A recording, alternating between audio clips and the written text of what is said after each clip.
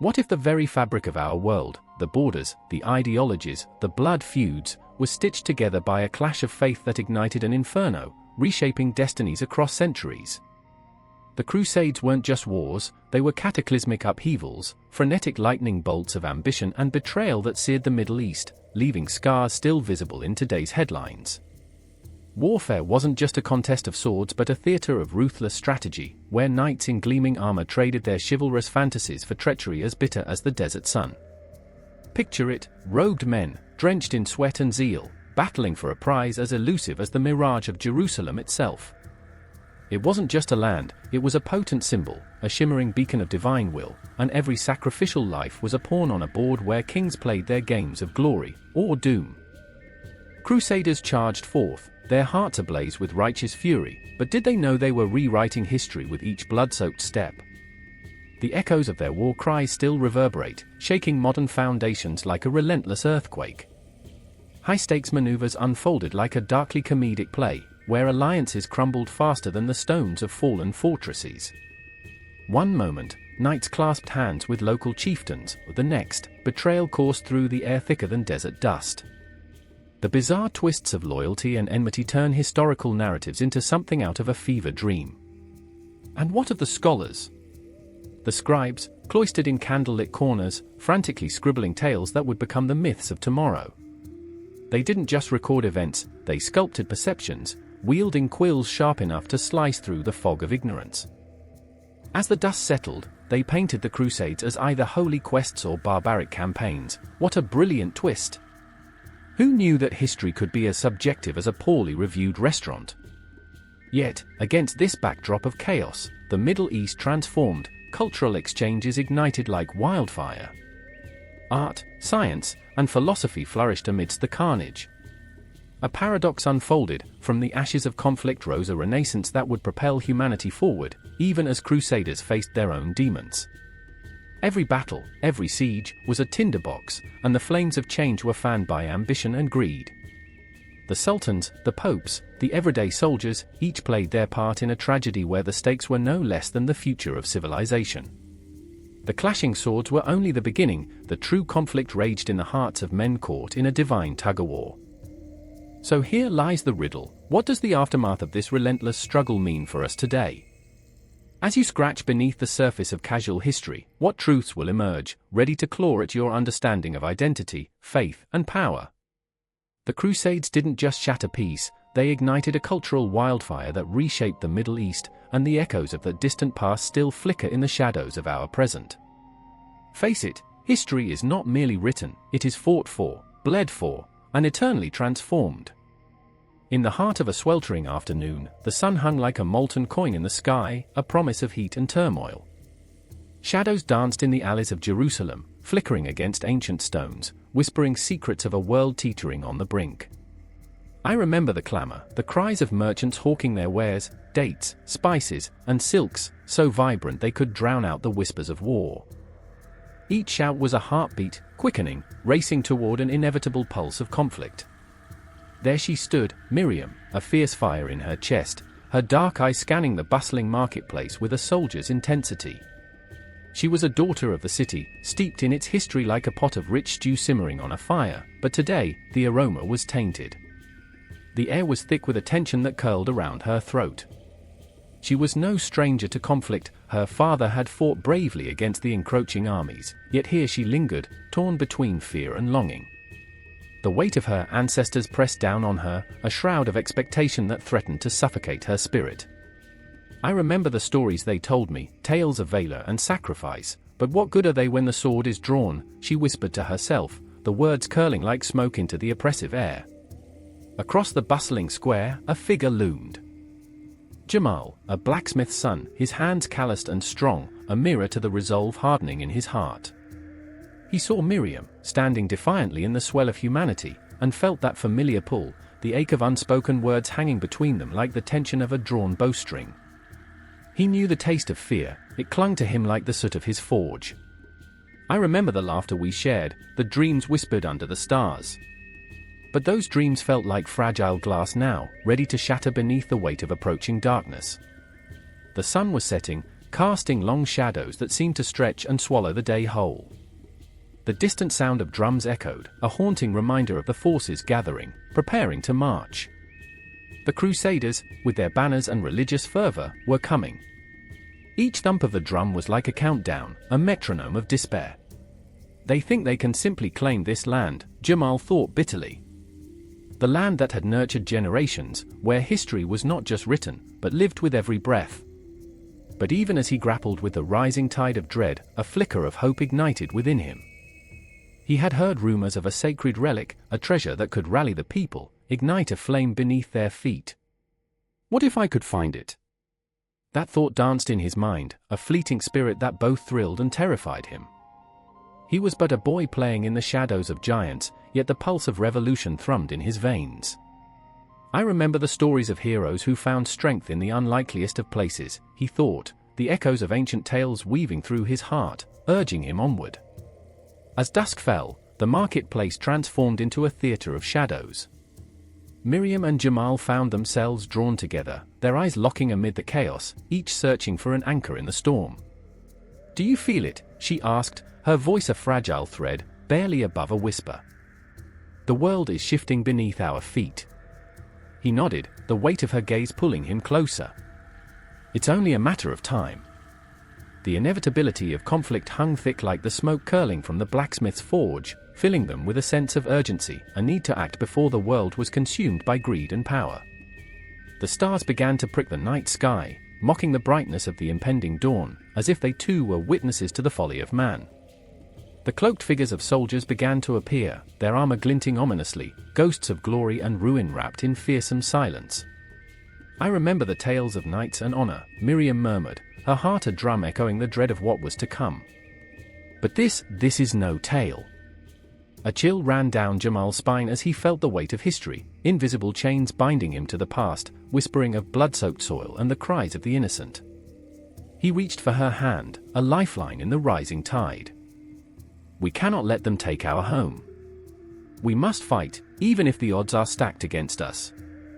A shiver of resolve coursed through him, igniting a fire within that made him feel alive in a way he hadn't known possible. But Miriam hesitated. The specter of loss loomed large, a specter she could not shake. "What if we lose everything?" she asked, vulnerability spilling from her heart. "What if our fight brings only sorrow?" The fear of the unknown settled over her like a thick fog, stifling her spirit. It was a gamble, a bet against fate, and she didn't know if she was ready to wager everything, especially not when the stakes were so high. The night deepened, the stars watching with a knowing glint, as if the universe itself held its breath, waiting for this small, fragile moment to tip into chaos. They could see their futures unfolding like a tapestry, each thread a choice, each choice a potential catastrophe or salvation. In that charged silence, they understood the price of inaction. "I remember a time when we lived without fear," Jamal said softly, the words a balm, yet a blade. "Can you feel it? The ghosts of our ancestors urging us to fight." His eyes bore into hers, a challenge, a plea. And in the air around them, the echoes of countless lives swirled, each a heartbeat, a whisper, a scream, waiting to be released. As the first shout of alarm pierced the night, splitting the air with a cruel clarity, they both knew there would be no turning back.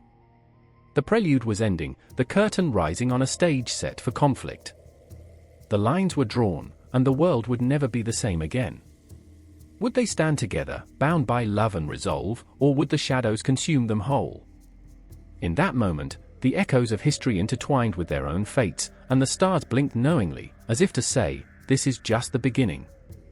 In the distance, the drums of war grew louder, drowning out the whispers of hope and igniting a fire that would consume all in its path. The darkness was coming, and they would have to choose how to meet it. The air crackled with tension, a thick fog rolling over the city of Mecca. The sun hung low, casting long shadows that stretched like fingers reaching for something lost.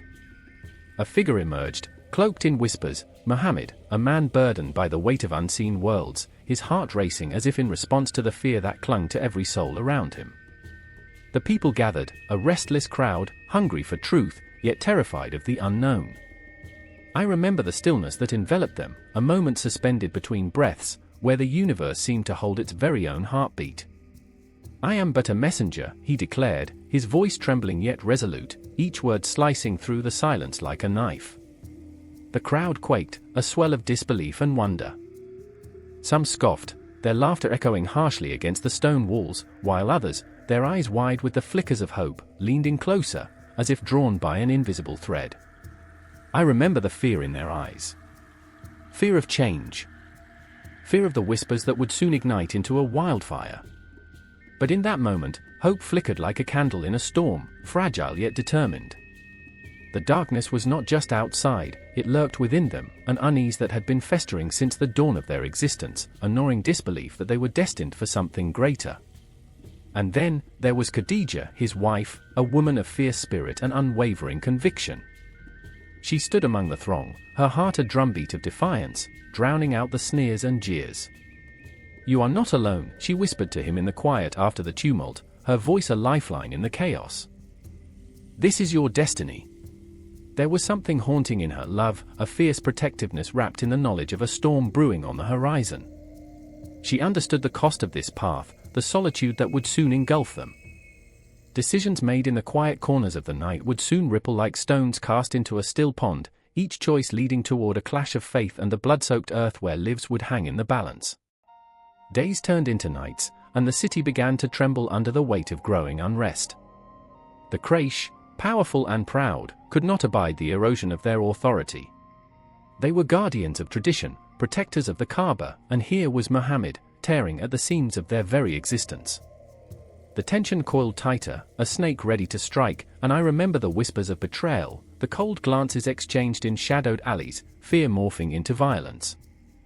How could a man so filled with light provoke such darkness? There was a chilling absurdity in it all, as if the cosmos laughed cruelly at their plight. They bathed once a year. I remember someone quipped harshly, "So yeah, romance was earthy."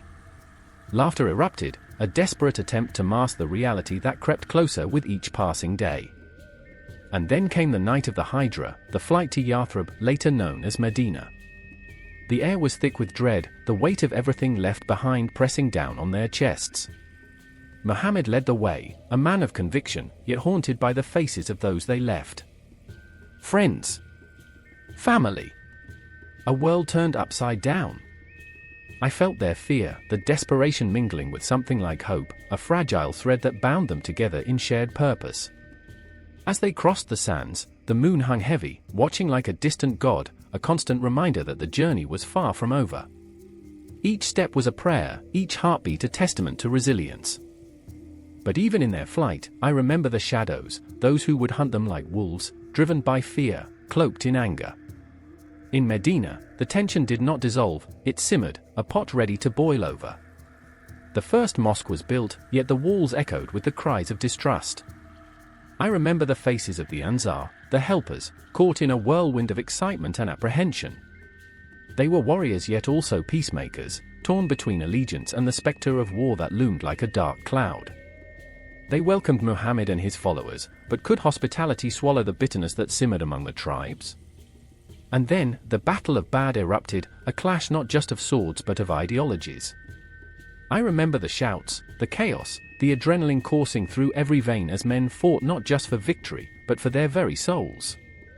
The night before, fear had danced in their eyes, but that morning, a fire ignited in their hearts.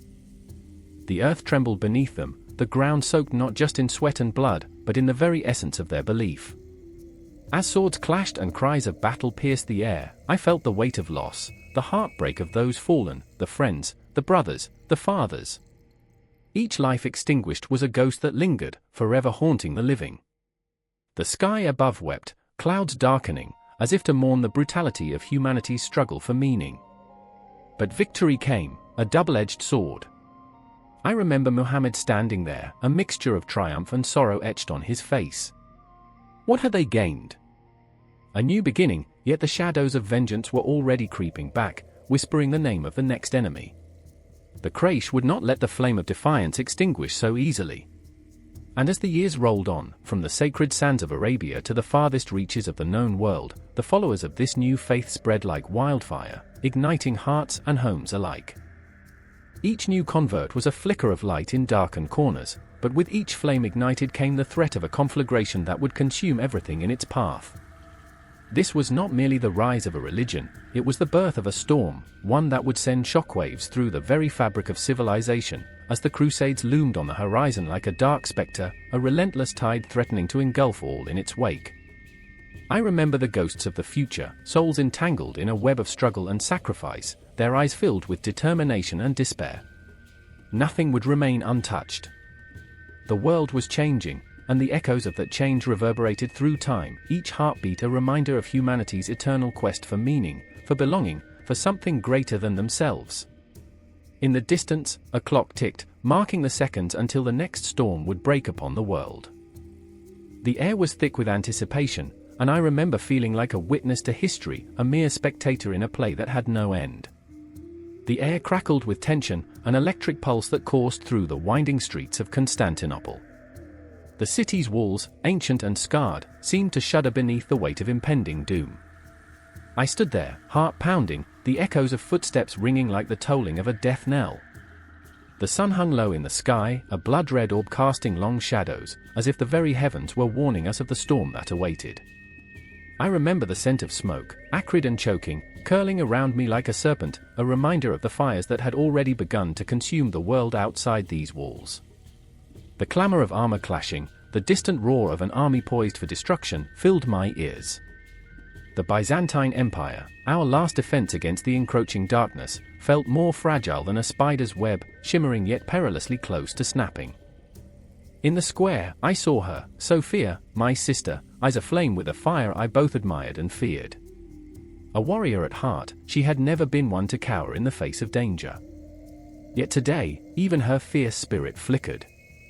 "They come for us," she whispered, her voice barely audible over the din. "We must stand our ground." But standing ground was not the same as holding it. Tension writhed in my gut. I had watched the soldiers, brave yet exhausted, their faces lined with fear and uncertainty. They wore their armor like a second skin, but beneath it, they were simply men, terrified of the unknown. I felt their despair clawing at me, each heartbeat echoing the truth: this was a fight for survival, not just for land, but for the very soul of Christendom. "Are you ready for this?" I asked, the words escaping me like a prayer. Sophia turned, her expression a mixture of defiance and sorrow. "I have to be. For us. For them." She nodded toward our father, Constantinos, who stood at the edge of the square, shoulders stooped under the weight of a crown that felt more like a shackle. He was a king, yes, but today he felt like a ghost, a man haunted by past decisions and a future that promised nothing but bloodshed. His gaze met mine, eyes clouded with a fog of indecision. "It is not just about battle, brother," he said, his voice trembling like the very walls around us. "It's about faith. About legacy. Faith. Legacy." Words that felt as empty as the promises made in the darkness. I could see it in their eyes, the soldiers, the citizens, an unspoken plea. "Save us. Be the hero we need." But what did heroism mean when the stakes were so impossibly high? My hands trembled, and I clenched my fists to still them.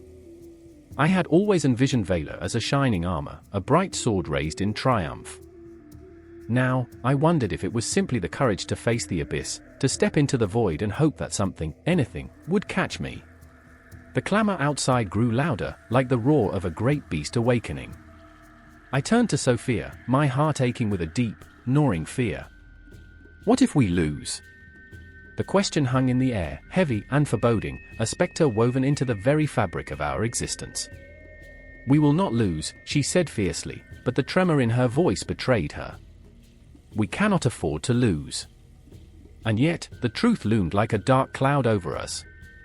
The enemy was at the gates, an army bearing not just swords and shields, but the weight of centuries of hatred, a relentless tide threatening to wash away all we held dear. I remembered the stories my mother had told us as children, the great heroes of old, the sacrifices made in the name of honor. Were we destined to join them, mere footnotes in a history written by the victors?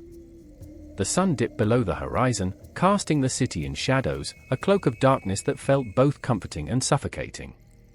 I could almost hear the whispers of the ghosts who had fought before us, their voices urging us forward, their sacrifices echoing through time. "Remember us," I imagined them saying. "Fight for us."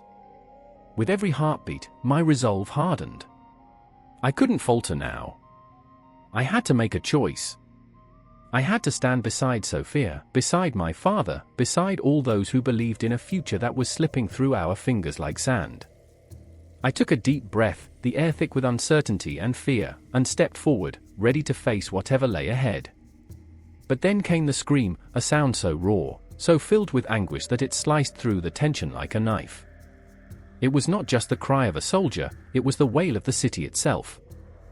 I turned, eyes wide, heart racing, and saw the flames licking hungrily at the base of the walls, and panic swept through the crowd like wildfire. "Stay together," someone shouted, but the order was lost in the chaos. The soldiers surged forward, a wall of steel and flesh ready to defend their home, and yet the fear was palpable, a living entity swirling around us.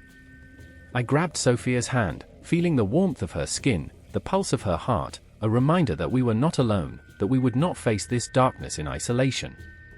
"We fight," I said, my voice stronger now, fueled by a desperate hope.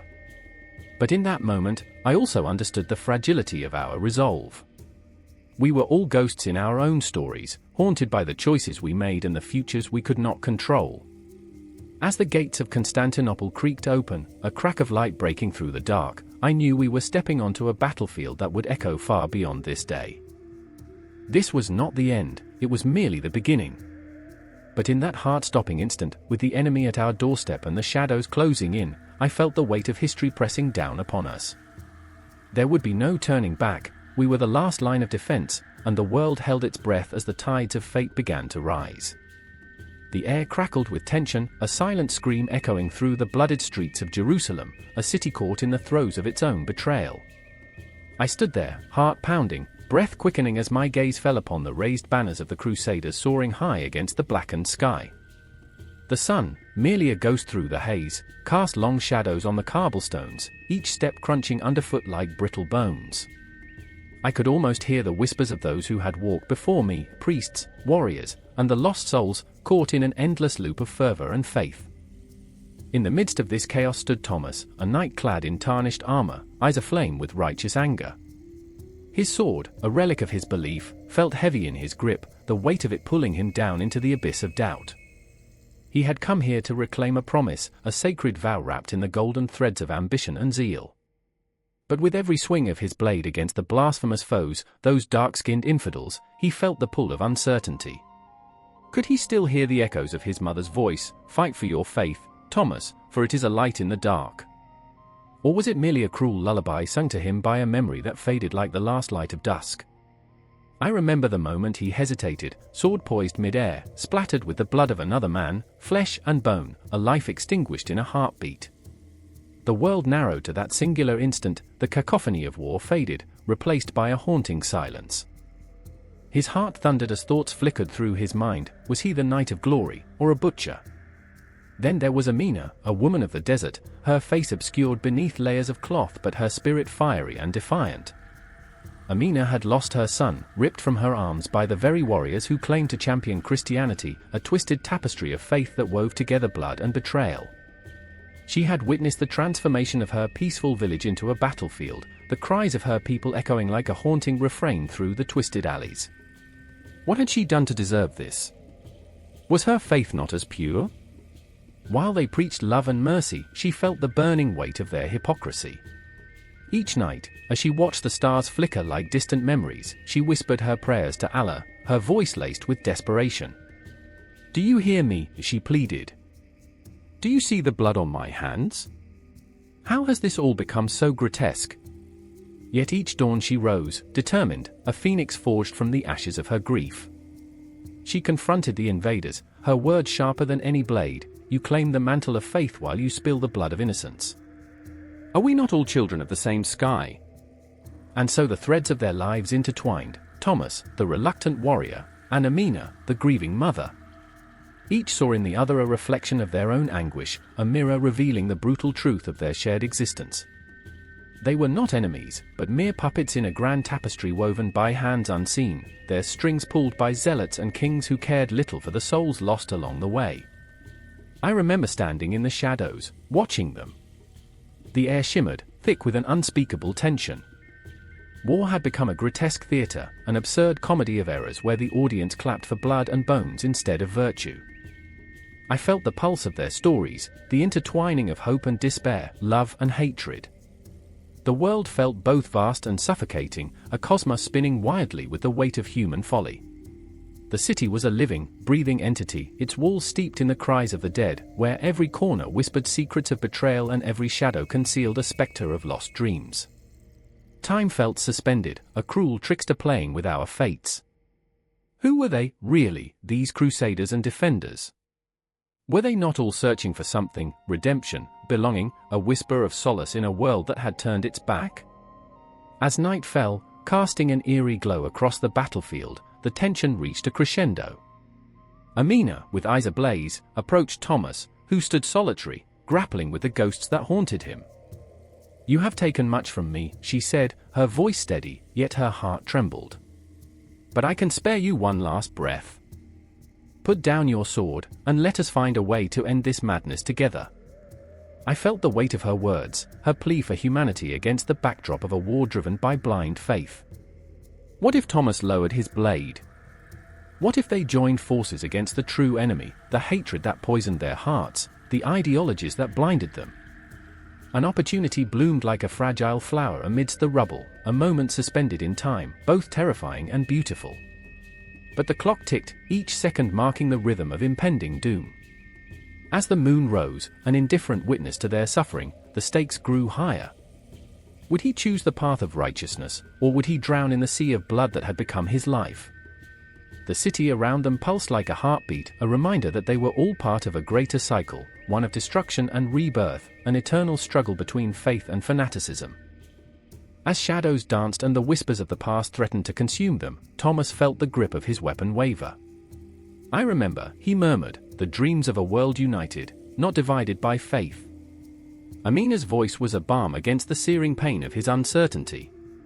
"Then let us dream together, not as enemies, but as fellow travelers lost in the night. Let us choose love over hate, hope over despair. For if we do not, we become the very monsters we claim to fight." And there it hung, suspended between them, the possibility of change, the weight of faith. A moment where the very essence of humanity lay bare, raw and vulnerable, pulsating with the promise of something more. The city held its breath. The world waited. In that eerie silence, I felt the echoes of their choices ripple through time, a shuddering reminder that the lines between good and evil blur in the shadows of belief. As the sky darkened, I found myself lingering on the precipice, acutely aware that this was not just a story of the past, but a haunting refrain of the present and future, one that beckons us to confront our own beliefs, our own wars, and the ghosts that whisper in the night.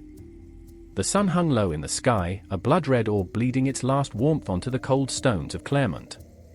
The air was thick, almost electric, crackling with anticipation and fear, as if the very earth beneath the feet of the gathered assembly knew that history was about to shift. I could hear the hurried whispers, the rustling of garments, the nervous shuffling of feet, each sound a heartbeat echoing in a world that felt far too small. I remember thinking how fragile hope can feel, like glass on the verge of shattering, yet here it was about to be forged in flames. Pope Urban II stood before the throng, a figure wrapped in shadows and light, his voice a dagger slicing through the tension. Each word he spoke was a flame that danced in the hearts of men, igniting fervor, desperation, and a yearning for redemption. He was not just a man, he was a storm, a tempest of faith and conviction, his eyes fierce and unyielding. "God wills it," he cried, his voice rising like the crescendo of a symphony just before the final note, a call that sent chills down spines, turning men into warriors and dreams into blood-soaked reality. But within that crowd, beneath the fervor, lay a cacophony of turmoil.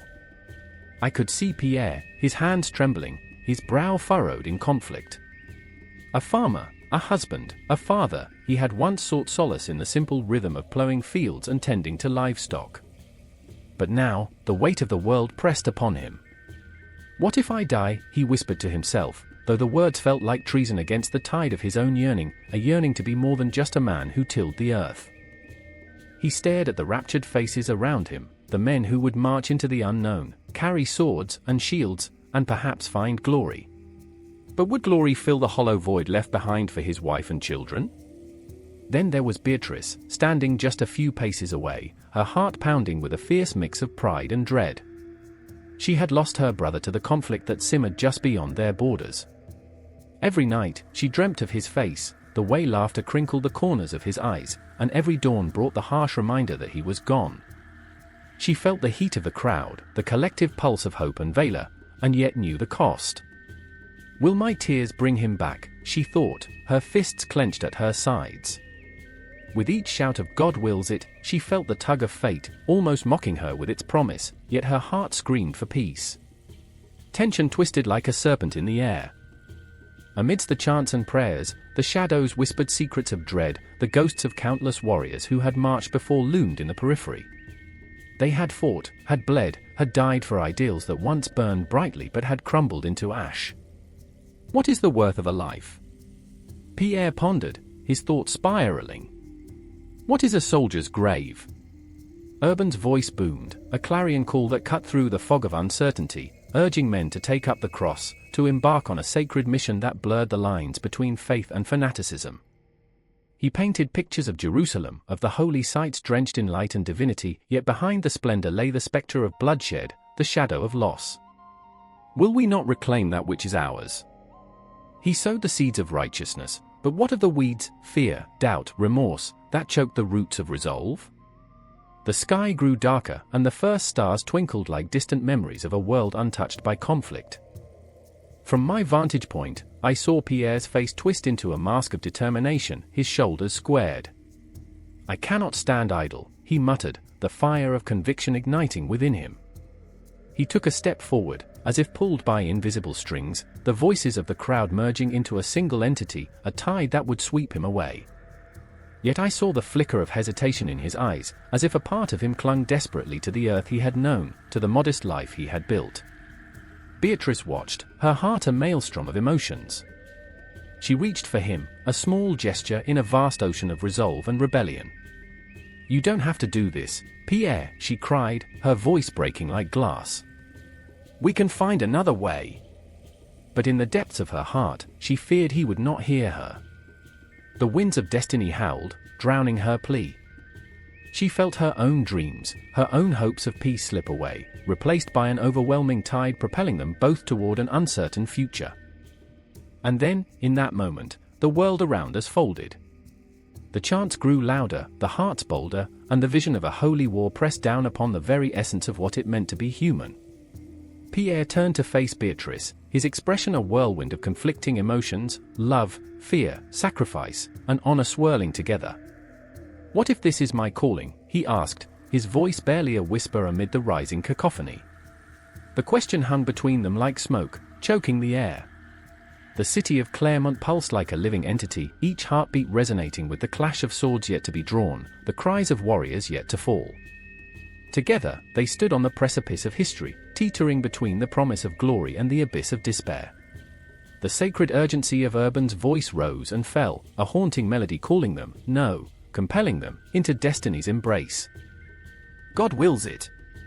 The crowd erupted, a chorus of fervor and desperation, but I felt the cracks beneath the surface, the fractured dreams and the blood-soaked soil that awaited them. The moment stretched, expanding into infinity, and despair mingled with the thrill of potential. I could see the shadows drawing closer, whispers of fate curling like smoke around them, and the certainty that the world would never be the same again. And then it hit me, the realization that this was not just an invitation to war, but a summons to face the darkest corners of their souls, where faith and fear would clash like titans. Time slipped away, and the event horizon of their fates loomed like a black hole, pulling them inexorably forward. The cries echoed in my heart. What awaits us beyond the threshold? The answer unfurled, waiting in the shadows, beckoning. The air was thick with promise and peril, the cosmos itself holding its breath. The wind howled like a banshee, whipping through the narrow streets of a town long forgotten by time.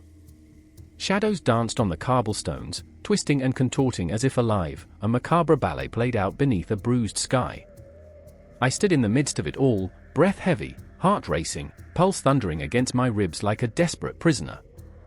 The air crackled with tension, and the distant tolling of a bell punctuated the eerie silence that draped over the square. "Are you sure about this?" whispered Miriam, her voice trembling. Her fingers brushed against mine, a fleeting warmth that sent chills down my spine. I glanced at her, the light from a flickering lantern catching the fear etched across her brow. A lifetime of uncertainty wrapped tightly around her heart, and I could sense the weight of it, a leaden blanket pressing down on both of us. "I have to," I replied, my voice strained, caught between hope and despair. "For him. For us." I closed my eyes, and for a moment, I was back in that dimly lit room, the smell of herbs thick in the air. What is the point of living if we forget? Luca's laughter echoed in my mind, a memory trapped in amber. It was the kind of laughter that could warm the coldest night, yet now it felt like a ghost haunting me, a cruel reminder of the past. "You always knew how to make everything feel monumental," he'd said, smiling, his eyes bright like the stars that now seemed so far away. But those stars twinkled down on us, judging, witnessing, as we stepped into the unknown. I inhaled deeply, drawing air laced with the scent of damp earth and something more sinister, fear, perhaps, or the promise of blood. "Let's do it," I urged, and Miriam nodded, her resolve hardening like steel in the fire. As we moved forward, the weight of our resolve pressed down upon us, an anchor in the chaos swirling around. The Holy Land awaited, it shimmered in the distance like a mirage, calling to us with its siren song. But what awaited us there? Redemption? Damnation? The journey itself felt like a paradox, a path paved with faith twisted into uncertainty. Yet, it was not just the pilgrimage that haunted me, it was the memory of Luca, the brother who had slipped through my fingers like sand, leaving only echoes of laughter and shadows of regret. He had believed in magic, in the kind that resided in sacred stones and whispered prayers, and now I was but a vessel carrying his hopes. The path twisted, lined with ancient stones slick with rain, each step a reminder of our fragile humanity. I felt Miriam's gaze burning into the back of my head, a question lingering unasked. I turned to her, the light of the lantern casting flickering shadows across her face. "What is it?" I can't shake the feeling that something is waiting for us," she said, her voice barely more than a whisper, each word heavy with foreboding. "This journey feels like an echo of the past, like we're walking the steps of those who came before us, and they aren't all peaceful." I couldn't help but shiver. The stories of those who walked these grounds rang in my ears like a dirge. The cries of martyrs, the whispers of pilgrims long lost, their dreams buried beneath the weight of ancient stone. I thought of the executions, the betrayals, the plagues, those who had sought salvation only to find despair. Where was the sacred promise in that? We stumbled onto a ledge overlooking the valley below. My heart seized in my chest.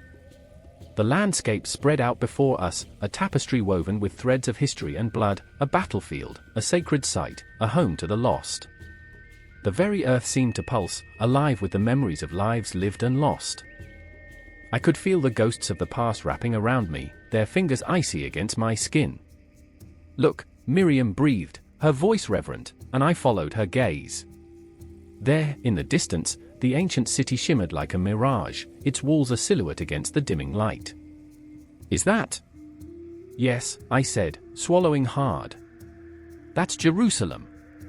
A word that carried the weight of centuries, a promise and a curse wrapped into one. But as all coursed through me, so too did fear. What awaited us there? Would we find peace, or would we walk the same cursed path that had claimed so many before us? But fear was a fickle companion. I could sense it clawing at my resolve, whispering doubts into the corners of my mind. Each heartbeat echoed louder, a growing crescendo of dread. Memories of Luca came crashing back, a wave threatening to pull me under. I clutched my chest, feeling the ache of his absence like a blade lodged deep within. "I should have done more," I murmured, guilt wrapping its tendrils around my heart. Miriam stepped closer, her eyes fierce. "You're not alone in this. We're in this together. Remember that." But even as she spoke, the shadows loomed larger, and the wind howled louder, a harbinger of what lay ahead. "Together," I repeated, but the word tasted bitter, like ash on my tongue. I remembered the stories of pilgrims who had come before, who had set out with laughter and song, only to be swallowed whole by the darkness lurking in the corners of the holy city. Would we follow that same path? Would we be another tale whispered among the stones? As night fell, a blanket of stars spread overhead, indifferent to our struggles. The path stretched ahead, twisting into the abyss, and every step felt like a descent into an unknown hell. Yet, at the edge of that darkness, I could still see the glimmer of light, a flicker of hope in the form of a promise whispered on the wind. And so, with trembling hands and hearts pounding like war drums, we stepped into the shadows, where faith and fear entwined, and the pilgrimage to the Holy Land began. The night air clung to the skin like a wet shroud, suffocating and cold, as the distant cries of a tortured soul echoed across the valley, a haunting prelude to chaos. I remember the moment when the sky cracked open, and the first wave of arrows rained down like a storm unleashed. It was then that I saw the fear in the eyes of my companions, our faces illuminated only by the flickering torches that cast ominous shadows upon the walls of Nicaea. The city loomed before me, a beast of stone and desperation, its battlements bristling with defenders ready to die for every inch of ground. I remember Cedric, his hands trembling as he clutched the hilt of his sword. A good man, his heart was a cauldron of valor and doubt, and as the arrows whistled past us, I could see the struggle within him. "Will we take this city, or will we die trying?" he had whispered before the fighting erupted. His voice, usually so steady, now trembled with the weight of uncertainty. I wanted to reach out, to reassure him, but the fear in my own heart silenced my tongue. And then there was Aelia, a fierce woman with a spirit forged from the fires of her lost homeland. She had joined us not for glory but out of revenge. Her family had been torn apart in the fires of war, and Nicaea was but a step towards reclaiming her past. I saw the intensity in her eyes, a glimmer of something dark and powerful. She laughed madly amidst the chaos, a sound that cut through the cacophony like a blade. "They think they can keep us out? They will learn the taste of defeat." Her laughter was a defiance against the encroaching shadows, but I could feel the weight of her rage, an anger that threatened to consume her. The siege tightened around the city like a vice. Each day blurred into the next, and with it came the stench of sweat and fear mingled with the sweet decay of the fallen. We were ghostly figures, shadows flickering on the walls of history, yet so very alive in our struggle. I remember the moments of stillness, when the clamor of battle faded into an unsettling silence, leaving only the sound of our own breath, quick, ragged gasps of men and women teetering on the brink. In those moments, we were mere mortals, suspended in time, our hopes and dreams clashing against the iron will of destiny. The city fought back with the ferocity of a wounded lion, and yet, we pressed on. Each siege tower that rose was a monument to our desperation, and every stone that fell was a reminder of our mortality. I remember the way the sun bled red as it set, casting our shadows long and twisted across the blood-soaked earth. I could feel it then, the pulse of fate thrumming beneath our feet, a heartbeat that echoed our own, 1, 2, 3, a countdown to our doom or salvation. "Look!" Cedric had shouted on the third day, his voice breaking through my reverie. He pointed towards the walls, where a brave soul had climbed high, waving a tattered banner of our cause. A rallying cry surged through our ranks, and with it, a flicker of hope ignited in Cedric's eyes. But I could see the truth behind his bravado. Hope was a fragile thing, easily snuffed out. I wanted to grasp it, to hold it tightly, to let it fill the emptiness gnawing at my core. Aelia, ever the tempest, charged forward, her sword gleaming with the promise of glory, and I had no choice but to follow. The thrill of the charge gripped me, a wild adrenaline that cast aside the fears that gnawed at my mind. But as we neared the gates, I caught a glimpse of the defenders, men and women fueled by desperation, their eyes wild with the knowledge of their impending doom. They fought not for glory, but for survival, and in that moment, it struck me, we were all pieces on the same chessboard, bound by fate's cruel hand. The clash of steel rang out like the tolling of a funeral bell, each strike a reminder of the lives laid bare before us, the dreams shattered beneath our feet. I watched as Aelia's rage turned into despair, her strikes growing frantic, wild. "They will not take me. They will not take my home," she screamed, but even as she fought, I could see the shadows creeping into her heart, the toll of violence etching lines of sorrow on her youthful face. I remember the moment when Cedric fell, struck down by an unseen enemy. Time slowed as I rushed to his side, the world around us blurring into an indistinct haze.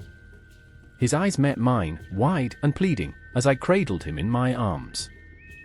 I thought we'd be heroes," he whispered, each word a dagger piercing my heart. I could feel the warmth of his blood seeping into the earth, mingling with our hopes, with our fears. "Hold on. We'll get you out of here," I choked out, my voice cracking with a desperation that threatened to swallow me whole. But even as I spoke, I knew the truth. There was no escaping the grip of fate, no way to outrun the ghosts that haunted this siege. Alia's scream shattered the air, a wail that carried the weight of 1,000 lost souls. The sound lingered, haunting and raw, echoing through the night as I tried to hold on to the fragments of hope, of sanity, that danced just beyond my grasp. Each heartbeat rattled in my chest, one for Cedric, one for Alia, and one more for the city that held the ghosts of our dreams, a city that would never forget our names, even as the stars began to fade. In that chaotic swirl of battle and heartbreak, it became evident we were forever bound to this moment, a turning point etched into the very fabric of our souls. The siege of Nicaea was more than just a conflict, it was a crucible, a trial that would change us all. As the sun dipped below the horizon, I felt the weight of time pressing down upon us, a reminder that the clock was ticking, and the shadows were drawing near. I remember the sky, painted in hues of orange and crimson, as if the heavens themselves bled for us. In that moment, everything shifted. The ground trembled beneath our feet, and the cries of the dying mingled with our own, creating a symphony of despair.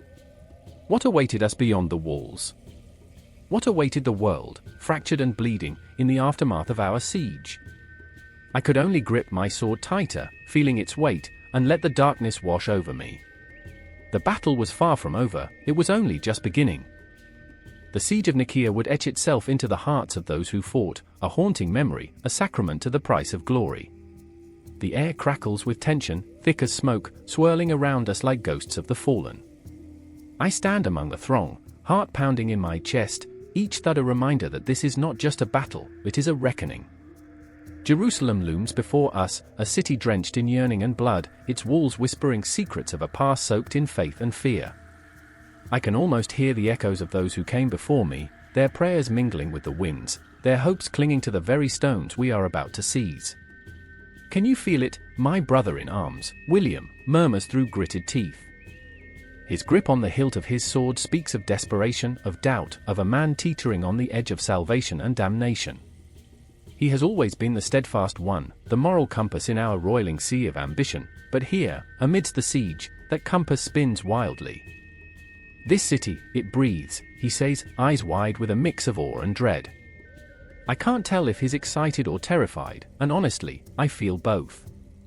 I remember the nights spent dreaming of glory, of our names etched in the annals of history, but now those dreams feel heavy as lead. The weight of them crushes me. Each step forward is a step into the unknown, and with every heartbeat, the air thickens with the scent of sweat, iron, and the impending clash of steel. The banners flutter, taunting me with promises of honor, while the shadows deepen, threatening to swallow us whole. The sun hangs low, casting an eerie glow that seems almost mocking. It touches the city, illuminating the jagged stones and the old, weathered walls, but I can see the darkness creeping in the corners, the shadows not just of the battlements we're about to conquer but of all the lives that will be shattered in the struggle. I think of the mothers and fathers, the children, unaware of the storm that's about to descend upon them, and a chill runs down my spine. "Are you ready?" William asks, his voice low, barely a whisper. Or maybe it's just my mind, echoing with the absurdity of it all. Ready? What does that even mean? Can one ever be truly ready to plunge into the abyss? The question lingers. I can't answer, not with the weight of memories pressing down like 1,000 stones. The laughter of my friends, the warmth of home, are they fleeting images now? I long for the mundane, the simplicity of life before this madness, before we turned our swords toward the very heart of faith. The city is so close, so tantalizingly within reach, yet the closer we get, the more I feel the pull of something darker. The air is charged with the cries of the desperate, the fearful. I hear the clanging of armor and the rustle of cloaks, but beneath it all, I sense the heartbeat of something ancient. It thrums in my veins, urging me forward, deeper into the maw of fate. I remember the stories told around flickering fires, tales of valor and betrayal, but none prepared me for this reality, where valor and brutality intertwine like lovers in a deadly dance. I look to my left, where Anna stands, her face a mask of determination, but I can see the cracks. She was once a healer, a soul full of light, but here, in the suffocating darkness of war, her light flickers like a candle in a storm. "This is for our families," she whispers, but her voice trembles, and I know she's trying to convince herself as much as us. I want to reach out, to pull her back from the precipice, but the tempest around us is relentless, dragging us forward, pushing us into the chaos. And then, the signal, the horn's blast shatters the air, reverberating through the ranks like a death knell. The moment hangs suspended, a heartbeat lost in time, before the world erupts into chaos. The ground shakes beneath our feet, and I feel the tremors of fear and anticipation ripple through the soldiers. We surge forward, a tide of rage and desperation crashing against the walls of Jerusalem, our battle cries mingling with the dying echoes of hope. The clash of steel against steel is a symphony of violence, a cacophony that drowns out reason. I plunge into the fray, every swing of my sword a desperate grasp at the dream that has driven us here. Blood sprays, hot and visceral, painting the ground crimson, and I am awash in the reality of what we are doing. This is not just a battle for land, it is a battle for souls, a clash of beliefs that will echo through time. I see William, fighting valiantly, his face a mask of rage and fear, but I also see the realization dawning in his eyes, that glory is not free, that it comes at a cost we cannot yet fathom. We are not the heroes of our own story but pawns in a greater game, and as the walls begin to crumble before us, the weight of our actions grows heavier, suffocating in its intensity. Then, amidst the chaos, I find Anna, her hand stained with the blood of the fallen. She is not just a healer but a harbinger of death, caught in a whirlwind of her own making.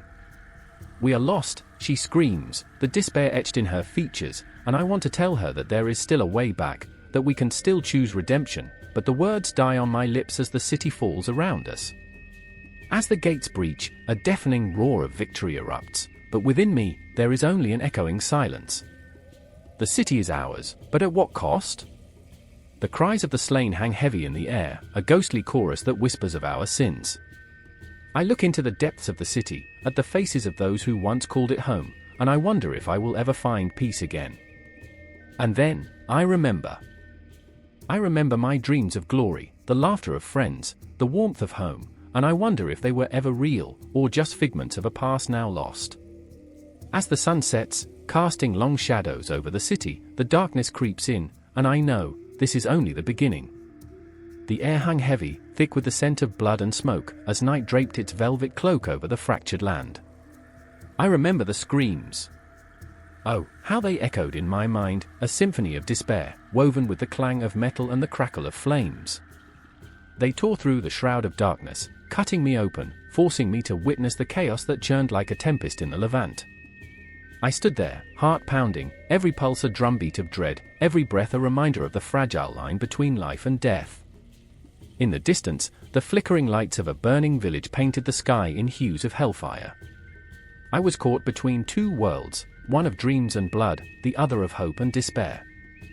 My hands trembled, not from fear alone, but from the weight of choices unmade, promises broken. I remember that moment vividly, etched into my soul like a scar, as I listened to the clatter of hooves and the shouts of men who had come for blood, come for glory.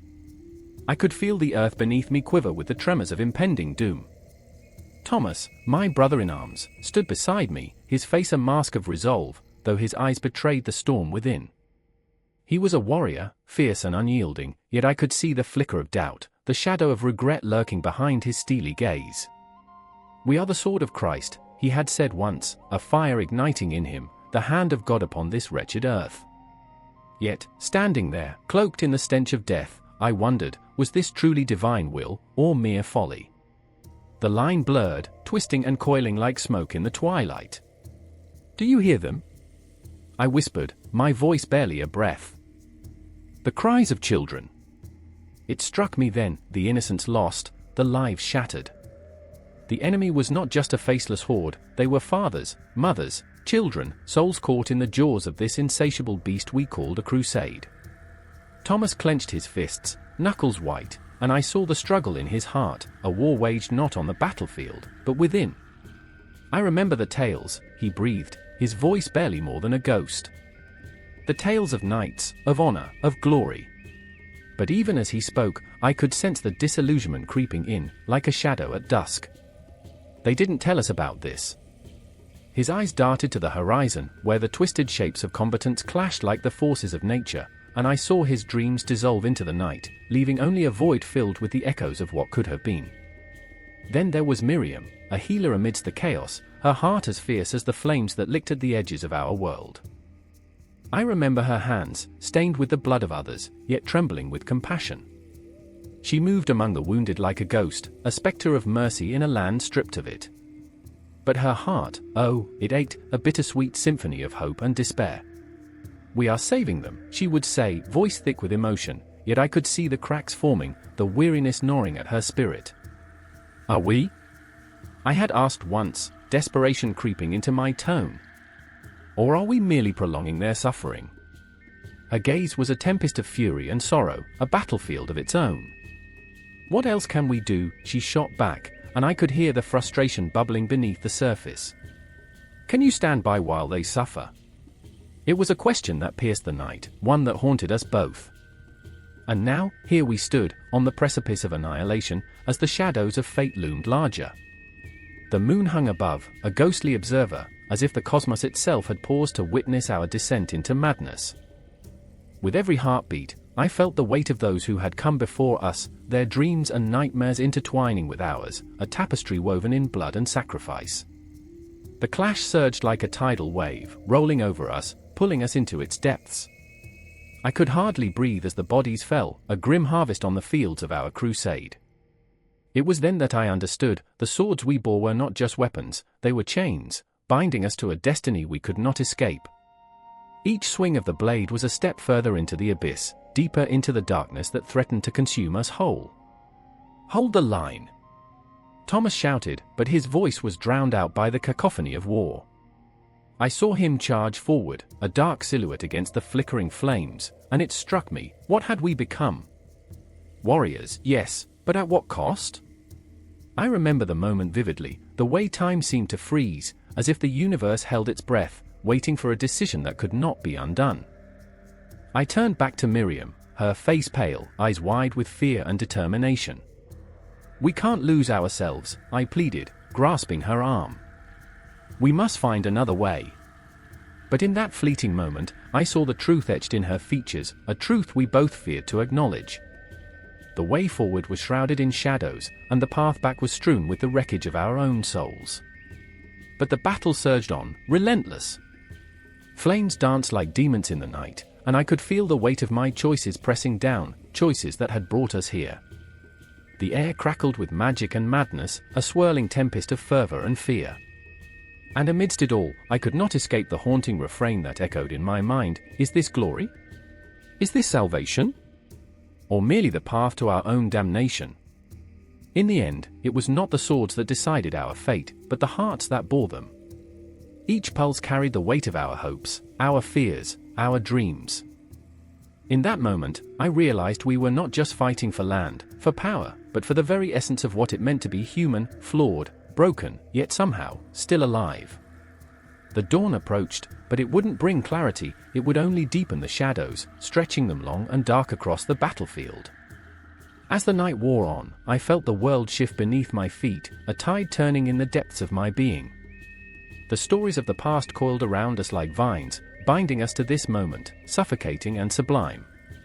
The confrontation was inevitable, but who would emerge, who would survive, was still unwritten, a haunting echo that lingered in the air, as we stood on the brink of despair and redemption. The air was thick with smoke, acrid and biting, swirling around the remnants of a once vibrant marketplace. The scent of burnt spices and flesh mingled with the cries of the wounded, a haunting melody of despair. I stood amidst the ruins, my heart pounding like a war drum, echoing through the chaos. A child, no older than 6, clutched a tattered doll, its eyes staring blankly into the void, as if questioning the world that had shattered around him. I remember the moment, the way time seemed to stretch, each heartbeat a reminder of what was lost. In the shadows of the crumbling walls, two figures emerged, their eyes glinting with determination. Fatima, fierce and unyielding, her spirit like a flame that refused to be snuffed out, bore the weight of her family's grief on her slender shoulders. She had watched as her brother succumbed to the madness of war, swept away in the tide of brutality. The memory lingered, a ghost that haunted her footsteps, whispering reminders of the love that was snatched away.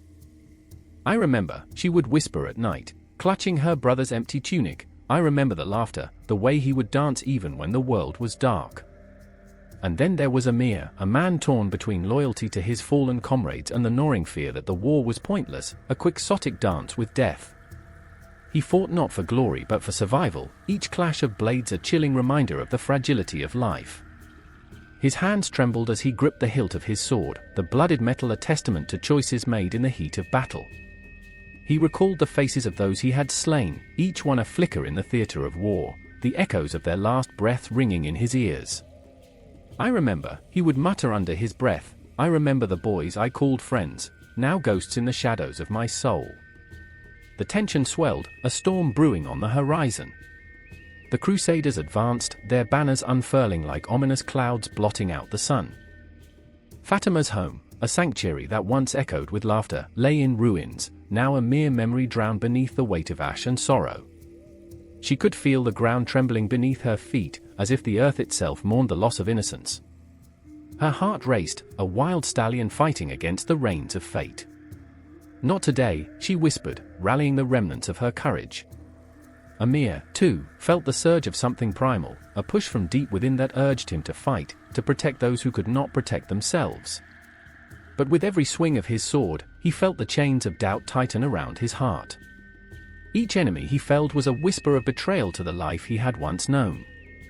"I remember," he chanted in his mind, "I remember the faces of my family, the warmth of home, my mother's voice singing lullabies."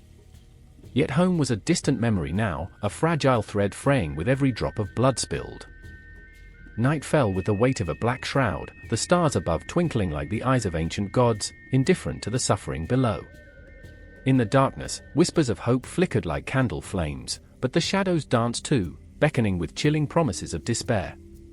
Fatima crouched low, her breath barely a whisper, as she watched the Crusaders move through the rubble like phantoms. "What are we fighting for?" she thought, the question gnawing at her as she clutched the doll, her brother's laughter echoing in her mind, a haunting melody that both comforted and tormented her. With dawn, the world would be reborn in blood and ash. Amir stood beside Fatima, their eyes locked, a silent agreement forged in the fire of desperation. They would not go quietly into the void. Together, they formed a bond, two souls entwined by pain and the shared weight of survival, each heartbeat an echo of the lives they had lost. Time became fluid, moments stretching and collapsing like the breath of a dying star. The battle began with a cacophony of steel and shouts, the world around them erupting into chaos. Every clash of swords resonated with the heartache of their fallen comrades, and Fatima's spirit flared with fury. She charged forward, wielding a dagger with a determination that belied her size. She fought not just for her survival, but for every life that had been torn apart, every dream extinguished like a candle snuffed out in the night. Yet as the dust settled, it became impossible to ignore the cost of their defiance. Amir felt a hollow ache within him as he fell to his knees, surrounded by the ghosts of the battlefield.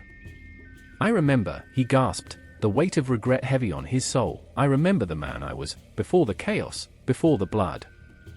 He looked at Fatima, who stood resolute, her eyes aflame with that indomitable spirit, a force of nature against the tide of despair. But the tension crackled like thunder, and the world around them began to fracture. Each moment stretched, trembling on the edge of something monumental. Fatima's resolve faltered, a flicker of doubt creeping in as she realized that in this fight against the Crusaders, they were also battling an invisible enemy. The silence that followed the storm, the chilling realization that victory might not bring salvation, but only more ghosts. "I remember the laughter," she murmured, "and I want it back." As the sun dipped below the horizon, casting long shadows over the battlefield, the two stood on the precipice of something infinite, fear, hope, and an unquenchable thirst for freedom. The tension, thick with the weight of their memories, bound them together, threading their fates inextricably. they faced the darkness, hearts racing, breaths shallow, as the world around them swirled into a chaotic dance, the haunting echoes of the past intertwining with the uncertain future. And within that moment, time held its breath, waiting for the next heartbeat, the next scream, the next step into the unknown. The sun hung low in the blood-red sky, casting long shadows across the battlefield where hope and despair clashed like swords. The ground was a quagmire of mud and blood, and through the haze of smoke, whispers of dying men filled the air, a haunting chorus that echoed in the heart of every warrior. I remember standing there, feeling the pulse of history thrum beneath my feet, the weight of destinies intertwining like the roots of ancient trees. It was here, in this desolate expanse, that I felt the icy fingers of fear grip my spine, yet my heart raced with a fierce longing for something greater than survival. Saladin stood at the forefront, a figure carved from the very essence of earth and fire. His dark eyes, pools of determination and regret, surveyed the chaos with an intensity that could ignite 1,000 hearts. I could see the lines etched into his face, not merely from age but from the burdens of leadership, each crease a story of battle, of loss, of the unwavering resolve to unite a fractured land. He was a man of contradictions, mercy and might intertwined like serpents in a dance, both mesmerizing and dangerous. The whispers of his enemies painted him a tyrant, yet here, in this moment, he was a beacon of hope, a light flickering defiantly against the encroaching darkness of the Crusaders. And then there was Baha ad-Din, the chronicler, a man of wisdom burdened by the weight of his own words. He was a shadow that followed Saladin, scribing the saga of a soul in turmoil. I found myself drawn to him, his pen scratching against parchment, each stroke a desperate attempt to capture the fleeting essence of a world teetering on the brink of annihilation. He was both an observer and a participant, grappling with the heavy chains of duty and the gnawing ache of unfulfilled dreams. I remember the way his hand trembled as he wrote, the ink bleeding like the hearts of those around him. He felt it all. The glory, the pain, the unbearable weight of witnessing a leader rise while his own aspirations crumbled into dust. "Do you hear them?" Baha ad-Din whispered, his voice trembling with emotion as he clutched the hilt of his sword. "The cries of our people? The ghosts of our past? They haunt me." His eyes glinted with the sheen of tears unshed, and I felt the depth of his sorrow seep into my bones. The battlefield was alive with the cacophony of life slipping away, yet his heart beat fiercely in defiance of despair. Saladin turned to Baha ad-Din, a flash of vulnerability breaking through his steely exterior.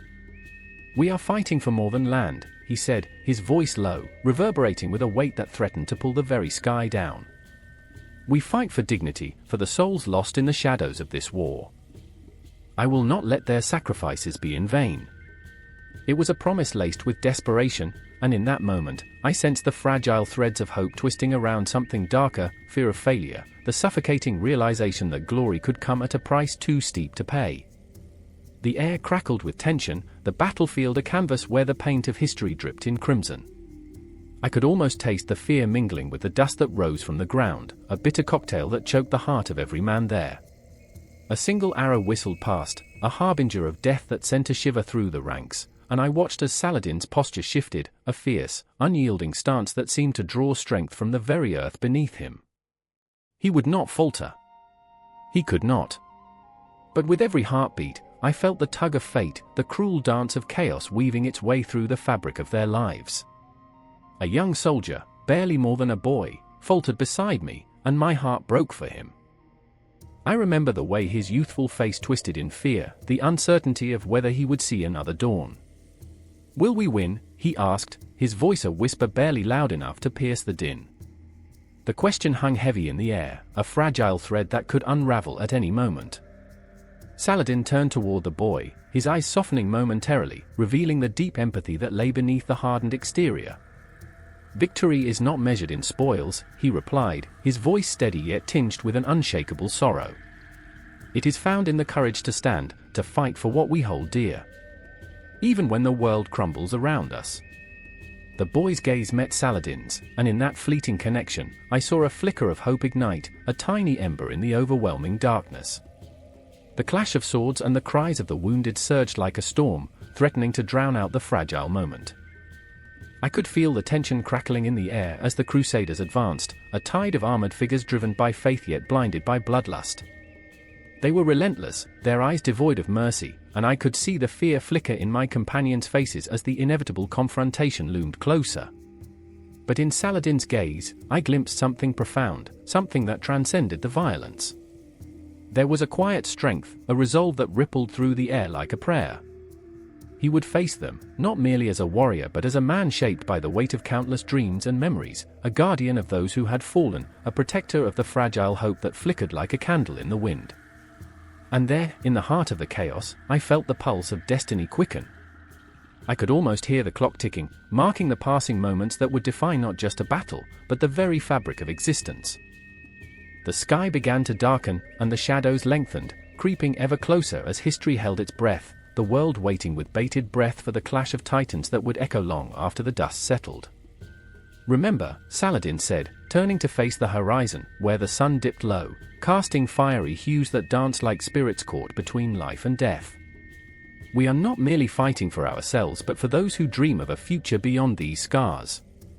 In that moment, I understood, this was not just a battle for land or faith, it was a struggle for the very soul of their people, a desperate plea to be remembered, to be cherished in the annals of time.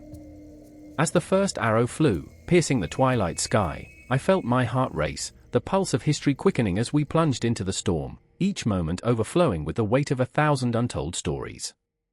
And the tale was just beginning. The air is thick with the stench of sweat and blood, the cries of the fallen mingling with the haunting lament of the wind. I can't breathe, I can hardly move. The ground beneath my feet trembles, not from the march of mighty armies, but from the weight of failure, a crushing inevitability that sinks like a stone in my gut. I remember, oh, how could I forget, the moment when the horizon turned crimson, a sky painted with the hues of betrayal and despair. I stand beside Matthias, a man of both ambition and doubt, his armor gleaming dully in the dim light, a stark contrast to the storm brewing in his hazel eyes. "We should have turned back," he mutters, his voice a mere whisper, as if speaking too loudly would summon the ghosts of our miscalculations. His hands shake, fingers stained with blood that was once his own men, not enemies, but brothers in arms, now reduced to mere echoes of valor. I remember when he first rallied the troops, how his fiery speeches rang with the promise of glory. "God wills it," he shouted, a battle cry that thundered through the hearts of those desperate for purpose. But now, standing on this desolate ground, the rallying cries sound like cruel jokes. "God wills it," I can almost hear the mocking laughter of the heavens. Then there's Eleanor, a woman with fire coursing through her veins, her spirit unyielding even when the world around her crumbles to ash. She's frantic, her fingers weaving through her hair as if trying to pull sense from chaos. "We can't let this be the end," she pleads, her voice cracking in the fray of despair. "We owe it to them, to all of them." Each word is a spell, cast against the tide of hopelessness that seeks to drown us all. But deep inside, I see the flicker of doubt in her eyes too. She fears what we all fear or defeat. I remember the days before the Crusade, when our dreams soared high like the flags we waved. We were warriors, blessed by angels, destined for immortal glory. But the winds of fate twisted our tails, and now it feels as though the very earth conspires against us. I watch as Eleanor's resolve softens, her strength bleeding through the cracks of despair. "We should have fought harder," she whispers, as if speaking the truth aloud could somehow conjure the strength we lost along the way. The battlefield spreads before us, a grotesque tapestry of valor turned to carnage. Shadows dance between the bodies, ghosts of the past refusing to let us forget. There's a feeling here, a pulse that reverberates through the air. It's the heartbeat of the fallen, a reminder that we tread upon sacred ground, ground that should have been hallowed by triumph, now sullied by our failures. "Matthias," I say, my voice hoarse, "what if we're too late?" The question hangs heavy, like a storm cloud pregnant with rain. He looks at me, and I see the flash of fear in his eyes, the same fear that gnaws at my insides. The thought that we might not just fail, but utterly fall, is a darkness that suffocates. I remember my mother's voice in my head, the way she used to say, "The bravest of men can fall, but the coward lives to fight another day." But what is bravery? Is it the sword raised high, or the heart that quakes in the face of truth? I don't know anymore. As we venture deeper into this morass of despair, Eleanor's voice pierces through the thick fog of anguish. We must press on, she insists, her eyes aflame with something fierce and unyielding.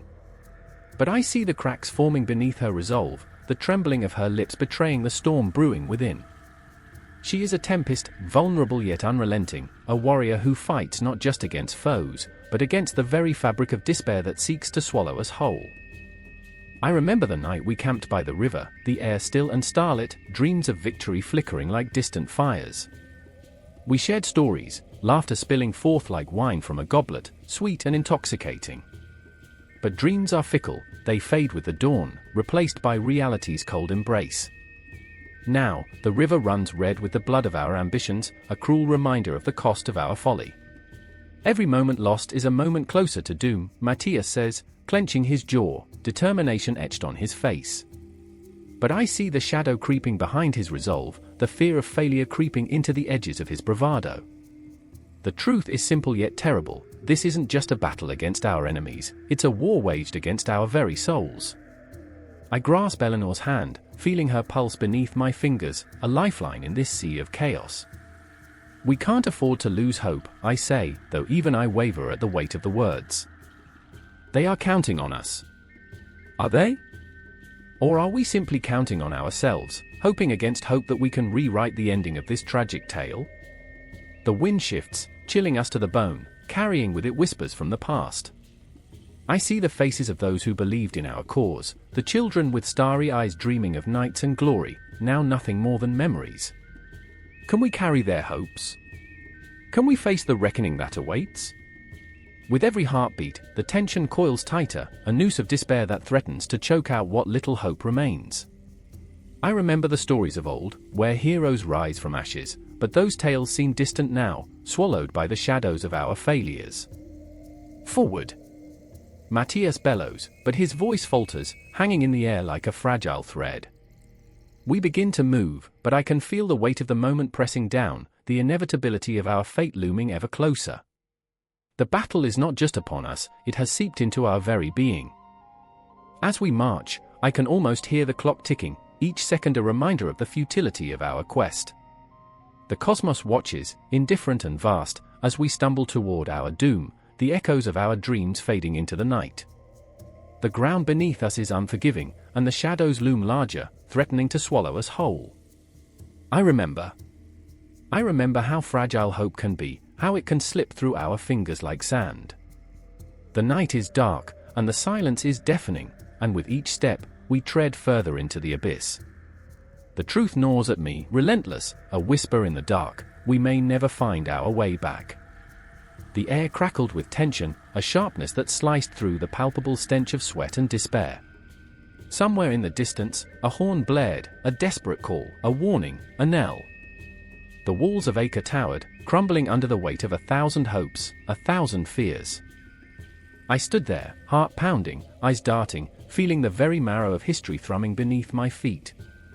The siege raged on, relentless as the waves against the rocks below, and I was a mere observer, wrapped in the chaos of the moment. I remember my brother, Thomas, kneeling, his hands trembling as he clutched a cross made of twisted wood. His faith, once a mighty fortress, now felt like a crumbling wall. I could see it in his eyes, the fire flickering, shadows dancing like ghosts of doubt. He was a man at war with himself, caught between the faith that had once filled him with purpose and the terror gnawing at his soul. God has forsaken us, he whispered, a confession buried beneath the din of clashing swords and anguished cries. And there was Isabel, the woman I loved with a fierce, reckless abandon. She moved through the chaos like a ghost, fierce yet ethereal, her long hair tousled, dirt streaking her face like a warrior's paint. She had taken to the ramparts, her voice rising above the roar, rallying those around her, a beacon of defiance. "We will not succumb," she shouted, a battle cry that echoed in my heart, and yet I could see the shadows of fear lurking in the corners of her eyes.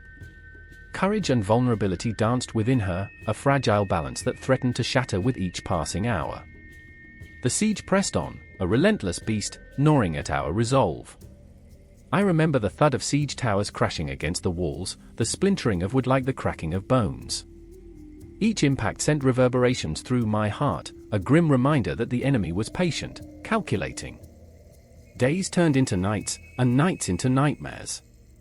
I could feel the weight of time pressing down upon us, a heavy cloak woven from desperation and loss. We fought for every inch, every heartbeat, for our lives, for our dreams. I remember the faces of men, brothers I had known for years, transformed into shadows of what they once were. Death hung in the air like a thick fog, palpable and suffocating. I saw a man, once full of laughter, now a vessel of despair, clutched by the grip of madness as he screamed at the heavens, demanding answers from a silent sky.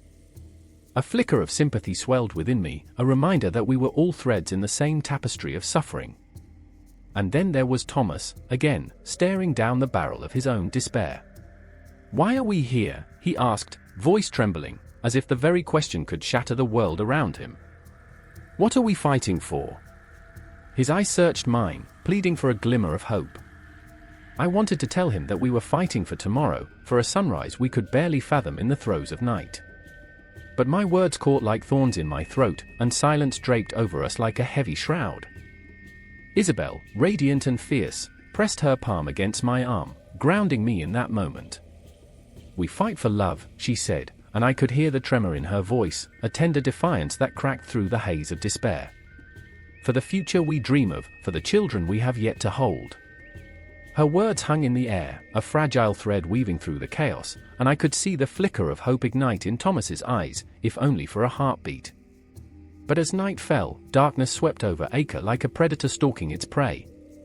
The enemy advanced with the moon as their witness, a tide of shadow and steel. I felt the dread coil in my stomach, a serpent of fear writhing, gnashing its teeth. The clash of swords filled the air, a macabre symphony of desperation. I fought alongside my comrades, hearts beating as one, but the cacophony drowned out the whispers of my own doubt. And in those moments, time felt suspended, a cruel illusion. I could see Thomas, a spectral figure, locked in battle, his sword cutting through shadows, yet I could sense the fragility of his spirit. I saw Isabel, a whirlwind of defiance, rallying the remnants of our hope, a flickering candle in the tempest of despair. But the walls quaked under the onslaught, and I could feel the tremors in my bones, the inevitability of our fate looming like the dark clouds overhead. I remember the eerie silence that followed, a void where the clamor of battle had once thrived. It pressed against my chest, suffocating. In that moment, the world felt impossibly vast, and I was but a whisper lost in the cosmos. The shadows of the past danced around me, memories of laughter mingling with visions of blood-soaked earth. What had we become? What price were we willing to pay for our beliefs, our dreams, our love? But then, as if summoned by the weight of despair, the dawn broke through. A sliver of light pierced the darkness, illuminating the faces of the weary, the bloodied, the broken. It was not a promise, but a reminder that we were still here, still fighting, still clinging to the remnants of hope. I could see it reflected in Isabel's eyes, the steadfast light that had guided us through the storm. And as the battle raged on, I realized, in a heartbeat, that we were woven together, fragile yet unbreakable. In the midst of chaos, we found our humanity. In the face of despair, we discovered our resilience.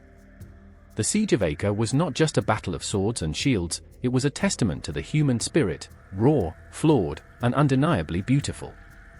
I remember the moment we stood together, Thomas, Isabel, and I, hearts pounding in unison, ready to face whatever came next.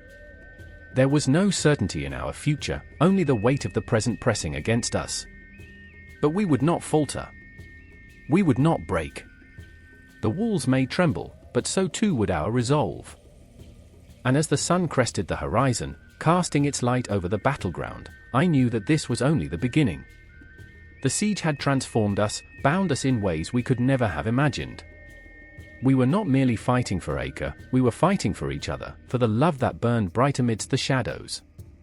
I took a breath, steady and fierce, feeling the pulse of life around me. The battle was far from over, but we were ready for the clash of steel, the cries of the fallen, and the flickering flame of hope that danced in our hearts. We were warriors. We were survivors. We were alive.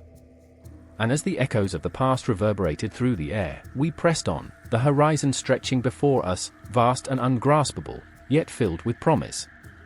The marketplace thrummed with life, a cacophony of voices blending into an urgent melody, and in the center stood Amani, her heart pounding like a war drum.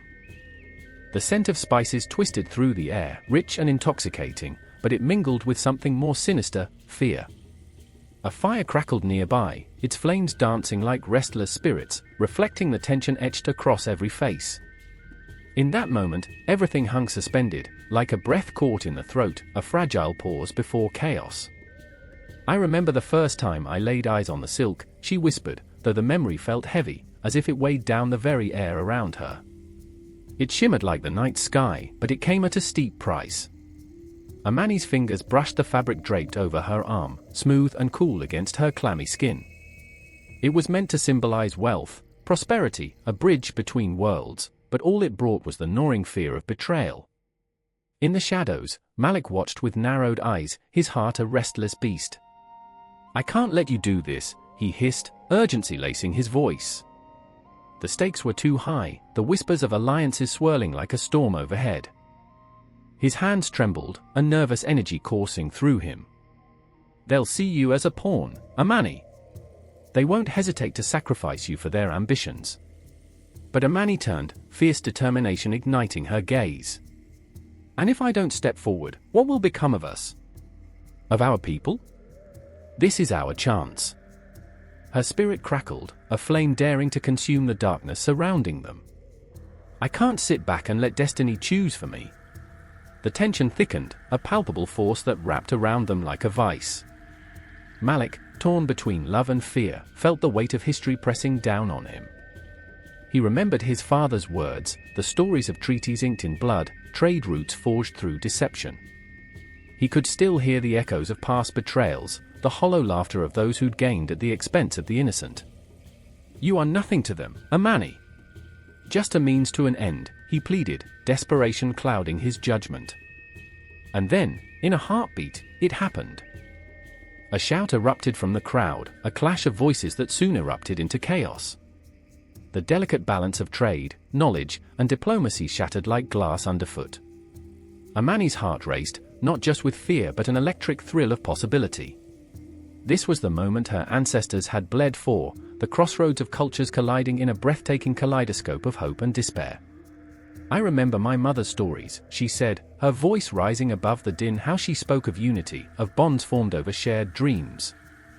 This, she gestured to the swirling mass of humanity, to the traders and scholars and soldiers, all intertwined in a complex web of desire and ambition. "This is our chance to reshape our futures."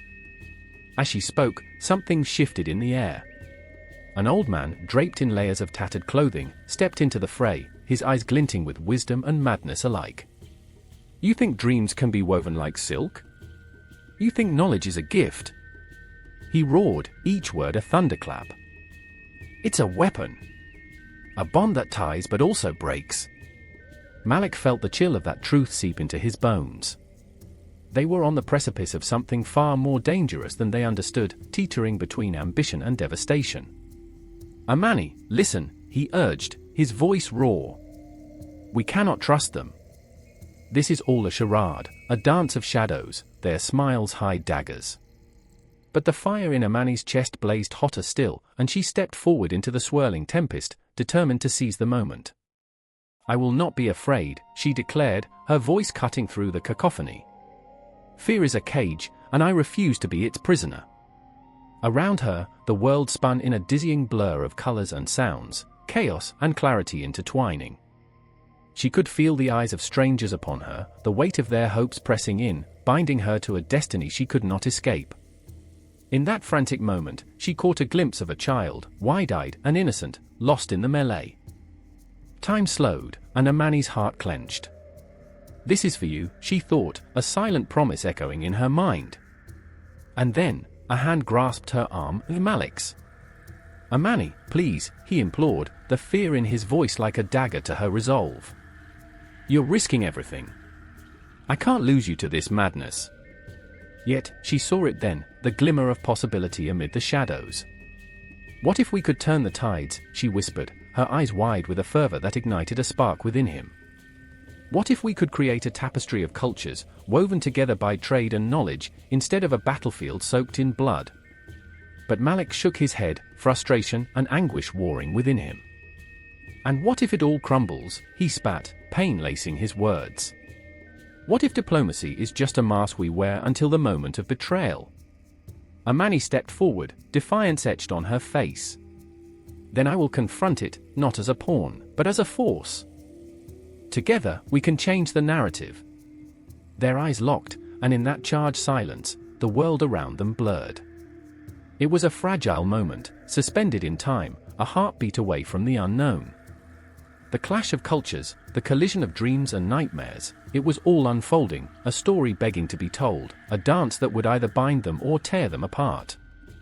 In that marketplace, amid the swirling chaos of voices and shadows, Amani and Malik stood on the brink of something monumental, the weight of history pressing down on their shoulders. They felt the pull of destinies intertwining, each heartbeat resonating with the pulse of a world on the edge of transformation.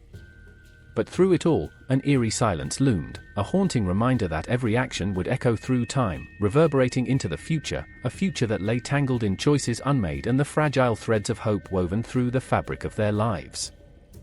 The air crackled with tension as Richard stood on the precipice of madness, the sun like a blazing torch overhead, blistering the earth.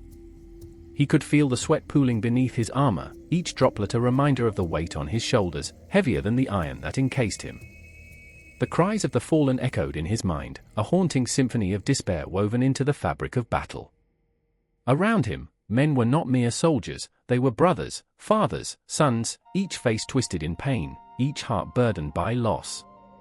I remember the first time I killed a man, Richard whispered to no one, as if confessing to a ghost. The memory rushed back, fresh and vivid, the spark of steel meeting flesh, the shock of life extinguished, and the screams that lingered long after. He shut his eyes tight, as if to shield himself from the memories, yet they danced in the darkness behind his eyelids like phantoms desperate to be heard. Across the battlefield, a figure emerged from the dust and chaos, a stark silhouette framed by the dying sun. Saladin, the Sultan of Egypt, stood resolute and unyielding, his gaze piercing through the haze. A man of honor, yet sworn to an enemy, he felt the weight of the world, the weight of faith, and the weight of vengeance. Richard saw the glint of determination in Saladin's eyes, a reflection of his own turmoil. They were two sides of the same coin, spinning in the air, warriors caught between duty and humanity, each desperate to claim what the other held dear. Is it worth it? Richard thought as he gripped his sword tighter, the leather hilt slick with sweat and blood. The taste of iron hung heavy on his tongue, an unsettling reminder of what lay ahead. He searched the horizon, the silhouette of Jerusalem casting a long shadow over his heart, the city glimmering like a mirage. The promise of victory was tantalizing, yet it carried the bitter stench of loss, a fragrance he had grown all too familiar with. Beside him stood John, his younger brother, a figure of ambition and insecurity, a constant storm of jealousy lurking beneath his skin. John's eyes darted across the field, filled with a hunger for glory, yet shadowed by the specter of inadequacy. Richard, he shouted over the chaos, if we take the city, they will sing our names across the land. A hollow laugh escaped Richard's lips, filled with sorrow rather than mirth. And what songs will they sing of the blood that stains our hands? Of the fathers torn from their children? The children who'll grow up without parents. His heart ached for the innocents caught in this relentless tide of ambition, their futures washed away like footprints in the sand. Yet John, eager and fiery, saw only the promise of a crown. A king must be willing to pay the price, he shouted defiantly, his voice quaking with an intensity that sent shivers down Richard's spine. But what price? Richard thought. What am I willing to lose to hold a title that feels more like a curse than a blessing? The sun dipped lower, casting long shadows that crept across the battlefield, whispering secrets of betrayal and hope. Richard's mind raced, memories colliding with the present, a tapestry of dreams and nightmares woven into the very fabric of his soul. He remembered the nights spent beneath the stars, dreaming of glory, of uniting kingdoms under one banner. But dreams can turn to ash in an instant. He could hear the clash of swords, the cries of men, the very essence of life slipping away like sand through fingers. I remember, he murmured again, the joy of a simple life. A life before the weight of a kingdom pressed down upon him, before he bore the burden of 1,000 souls. Suddenly, a battle cry pierced the air, raw and primal, and Richard's heart raced. The moment had come, the confrontation was inevitable. The ground trembled beneath the advancing forces, the sound like the heartbeat of the earth itself, a rhythm of war that pulsed through his veins, igniting a fire deep within. He turned to John, who stood poised, sword raised, eyes ablaze with fervor. Together, Richard commanded, voice fierce yet tinged with desperation. "We fight together, or we fall apart." In that fleeting moment, they were not just brothers, but warriors bound by destiny, standing at the brink of an abyss, ready to plunge into chaos. As swords clashed and men screamed, Richard felt the weight of the world press upon him. Each swing of his blade was fueled by the ghosts of those who had fallen, each step forward a defiance against the darkness that sought to consume them. And then, it happened, the clash of steel met the cries of 1,000 souls. Richard was swept into the maelstrom, each heartbeat a drum of war, time stretching and contracting like a taut bowstring. He found himself face to face with Saladin, the great warrior, and for a heartbeat, the world around them faded. Richard's heart thundered in his chest, a mixture of respect and determination. Their blades met, and in that moment, the very cosmos held its breath. Each strike was not just a clash of metal but a dialogue of souls, each of them fighting for a cause, for a destiny carved from the marrow of history. "I will not yield!" Richard roared, a tempest of emotion surging through him, fueled by the dreams of glory, the weight of loss, the promise of home. But Saladin, unwavering, countered with grace and strength. "Then we are both fools," he replied, his voice steady, as if they were merely discussing the weather rather than life and death. "For we bleed for what we cannot possess." The battle raged around them, a cacophony of courage and despair, and in the heart of the storm, Richard realized this was not just a fight for Jerusalem. It was a fight for the very essence of humanity, for love, for loss, for the fragile threads that bind us all together in this dark tapestry of existence. As the sun slipped beneath the horizon, painting the sky in hues of crimson and gold, Richard and Saladin continued their dance, a deadly ballet woven through the fabric of time. Each strike was a story, each breath a heartbeat shared in this world where victory tasted bitter, and the price of ambition weighed heavy on their souls. In the end, there would be no clear victor, no song sung in praise of glory, only the echoes of a past that would linger long after the dust settled. And in that haunting silence, the true battle would begin, not against one another, but against the shadows within, the ghosts of what could have been. The air was thick with smoke, acrid and choking, swirling around the remnants of a once thriving village, now reduced to cinders. Ash clung to the skin like a second layer, and the sun hung low on the horizon, a fiery eye watching as the world crumbled. I remember the thud of footsteps, boots pounding against the cobblestones, the cries of women rising and falling like the tide, desperate and raw. They weren't just watching their homes burn, they were witnessing their very identities turn to ash. Amidst the chaos stood Eleanor, her dark hair plastered to her forehead, wild with fury and grief. Queen or not, she was a woman born of fire, molded by the very flames that licked at her heels. "We fight now," she commanded, voice cutting through the din of screams and despair. It was a call to arms, to rage against the dying of the light. It echoed in the hearts of the onlookers, nobles and peasants alike, drawing them in like moths to a flickering flame. I remember how she clutched a makeshift sword, its edge rough but glinting defiantly in the dim light. Not ideal, not a weapon fit for a queen, but it was hers.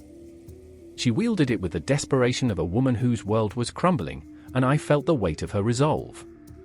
This wasn't just a battle, it was survival dressed in the garb of war.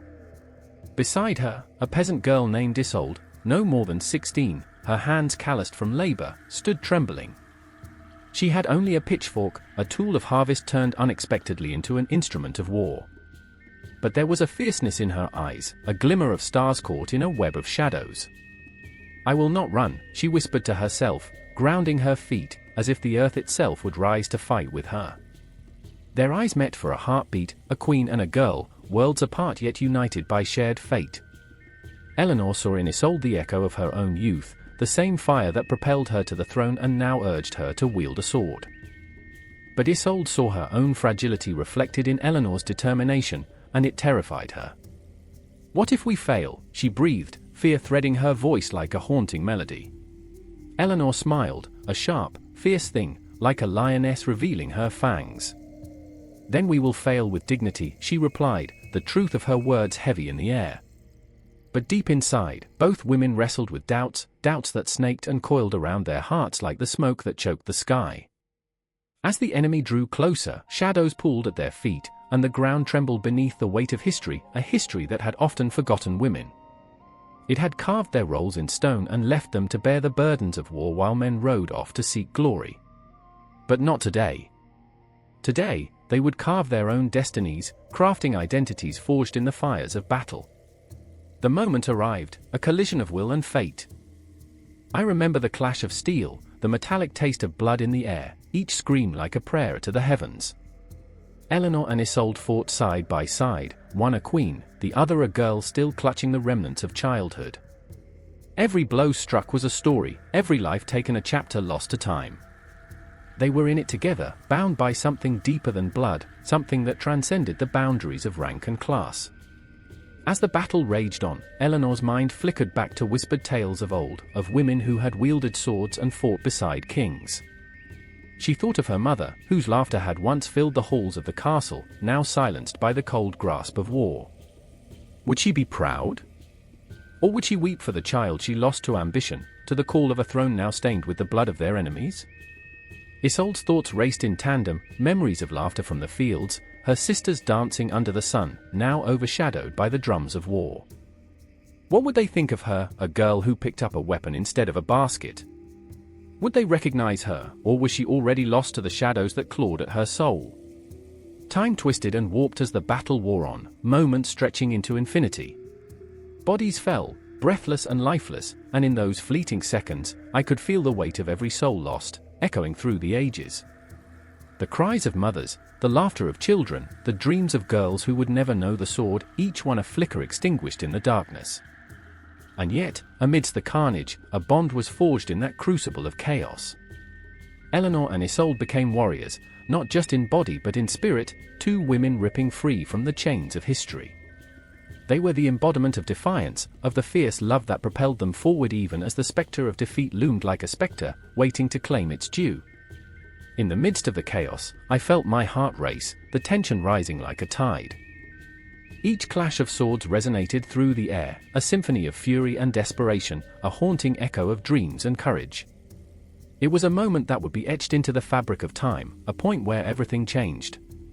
But there was no end here, no resolution to tie up loose threads. The battle could rage on, and the struggle would continue, a relentless dance of survival. Eleanor's fierce gaze met Isolde's, and they understood, this fight was not just for their present but for all the whispers of women who had come before them and those who would follow. The world would remember them, not just as queens or peasants, but as warriors, as the lifeblood of a revolution that had only just begun.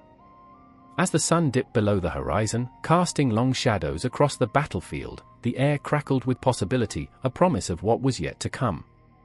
They fought not just for survival, but for the very essence of womanhood itself, a force that could not be extinguished.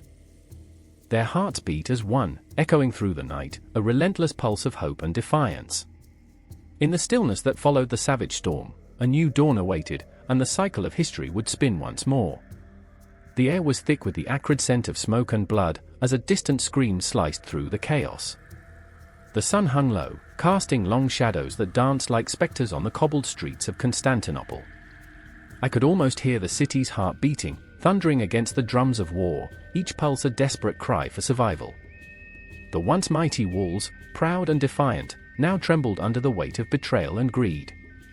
I remember feeling that crushing weight in my chest, a foreboding sense of doom that gnawed at my soul. Baldwin of Flanders, a noble torn between ambition and the weight of his lineage, stood at the helm of it all, his brow furrowed in desperation. He was a man of paradoxes, propelled by dreams of glory yet shackled by the ghosts of his past. In his eyes, I saw the flicker of doubt, the internal battle raging against the backdrop of rising flames. He had come seeking honor, the promise of a legacy, but what lay before him was a grotesque theater of death, a devastating irony that made my gut twist. I remember wondering if he realized the price of this ambition. Beside him, a young knight named Henri, barely more than a boy, clutched his sword as if it were a lifeline. His hands trembled, not from fear of the battle ahead but from the weight of choices made in madness. He was the embodiment of innocence lost, a soul caught in the crosshairs of history's relentless march. The dreams he once harbored of chivalry and noble quests had crumbled into dust, replaced by the grim reality of bloodshed. I remember the way he looked at Baldwin, seeking reassurance, a flicker of hope in a world turned upside down. Are we doing the right thing? Unri's voice cracked, barely audible over the din of chaos.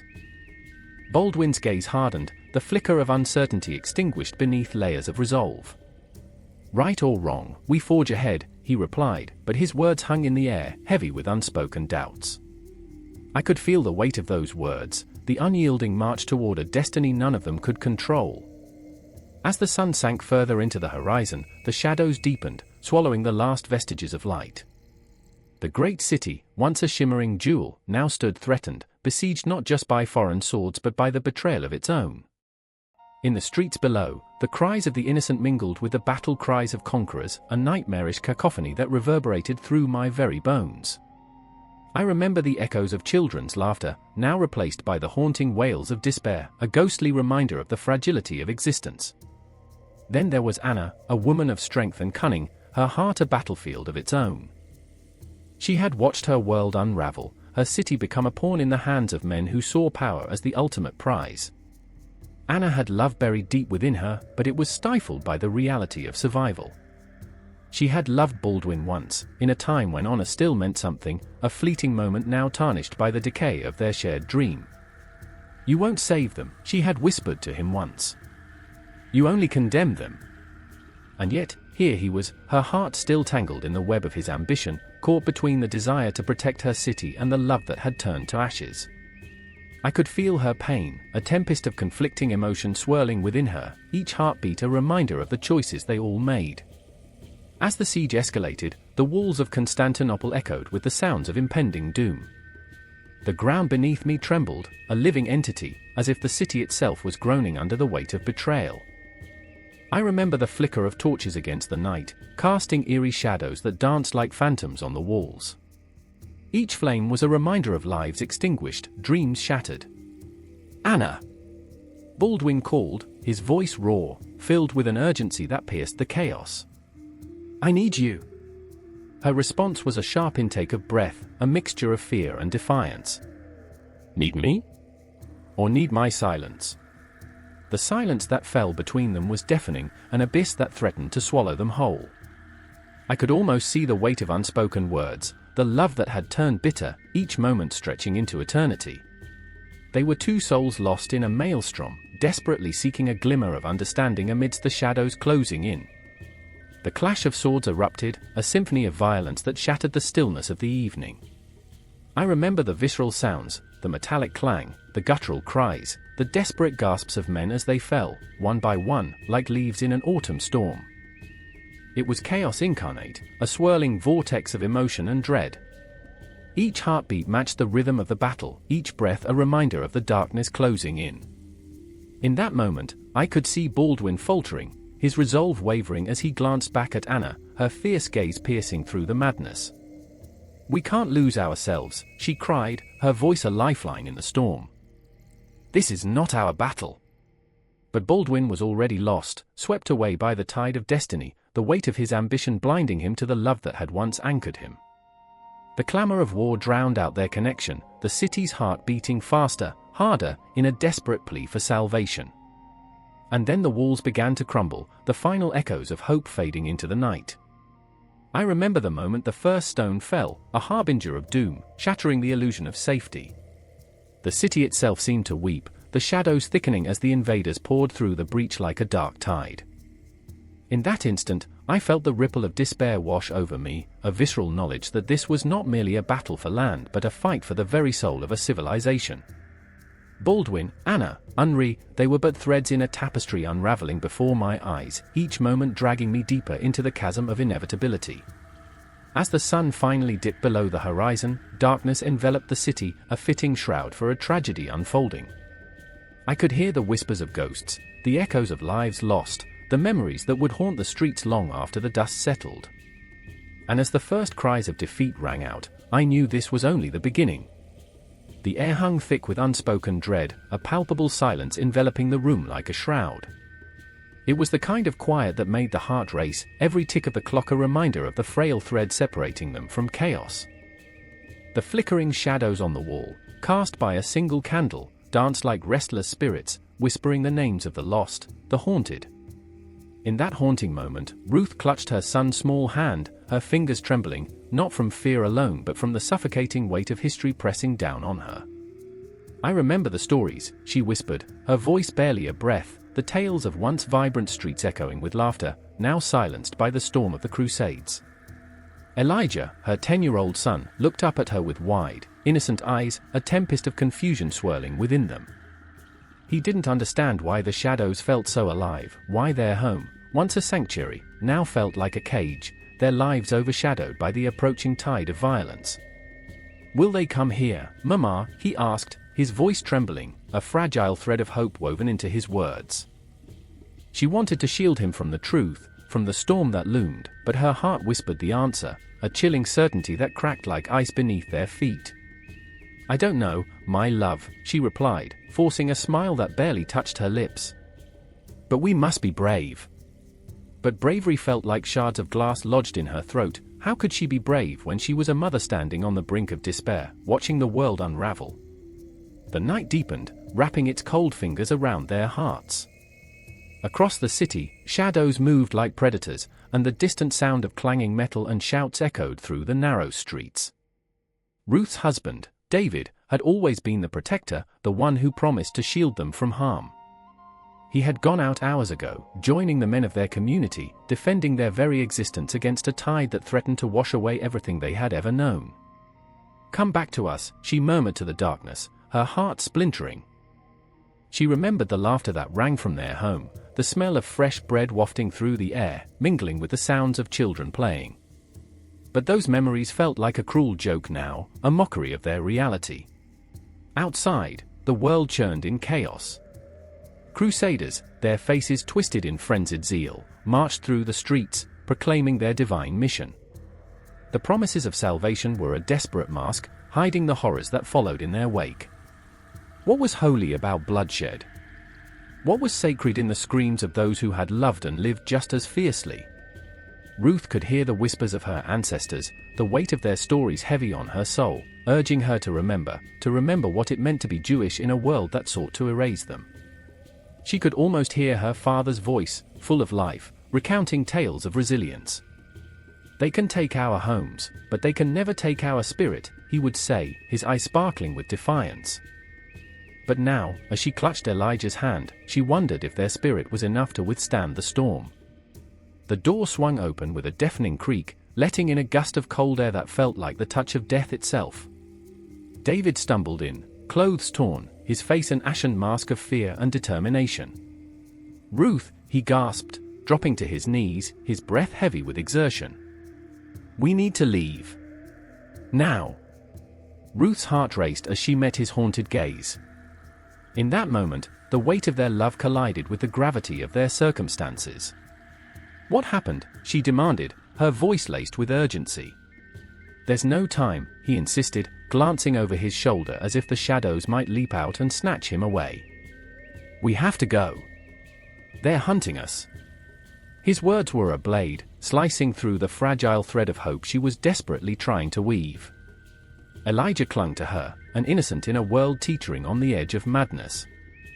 "Mama, where are we going?" he asked, his voice a fragile whisper. The innocence in his eyes pierced her heart, a reminder of everything they had to lose.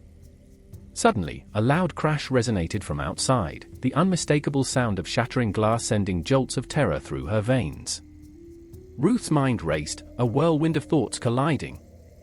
She couldn't let fear consume her, she had to protect her son, to shield him from the horrors lurking just beyond their door. "Grab what you can," she urged David, her voice steadying as adrenaline coursed through her. "We'll find a way." As they hurriedly gathered their meager possessions, memories flooded Ruth's mind, the warmth of the sun on their faces, the scent of blooming jasmine in the air, the laughter of community gatherings now replaced with the specter of loneliness and despair. "Keep close," David instructed, his voice a low growl, filled with an urgency that made Ruth's heart race. They slipped from their home into the night, the shadows wrapping around them like a cloak. Each step echoed with the history of their ancestors, the weight of centuries pressing down on their backs. Ruth felt her chest tighten with every footfall, the tension palpable. She could hear whispers around them, ghostly echoes of those who had walked these streets before, the blood of her people seeping into the very stones she tread upon. The city, once vibrant with life, now felt like a tomb, and every shadow was a reminder of what they could lose. As they navigated through the narrow alleys, a sense of foreboding enveloped them, the air thick with impending doom. They were not just fleeing, they were running from a history that threatened to swallow them whole. And yet, amid the despair, there was a flicker of defiance. "I remember," Ruth thought, "I remember the strength of my people, their unwavering spirit." The night stretched on, each heartbeat echoing in the silence, a reminder of their fragility.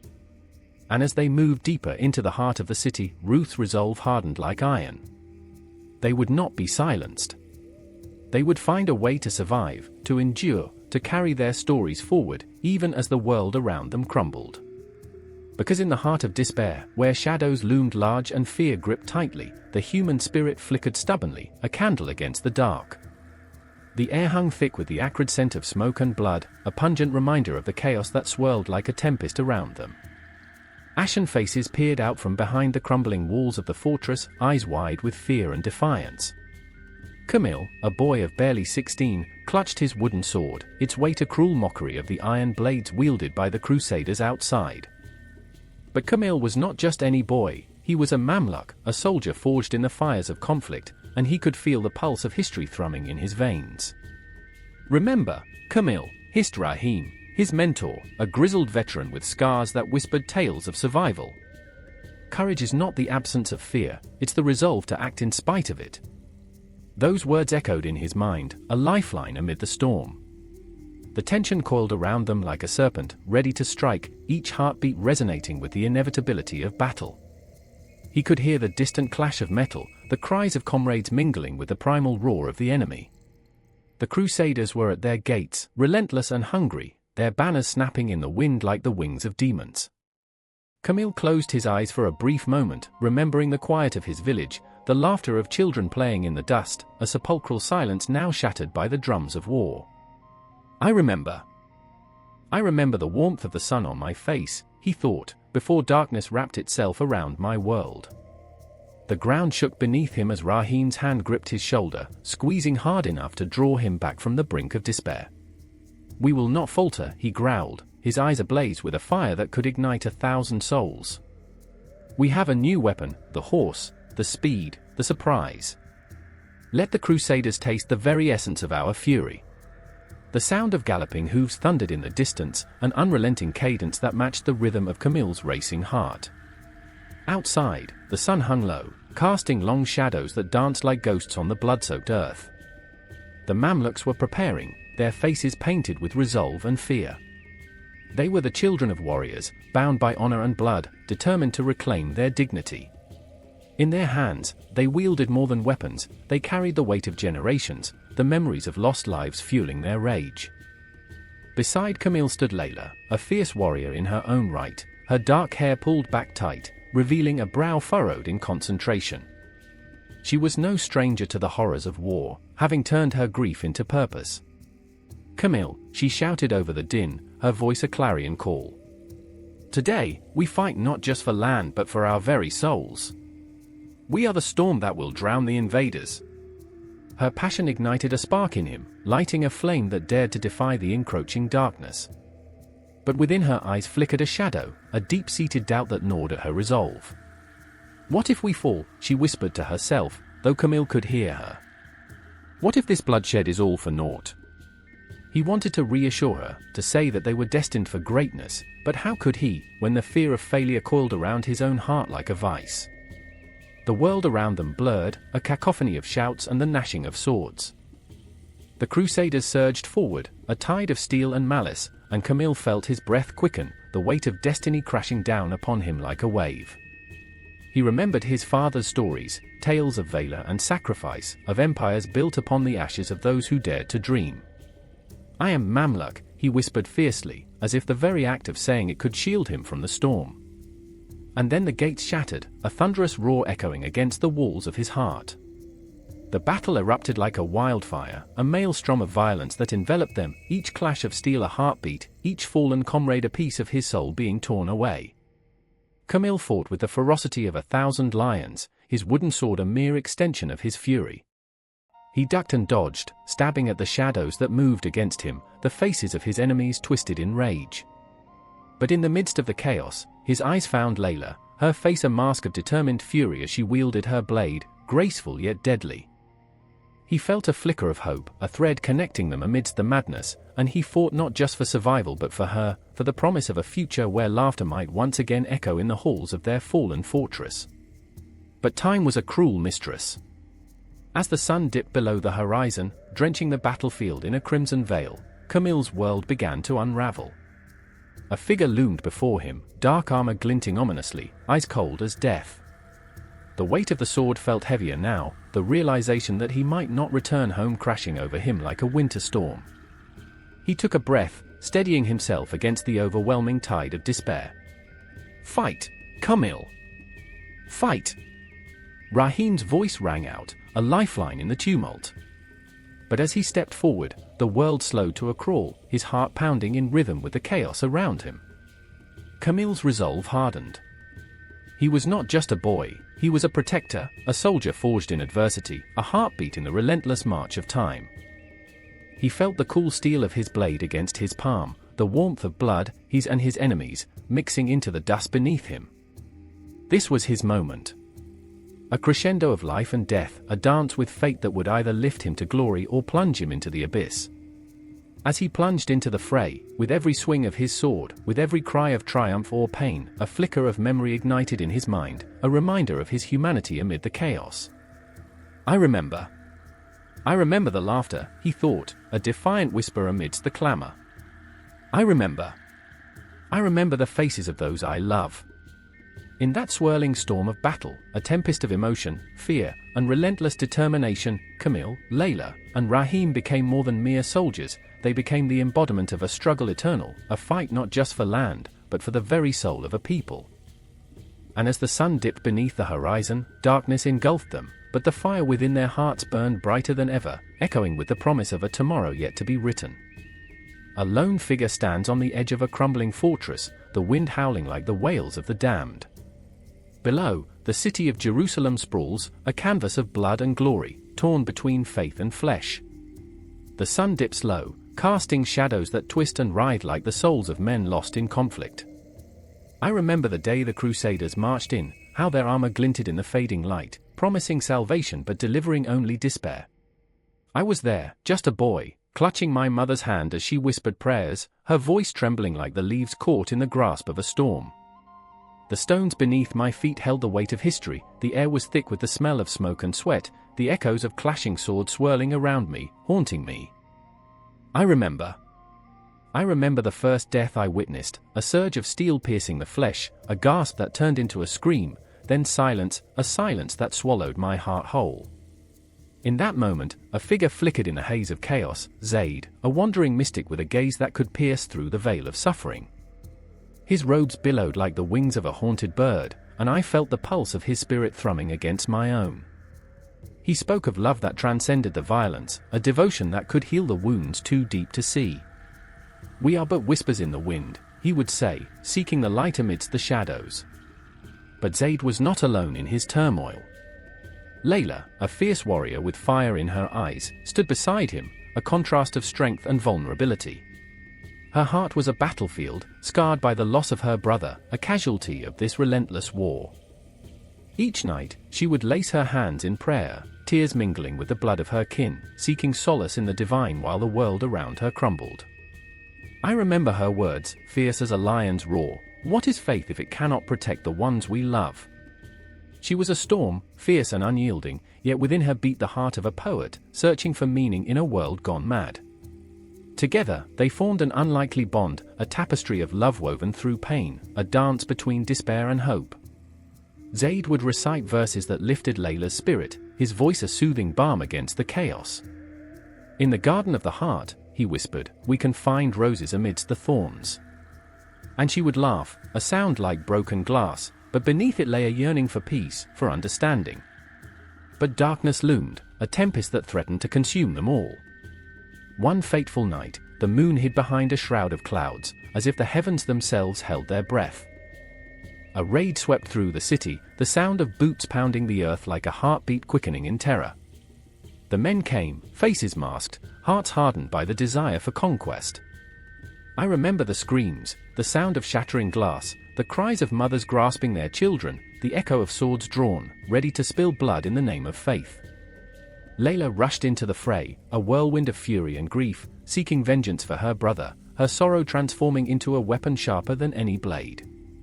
Zayd followed her, his heart breaking as he called out to her, "Layla, this is not the way."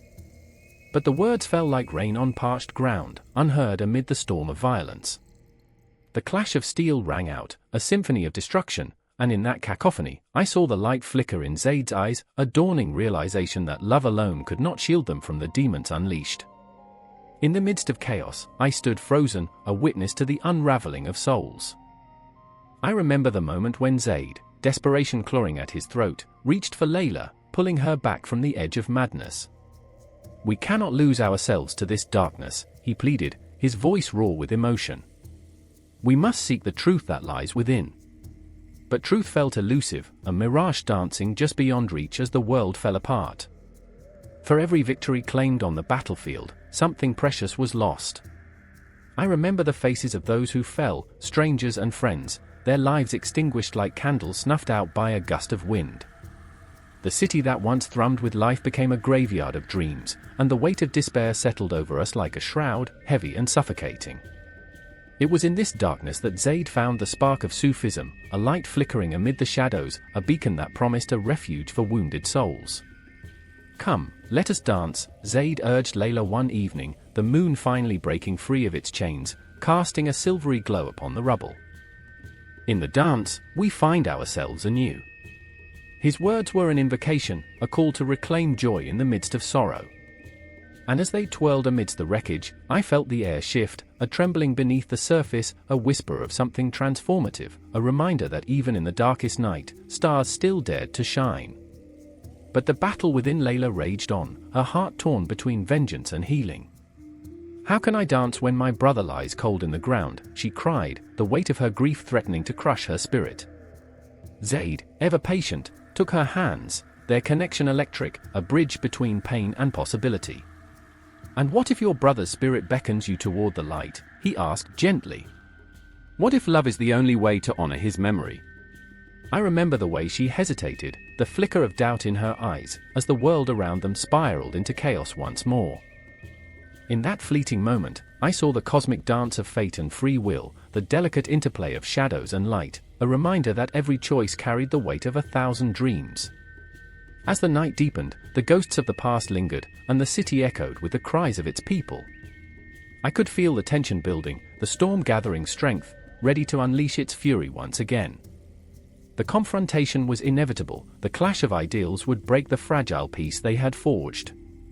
But in the heart of the tempest, where chaos danced with hope, the seeds of Sufism began to take root, a whisper of love that could transcend the bloodshed, a promise of unity that beckoned from the depths of despair. And so, the tale continued, like the pulse of a drum, beating in time with the hearts of those who dared to dream amidst the ruins. The shadows grew longer, the night deeper, and the air crackled with anticipation, an unending cycle, a relentless search for meaning in a world torn apart. I remember the way the moon hung low, a silent witness to the dance of life and death, a reminder that even in darkness, the light of love would always find a way to shine. The air crackles with tension, taut as a bowstring, on the eve of what could be the final clash between men and their own demons. I stand in the shadows of the crumbling fortress walls, the scent of smoke and iron sharp enough to slice through the night. Below, the flickering candles cast ghostly shadows over the ground, whispering untold stories of blood and betrayal. The moon, a cold observer, spills silver light across the worn stones, illuminating faces twisted in fear, hope, and sheer desperation. I remember the first time I felt that chill, a night like this, when I was young, standing at the edge of a battlefield, hearing the distant clash of swords and the cries of wounded men. I remember the taste of ash on my tongue, the way history hung in the air like an unwanted specter. But tonight is different. the struggle between the Moors and the Christian kingdoms is not just a battle for land, it's a fight for the very soul of this fractured world. In the crumbling town of Toledo, nestled between the mountains and the stars, the air is thick with the weight of history. It is here we find Rodrigo, a knight with a heart weighed down by far more than mere armor. His hands tremble slightly as he tightens the straps on his breastplate, fingers lingering over the etchings of saints long forgotten. He knows they're just images, powerless against the inevitable violence that looms, yet they offer him a fragile semblance of courage. The irony gnaws at him, the man who fights for God, yet feels abandoned by him at every turn. "I'm to be a hero," he mutters to himself, his voice a quiet rebellion against the cacophony of doubts. Yet every day I wake, it feels more like a nightmare. There's tension among his comrades, a spark ready to ignite. Young men, barely out of boyhood, clutch their swords with clammy hands, eyes wide with uncertainty. They stand shoulder to shoulder, yet each is isolated within their own fear. I can see it in their faces, the questions unasked, the dreams shattered before they even had a chance to bloom. And the echoes of the past resonate in their hearts, each one carries the weight of their own unfinished story, a tale of love, loss, and betrayal. Then there's Fatima, hidden within the shadows, her heart a battlefield of its own. A woman of the Moors, she stands on the fringes, watching the men prepare, assessing their strengths and weaknesses like a hawk tracking its prey. Her world is painted in shades of sorrow, each brushstroke representing a loved one lost to this war. Her fierce spirit is tempered by the knowledge that she, too, is a pawn in this cruel game. She remembers her mother's words, "To love is to invite pain, yet still, we must love." Night falls around them, heavy and oppressive, like a curtain drawn too tightly on the stage of a tragic play. The winds whisper secrets, old as the stones beneath their feet. Rodrigo and Fatima, two souls caught in the tide of history, both yearning for a peace that seems forever out of reach. They don't know each other yet, but fate has a way of weaving lives together amidst chaos. Why do we fight? Rodrigo questions into the void, the weight of his sword a reminder of the burden he carries. Is it for glory or just to fill the void? I fight for my family. Fatima's voice cuts through the night, fierce and unyielding, as if she has stepped out of the shadows to confront him. And for a future that might still hold the warmth of the sun, if only we can pull our hearts from the ash. He turns, startled, for the darkness had concealed her presence like a well-kept secret. Their eyes lock, two souls caught in a tempest that has raged long before them. There's recognition in her gaze, a flicker of understanding that transcends the boundaries of their worlds. But even as their hearts beat in unison, a clock ticks relentlessly in the background, each second a reminder that time is a cruel master. The moon sinks lower, casting longer shadows, and the moment swells with unspoken possibilities, teetering on the precipice of fate. The tension snaps like a bowstring, and chaos erupts. The distant clash of steel rings out, a harbinger of bloodshed. Men rush into the fray, an unpredictable wave of valor and fear, drowning out the cries of reason. It is a cacophony of chaos, screams, shouts, and the sickening thud of bodies meeting the ground. Rodrigo's heart races, adrenaline surging through his veins as he draws his sword, each heartbeat echoing the silent prayer he sends skyward. Fatima, too, feels the pull of conflict, the thirst for survival igniting a fire within her. She does not want to be a mere observer anymore, she yearns to reclaim her destiny from the jaws of death. The battlefield becomes a haunting landscape, where dreams are snuffed out, and the air is thick with the scent of iron and fear. It's here that time loses its meaning, each second stretching like an eternity, as life and death dance a macabre waltz. There's no going back now. The world around them spins into chaos, yet in the heart of the storm, they stand still, two figures lost in the haze of war, realizing that their fates are entwined, even as the world crumbles. With every clash of metal and every anguished cry, they fight not just for their sides but for the fleeting chance to carve out a moment of peace amid the madness. They embody the harsh truth of the Reconquista, a tale of struggle, of love draped in sorrow, and the desperate longing for a tomorrow that may never come. But this night is not the end, it's merely another chapter, a reminder that the cycle of conflict and connection is as old as time itself. The future is uncertain, the shadows stretch longer, and the echoes of their hearts resonate through the chaos. It's a story that refuses to end, a relentless wave crashing against the shores of history, where every heartbeat is a reminder that life, in all its agony and ecstasy, continues. The night was thick with a silence so profound it felt like a weight above the world, pressing down on the shoulders of every soul within the crumbling walls of Acre. Shadows danced in the flickering torchlight, their twisted forms whispering secrets of despair and desperation. The air was heavy, pregnant with the scent of sweat and smoke, a foreshadowing of the chaos to come. Just outside, beyond the gates, the murmurs of an army grew louder, a dark tide surging against the fragile barriers of hope. I remember standing there, heart pounding like the war drums of long-forgotten battles, when the first scream pierced the night, a raw, primal sound echoing through the streets. It was the sound of innocence shattered. I was not a knight, nor a noble, but a simple scribe caught in the midst of madness. My hand shook as I scribbled the frantic words, each stroke a desperate prayer that someone, anyone, would remember our plight. The Crusades had shifted, transformed into a grotesque reflection of themselves. Once a noble cause, now a grotesque theater of blood and betrayal, each side clawing for salvation in a world that had lost its way. In the flickering shadows, I caught sight of Eliana, her face a mask of defiance as she prepared her meager supplies. A widow, barely 20, she carried the weight of her lost husband like a shroud. He had gone to war, a knight in shining armor, with dreams of glory and a heart full of light. And now she was left with shadows, clutching a tattered banner, torn but resolute, as if it were her very soul. I could see the fire in her eyes, flickering like the torches around us. It was a fire that fought against the dark, against the inevitability of despair. I remember, she whispered to herself, the day he kissed me goodbye, his laughter echoing against the walls of this city. I remember the promises he made, the dreams we wove together.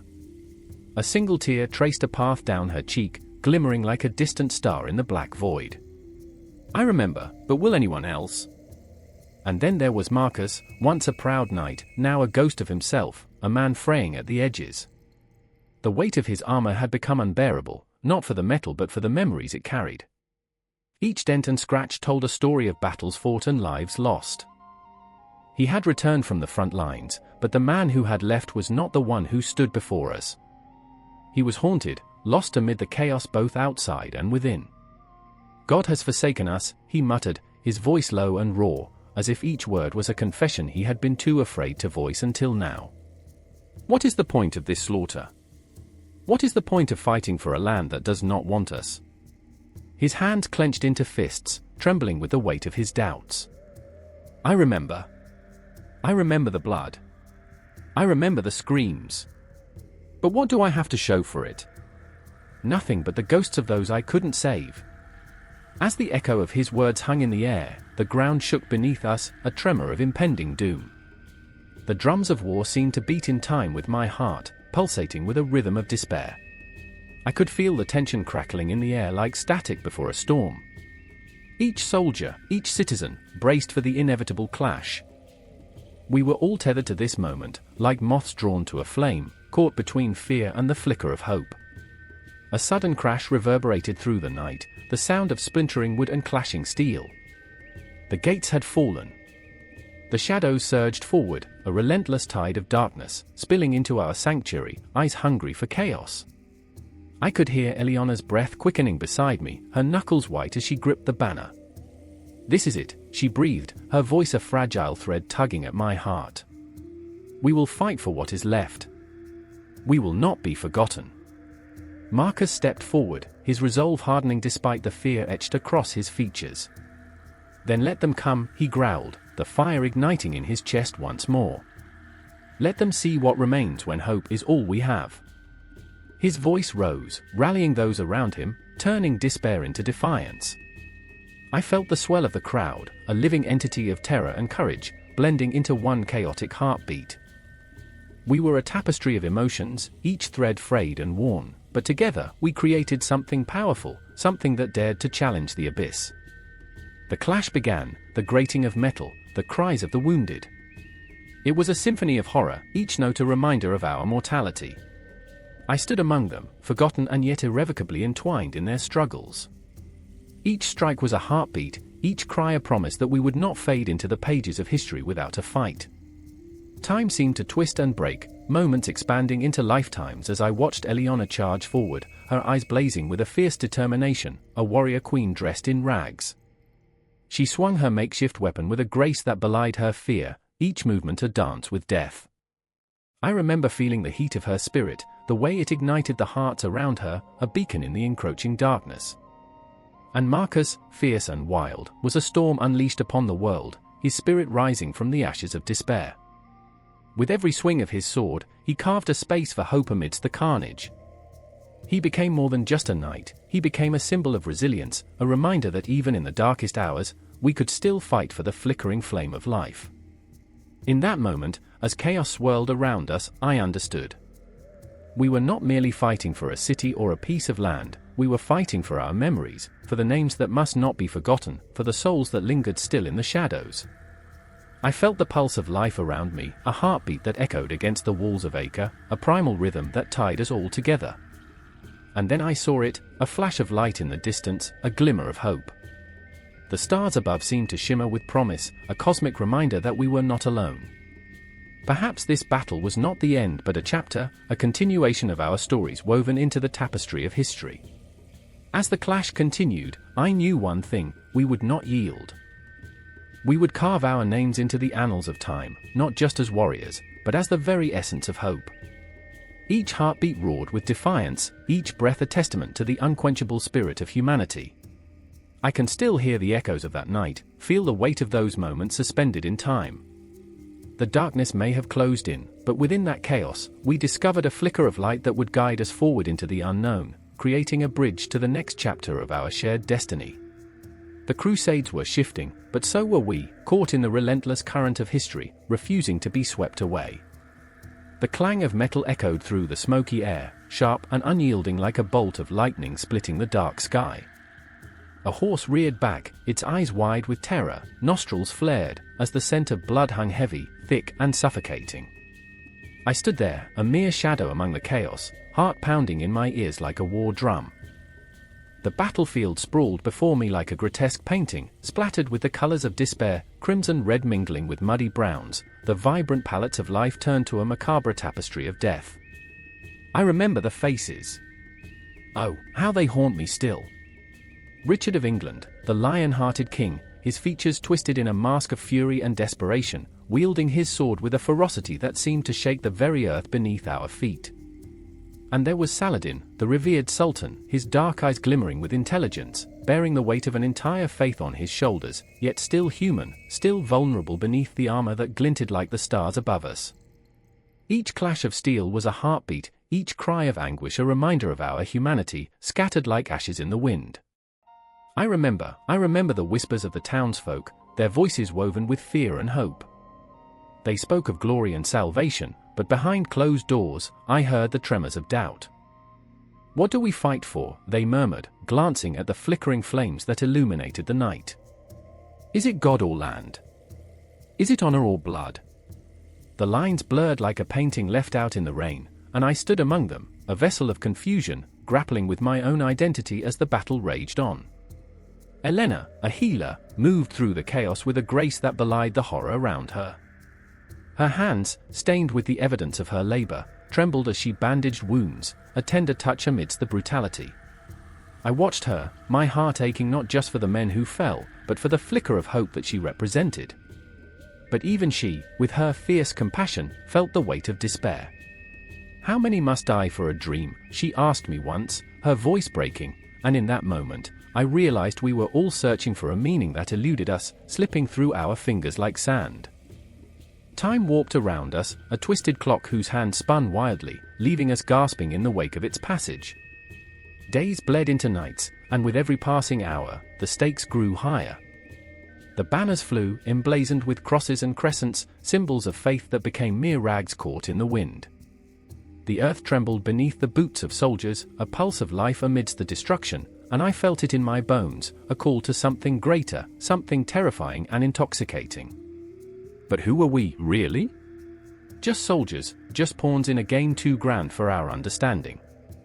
I found myself lost, wandering through the remnants of a once thriving city, its stones now slick with the blood of the fallen. I stumbled into a chapel, its walls lined with flickering candles, each flame a fragile whisper of prayer. I knelt, the cold stone biting into my knees, and allowed the tears to flow, tears for the lives lost, tears for my own fractured identity. Is this faith? I murmured into the shadows that clung to the corners, waiting for an answer that never came. And then there was Mark, a soldier whose laughter echoed like sunlight through the gloom. He was supposed to be my anchor, but like all anchors, he was heavy. "We're heroes, aren't we?" he would say, eyes gleaming with a reckless bravado, but I saw the tremor in his hands as he clutched his sword. The weight of expectation bore down on him, crushing the boy I knew beneath the armor of a warrior. I wanted to scream, to shake him from his delusion. "This isn't glory, it's slaughter." But a part of me feared to shatter the illusion he clung to, so I remained silent, watching as he spiraled deeper into the abyss, each victory claimed at the cost of his humanity. "Do you remember the stars?" he asked me one night, a rare moment of vulnerability breaking through the facade. We lay in the dirt, staring up at the vastness of the heavens, and for a fleeting moment, the weight of the world lifted. "They seemed so far away," I replied, my voice a mere whisper, just like the dreams we once had. The laughter faded as shadows crept back in, suffocating our words, and I could see the realization flicker behind his eyes, dreams tangled in the web of war, each thread tightening until it threatened to snap. The nights grew colder, the bloodshed more relentless. I felt the air thicken with despair, suffocating us with its weight. I remember the cries for help that echoed through the darkness, a haunting melody that never ceased. I felt the pulse of the land, the beating heart of an ancient civilization caught in the crossfire of faith and ambition. The ghosts of our ancestors whispered in the wind, their stories begging to be heard, but we were too consumed by our own battles to listen. The Crusades had become a fevered dream, a conflagration of ideals, identities, and heartbreak. As the dawn broke over the horizon, it painted the sky in hues of gold and crimson, a bittersweet reminder of life amid death. I stood between Richard and Saladin, two kings bound by a shared history, yet divided by the chasms of allegiance and faith. The tension was electric, the air heavy with unspoken words. What is a nation, if not a collection of dreams? I wanted to cry out, but the moment was swallowed by the silence. We were trapped in a cycle of violence, where glory and shame danced together like specters in the night. I could feel it then, the breaking point looming like a storm on the horizon, a tempest of emotions ready to burst forth. The past lingered like a ghost, whispering tales of unity and division, of love and loss, as the weight of our choices bore down upon us. The battle lines blurred, not just between nations, but within our very souls. Who would we become when the dust settled? Would we rise as heroes or fall as ghosts, echoing through the annals of history? The world was changing, identities rising like phantoms from the ashes of war, but we remained entangled in the struggle, our stories woven into the fabric of time. I could only hold on, trembling, as the tide of history surged around us, an unstoppable force drawing us deeper into the mystery of existence, a dance of shadows and light where nothing was ever truly resolved. And in that dance, I could see the flicker of hope, a fragile flame that dared to survive amid the ruins of our choices, beckoning us forward into an uncertain dawn. The air hung thick with smoke, acrid and heavy like a shroud. Ashes danced lazily in the twilight, and each flickering flame cast the shadows of men onto the crumbling walls of Jerusalem. I remember the roar of battle like a mournful song, a dirge echoing through the ages. There, beneath the darkening sky, the sacred city lay both a triumph and an abomination, a dream birthed in blood. I was beside Thomas, his fists clenched tight, knuckles white as they gripped the hilt of his sword. His eyes, once bright with hope, had turned dull, the light swallowed by the darkness surrounding him. "For God," he cried, the words a desperate prayer plastered over fear, "for our salvation." Yet beneath the surface, I could see the cracks in his faith, the flickering embers of doubt igniting like wildfire. Then there was Elia, a woman forged in the crucible of doubt and fervor. Her hair, a tempest of curls, whipped against her face as she prayed, a litany of names whispered into the wind. They were not just names, they were her brothers, her fallen kin, the ones who had answered the call of the cross and now lay cold beneath the weight of stone and earth. She stood tall, but the weight of loss bore down like a mountain. "This is the price," she said softly, "for our sins. The clash of steel rang out, a visceral symphony of life and death. I remember the sickening thud of bodies hitting the ground, the life's breath escaping in ragged gasps. I felt the pulse of fear tighten in my throat as I witnessed a soldier topple before my very eyes, his screams cutting through the cacophony like a knife. I could not look away, my heart pounding like a war drum, each beat resonating with the weight of impending doom. A chill ran through me as I recalled the tales told by the fire, the promises of glory etched into the hearts of men.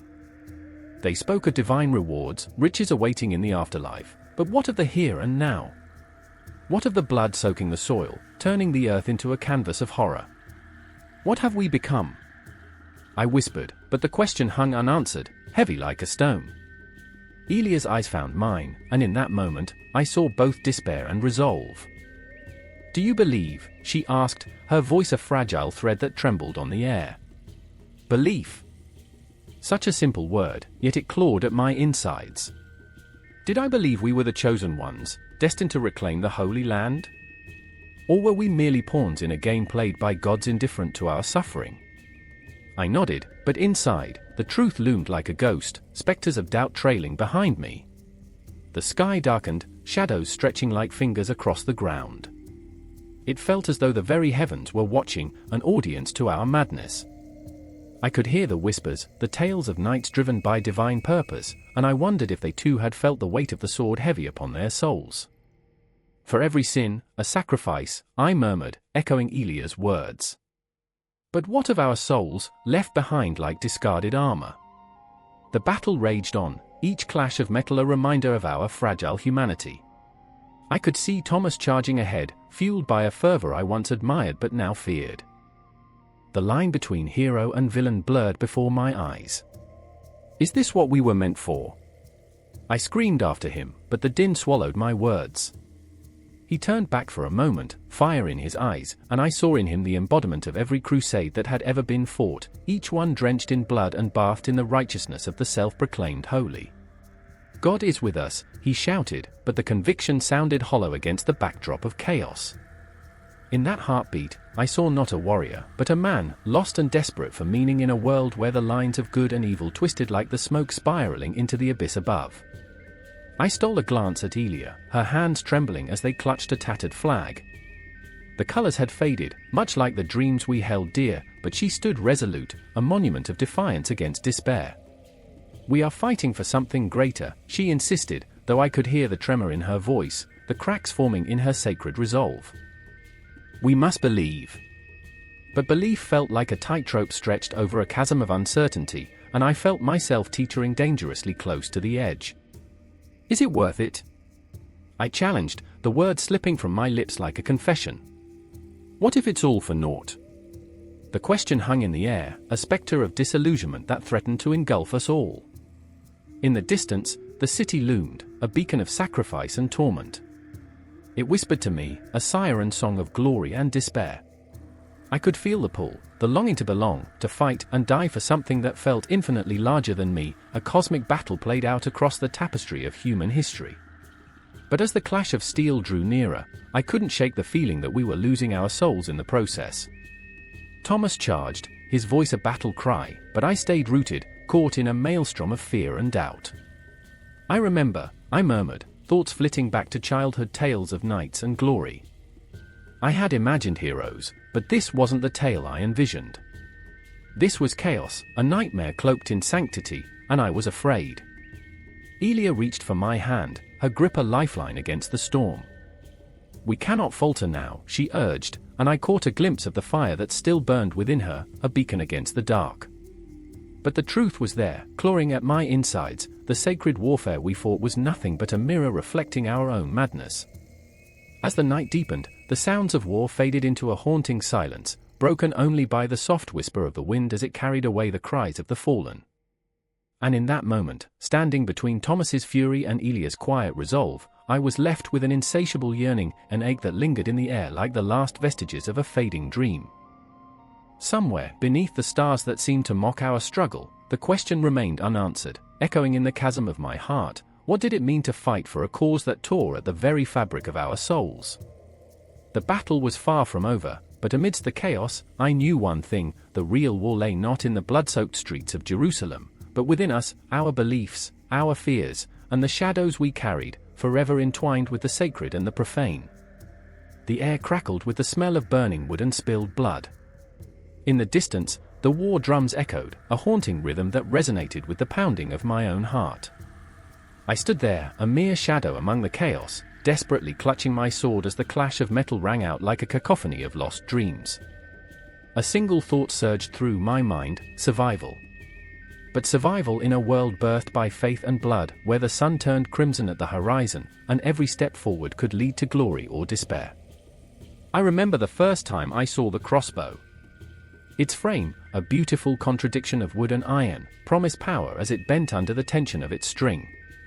In the hands of a skilled marksman, it became a harbinger of death, a whispering promise that could pierce the heart from a distance. It was one of those weapons that made me feel both awe and dread, like an old fairy tale where the hero is both savior and monster. I was but a squire then, my heart racing not just with dreams of valor but with the undeniable fear of becoming just another name on the long list of the fallen. Across the battlefield stood Alaric, a knight whose fervor was matched only by his arrogance. He wore his scars like medals, each one a testament to battles fought and won, yet I could see the cracks in his bravado. He was haunted by the weight of expectation, the blood of countless enemies staining his hands, but even more so, the blood of his own men, those who had followed him into the jaws of hell. When he swung his sword, it was not just flesh that fell beneath it, it was the very essence of his soul, chipped away with every swing, each scream echoing in his mind like an unending nightmare.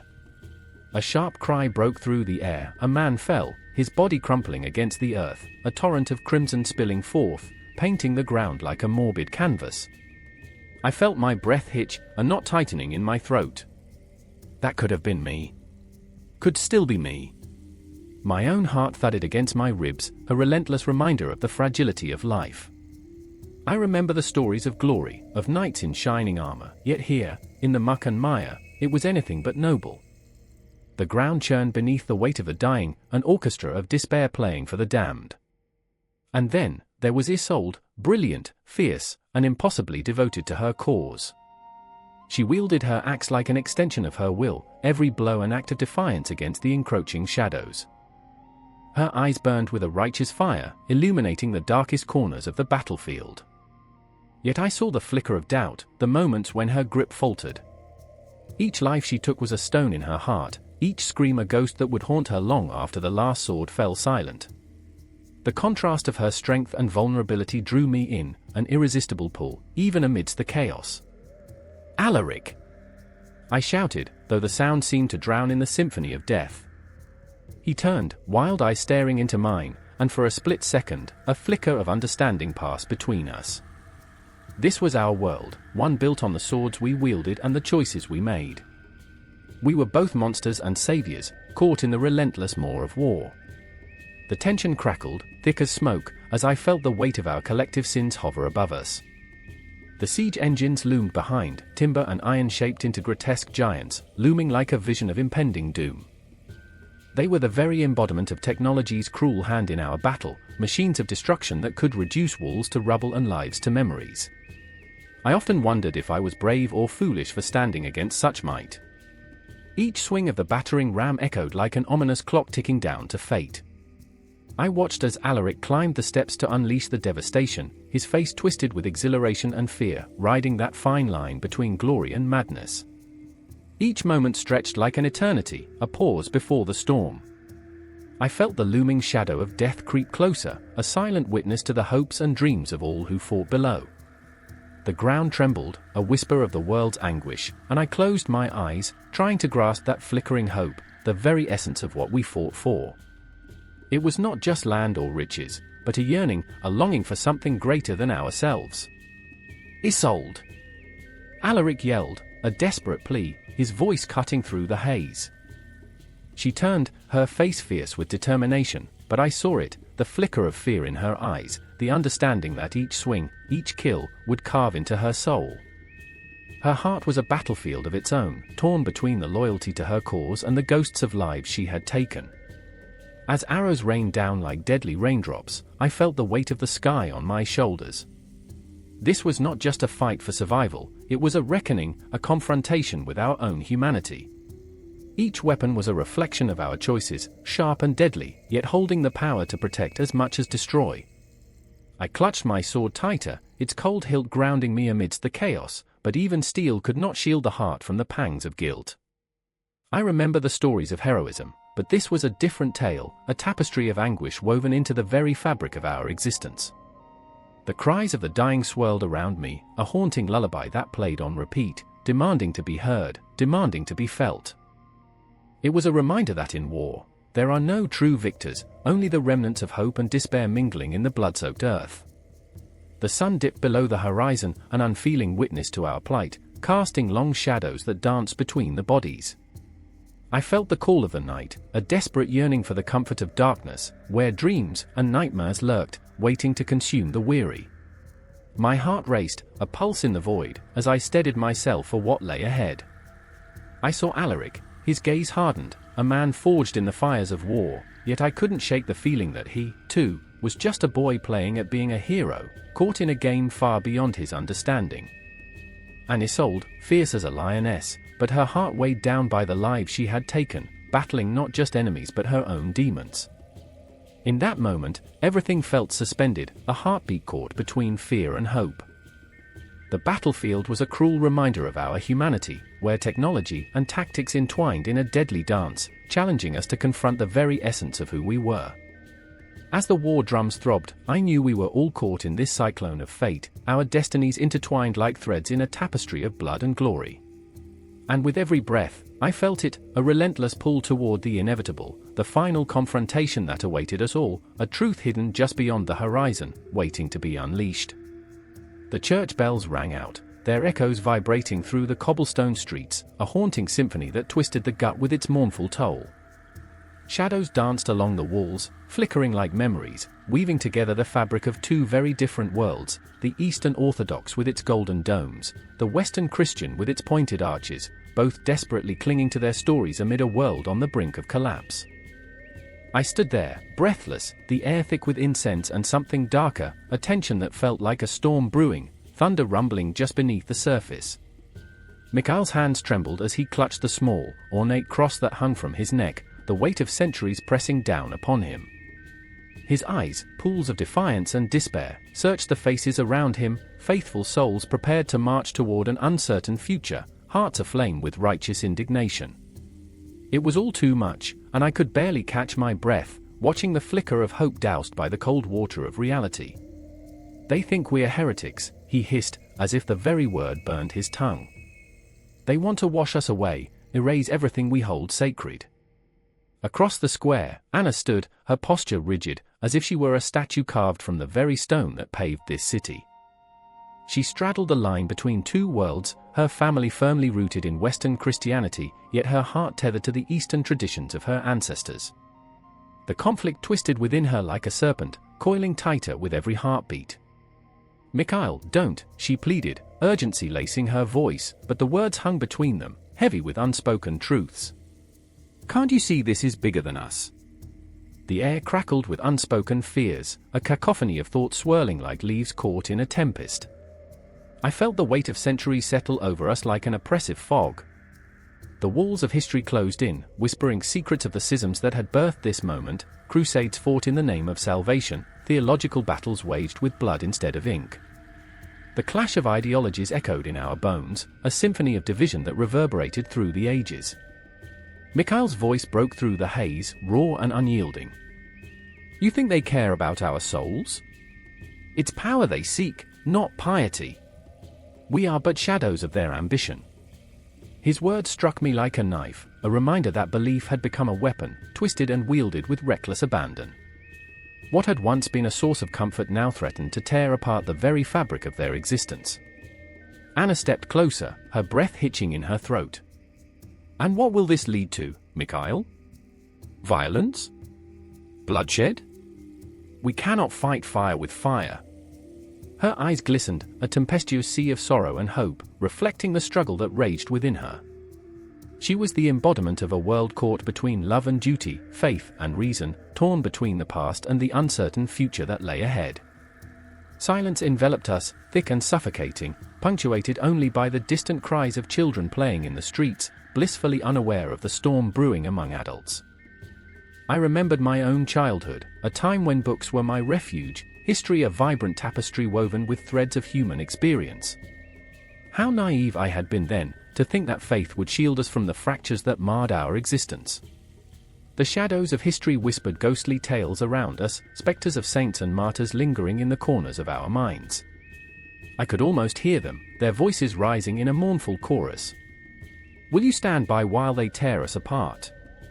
Mikhail's question, a dagger hurled into our shared silence, demanded an answer that lay buried beneath layers of fear and hope. Anna's shoulders sagged, the weight of choice clawing at her spirit. What if we could find common ground? What if we could bridge this divide? Her words hung in the air, delicate yet heavy, a fragile dream that felt impossibly far away, yet tantalizingly close. But the shadows grew longer, tendrils of doubt creeping into the corners of her heart. The moment stretched like eternity, breaths held in anxious anticipation, the tension ratcheting up with every heartbeat.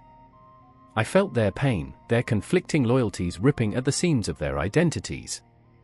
Mikhail's fists balled tightly, the knuckles stark white against the backdrop of a world that seemed determined to fracture. They will never accept us, he spat, the venom in his tone a reflection of the bitterness festering within. Then we must accept ourselves. Anna's voice, fierce and unwavering, cut through the darkness like a beacon. We are not the enemy. We are the seekers of truth, the guardians of faith. If we cannot unite, we will be lost, swallowed whole by the abyss that craves our destruction. Her words reverberated, a striking contrast to the chaos swirling around us, anchoring us in the present even as the past clawed at our feet. But fate is a cruel mistress, and the air crackled with foreboding, a dark omen that loomed over us like a storm cloud. I could feel it, an electric charge in the atmosphere, the promise of conflict and resolution tangled together in a whirlwind of possibility.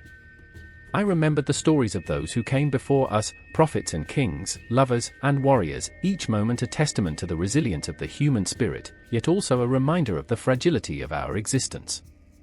Mikhail took a step back, the weight of the world pressing down upon him, and for a fleeting moment, I saw a flicker of fear cross his face.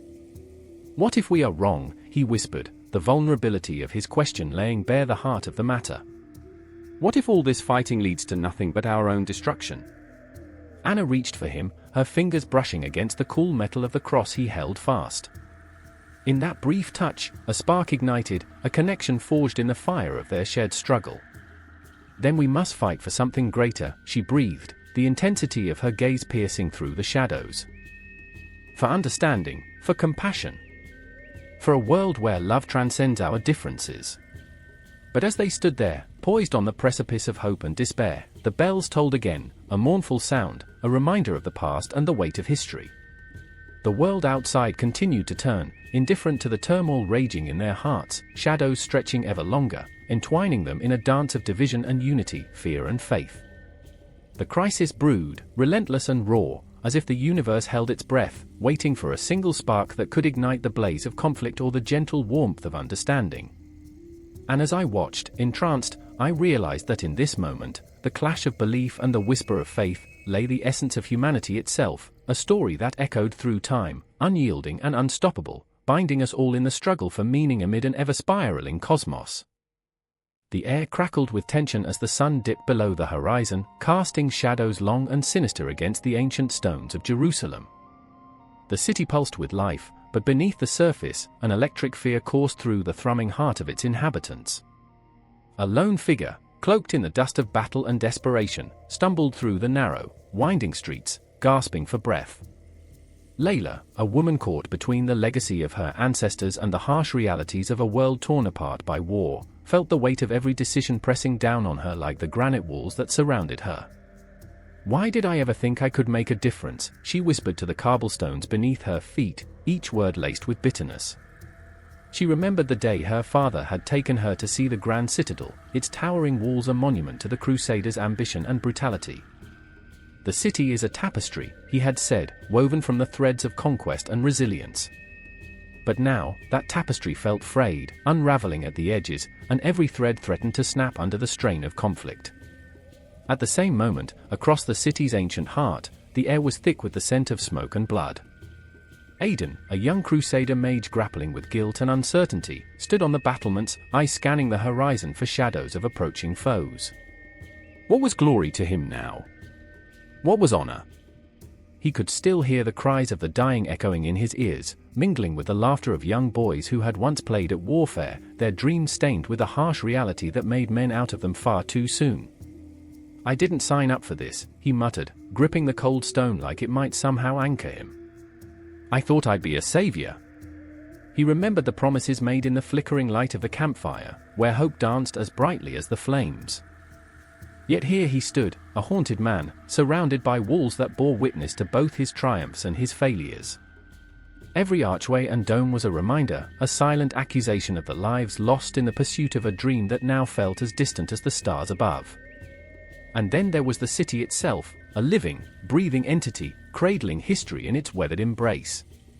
The Crusaders had altered its very fabric, forging a new identity that bore the scars of both conquest and coexistence. The grandeur of the Romanesque churches, with their heavy stone facades, towered over the simpler dwellings, casting long shadows that enveloped the streets.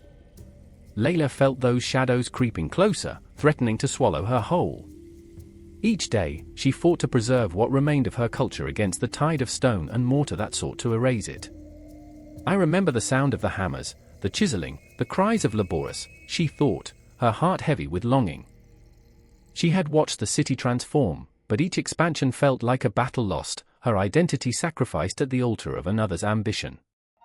The mosaic of the past, once vibrant and alive, had begun to fade under the oppressive weight of foreign designs. The Crusader influence was a double-edged sword, and she felt it cut deeper every day. Aidan, too, felt the conflict within him, torn between admiration for the architectural marvels he helped create, the cathedrals that reached for the heavens, the fortifications that promised security, and the reality of the blood spilled in their name. The grandeur of his surroundings mocked him, and he could almost hear the whispers of the souls who had suffered for it. "What have we built?" he pondered, gazing at the magnificent towers that had become symbols of strife instead of sanctuaries. "How do we atone?" Night fell, cloaking the city in a shroud of darkness, punctuated only by the flickering torches that struggled against the black. Tension hung in the air, thick and suffocating. The two were drawn together by fate, meeting in the shadows of an ancient alley, where the crumbling stones whispered secrets of the past. Layla's eyes burned with passion, desperation fueling her every word as she confronted the young crusader. "You think this city belongs to you," she spat, her voice sharp as glass.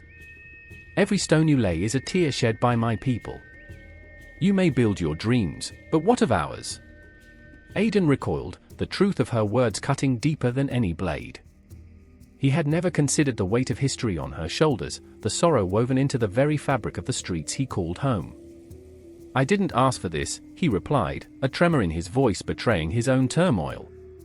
"I wanted to protect you, protect us all." But Layla's eyes blazed, fierce and unyielding. "Protection? You call this protection?" She gestured toward the towering walls, the shimmering domes, the beauty marred by pain. "You build walls to keep us out, to keep yourselves safe, and all you've done is create more division, more suffering." The air crackled as their emotions collided, the spark igniting the pent-up frustrations of generations. It was a confrontation steeped in history, a clash of ideals and identities, resonating through the very stones beneath their feet. Their voices echoed against the walls, the city holding its breath, a witness to the anguish of its children. In that moment, time stretched and twisted, a cosmic dance of history and heartache. The city was alive, resonating with the weight of their words, the ghosts of the past pressing in around them. The clock tower chimed ominously, a reminder of the fleeting nature of existence, the urgency of the choices they faced. "I remember," Aidan began, but the weight of his memories was too much. He faltered, realizing that this city was not just a battlefield but a tapestry of lives intertwined, his dreams and Layla's sorrow stitching them together in an unbreakable bond. "I remember," Layla echoed, her voice softer now, cracking under the pressure of her realization. "We are more than conquerors and conquered. We are the heartbeat of this place." And the city listened. It breathed, a space where cultures collided and coalesced, where the screaming pain of loss intertwined with the shimmering hope of rebirth. Within those ancient walls, they stood at the precipice, the past and future colliding in a single heartbeat. Their fears, their dreams, their histories hung heavy in the air, straining against the weight of stone and shadow, waiting for a reckoning. The eternal cycle of conflict and creation spiraled around them, and the city, this city of Jerusalem, was a testament to survival, to resilience, to a hope that was as fragile as the night but as relentless as the dawn. The confrontation was only beginning, a spark that would ignite the streets once more, leaving audiences breathless, yearning for more, gripped by the throbbing heart of history refusing to be silenced. The air was thick with the scent of betrayal, a heady mix of smoke and blood. I remember the city at dusk, the shadows stretching like fingers of despair, curling around the stone walls of Jerusalem. The echoes of steel clashing against steel reverberated in my chest, a frantic drumbeat matching my racing heart. I stood there, on the precipice of history, caught between the memories of 1,000 hearts broken by the Crusades and the piercing cries of a people defending their home. I was not alone. There, amidst the chaos, stood Amina, her dark eyes glistening with a mixture of fear and fierce determination. She was a warrior of words, a poet whose quill could cut deeper than any sword. Amina had seen her family torn apart, their laughter silenced by the iron fists of invaders. What haunted her most was not the bloodshed but the silence that followed, a silence that swallowed their stories whole. "What will they remember of us?" she whispered, her voice trembling. "Will our words be lost in the shadows?" And then there was Tariq, his heart a fragile thing, weighed down by the tumult of loyalty and doubt. He had once worn the colors of the Crusaders, believing in a cause that promised salvation.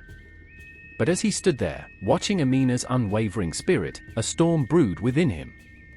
He clutched the hilt of his sword, the metal cold against his skin, a reminder of choices that had splintered lives. "What good is a sword if it only brings pain?" he muttered, anger and sorrow twisting together in his chest like a coiling serpent. The night fell, thick and suffocating, as the battle raged on. The cries of the dying mingled with the clash of metal, a symphony of despair that played on repeat in my mind. I remember the moment Amina turned, her voice rising above the chaos like a beacon in the dark. "We will not be forgotten. Our stories will echo through time."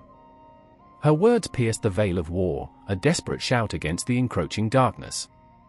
But with each syllable, I felt the weight of history pressing down, a burden that twisted her face into a mask of anguish.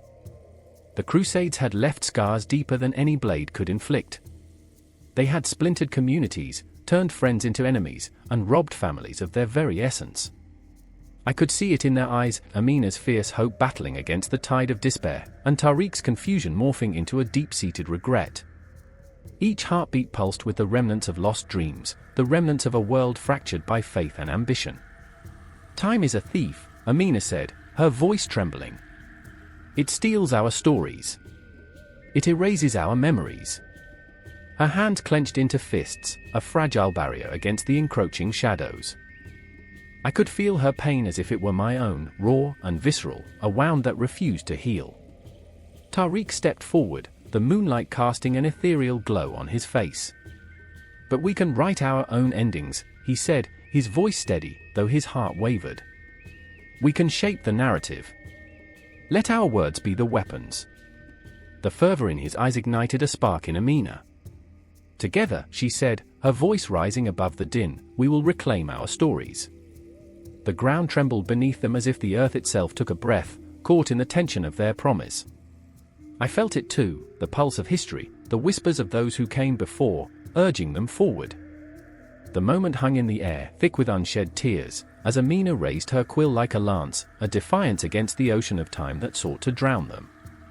"Remember us," she cried into the night, her voice piercing through the cacophony of war. "Remember our laughter, our love, our pain. We are more than this battle, we are the echoes of the past, the promise of the future." But like the tides, history is fickle. It ebbs and flows, sometimes washing away the footprints we leave behind. Amina's words hung in the air, a fragile testament to their struggle. With every step she took toward her destiny, shadows flickered at the edges, whispering doubts that threatened to engulf her. "What if we fail?" they hissed. What if the world chooses to forget? Tariq's heart raced, torn between the past and the future. He glanced at Amina, their fates intertwined in a web of longing and loyalty. I don't want to be the ghost of my own story, he said, voice breaking. He wanted to shout, to scream against the night, but all that came out was a choked whisper. Can we change it? Can we rewrite what was lost? In that moment, I understood the weight of their struggle. The Crusades were not just a clash of swords, they were a clash of souls, a battle of memory and legacy. I watched as Amina's eyes blazed with a fire that could ignite nations. We will write our truth, she vowed, and it will echo long after we're gone. As the cries of battle surged around them, I felt the pulse of their defiance, the haunting melody of hope dancing amidst despair. The world may have been drenched in blood, but within the hearts of Amina and Tariq, a new story began to take shape, one not defined by the weight of history, but by their courage to rise above it. In the darkness, the stars twinkled like forgotten dreams, watching, waiting for the dawn of a new narrative. I realized the legacy of the Crusades was not merely a tale of conflict, it was a tapestry woven with the threads of emotion, loss, and resilience. Amina and Tariq were not just characters in a story, they were the embodiment of every soul who dared to dream amidst the ruins. And as the battle raged on, I felt the air around me vibrate with their passion. The ink of their stories was not yet dry, the pages remained blank, waiting for the next stroke of the quill. Every heartbeat echoed, a promise that history would remember, whether in glory or in sorrow, they would not fade into the silence. In that moment, amidst the chaos, the legacy of the Crusades transformed into something more profound, an unyielding testament to the power of words, the fight for remembrance, and the relentless pursuit of hope. The air was thick with tension, a lingering, suffocating fog that seemed to seep into the bones of the bustling marketplace. I remember the way the sun hung low, a molten orb casting long, haunted shadows that danced across the cobblestones, twisting like spirits in torment. Merchants shouted, their voices cracking like whips, but beneath their bravado lay a current of fear, a tremor of uncertainty. The Crusades were not just distant tales of valor, they were a living nightmare, a specter haunting every transaction, every whispered deal. I could feel it in my gut, a gnawing anxiety that twisted like a serpent, coiling tighter with each word spoken in hurried breaths. In the heart of this chaos stood Elias, a merchant whose dreams were as grand as the silk he sold. A man in his 30s, with dark hair that fell over his eyes like a curtain shielding him from despair, he was a patchwork of hope stitched together with threads of desperation. He watched as his once thriving trade routes crumbled beneath the weight of war. Every shipment meant a gamble, every coin felt like a bitter reminder of security lost. He remembered a time when his father spoke of the spice trade like it was a treasure map leading to golden shores, not a bloody battlefield. Now? The spices rotted in warehouses while rumors of bandits and bloodshed traveled faster than any caravan could. And then there was Lyra, a woman whose laughter could shatter glass, but whose heart was a fortress of scars. She stood at the edge of the square, her fingers idly tracing the rim of a clay pot, eyes scanning for any sign of danger. The Crusades had turned her into a ghost, wandering the streets of her own life. She was a healer, yes, but her powers felt futile amidst the cries of wounded soldiers and the stench of death that clung to the air like a second skin. Lyra had watched too many of her friends depart for the Holy Land, their faces lit with the fire of faith, only to return as shadows, empty-eyed and broken. The hope of rich spoils was overshadowed by the reality of loss, and her heart ached for each soul who had dared to dream of glory. Elias, her voice cut through the noise, sharp and urgent. The caravans are being ambushed. You can't send anyone out there. But he shook his head, defiance etched into the lines of his face. And if I don't? What then, Lyra? I starve? We all starve. The bitter taste of desperation hung between them, thick and challenging. His hands clenched into fists, but they were fists of a man backed into a corner, not the warrior he wished he could be. Time seemed to warp around them, a cruel jest as the sun dipped lower. Each moment felt stretched, like the skin of a drum ready to snap, vibrating with tension. The marketplace throbbed with life, yet the air buzzed with the weight of impending doom. I remember how Elias glanced at the horizon, as if he could will the dawn of a new era to rise, one where trade routes were safe once more, their very existence tethered to his ambition, but crushed by the reality of war. Do you remember the last time we laughed? Lyra's voice was a whisper now, filled with a sadness that clung to each word. Back when the world seemed so much larger and fear was just a story we told children at night. Elias's heart twisted, a familiar ache, like cold steel pressed against bare skin. "I remember," he said softly, the echo of her laughter haunting him like a ghost. They had been young then, brimming with dreams and untainted by the blood-soaked tales of crusaders and fallen empires. They had spun their fantasies beneath the stars, weaving dreams of trade and adventure, unaware of the storm brewing in the distance. In the shadows, ghosts of past lives whispered. They were the merchants of old, their faces frozen in time, a tapestry of joy and despair woven through centuries. I could see them in the glances exchanged, the slight tilts of their heads toward the horizon. Would they, too, have fought for gold and glory? Or would they have hidden in the safety of their homes, clutching their families close, praying for the dawn? A loud crash nearby shattered the moment, and my heart leapt. A cart had tipped over, spilling grains that rolled across the cobbled stones like careless dreams lost to time. The merchant scattered, a wave of panic coursing through the square. Elias's pulse quickened, instinct kicking in. "Lyra, stay close," he shouted, pushing through the throng, driven by an instinct deeper than fear, a primal urge to protect. But she was already gone, slipping through the chaos, drawn to the cries of the wounded and the moans of the dying, her healer's heart pulling her like a moth to the flame. I remember the anguish in her eyes, the conflict etched across her face.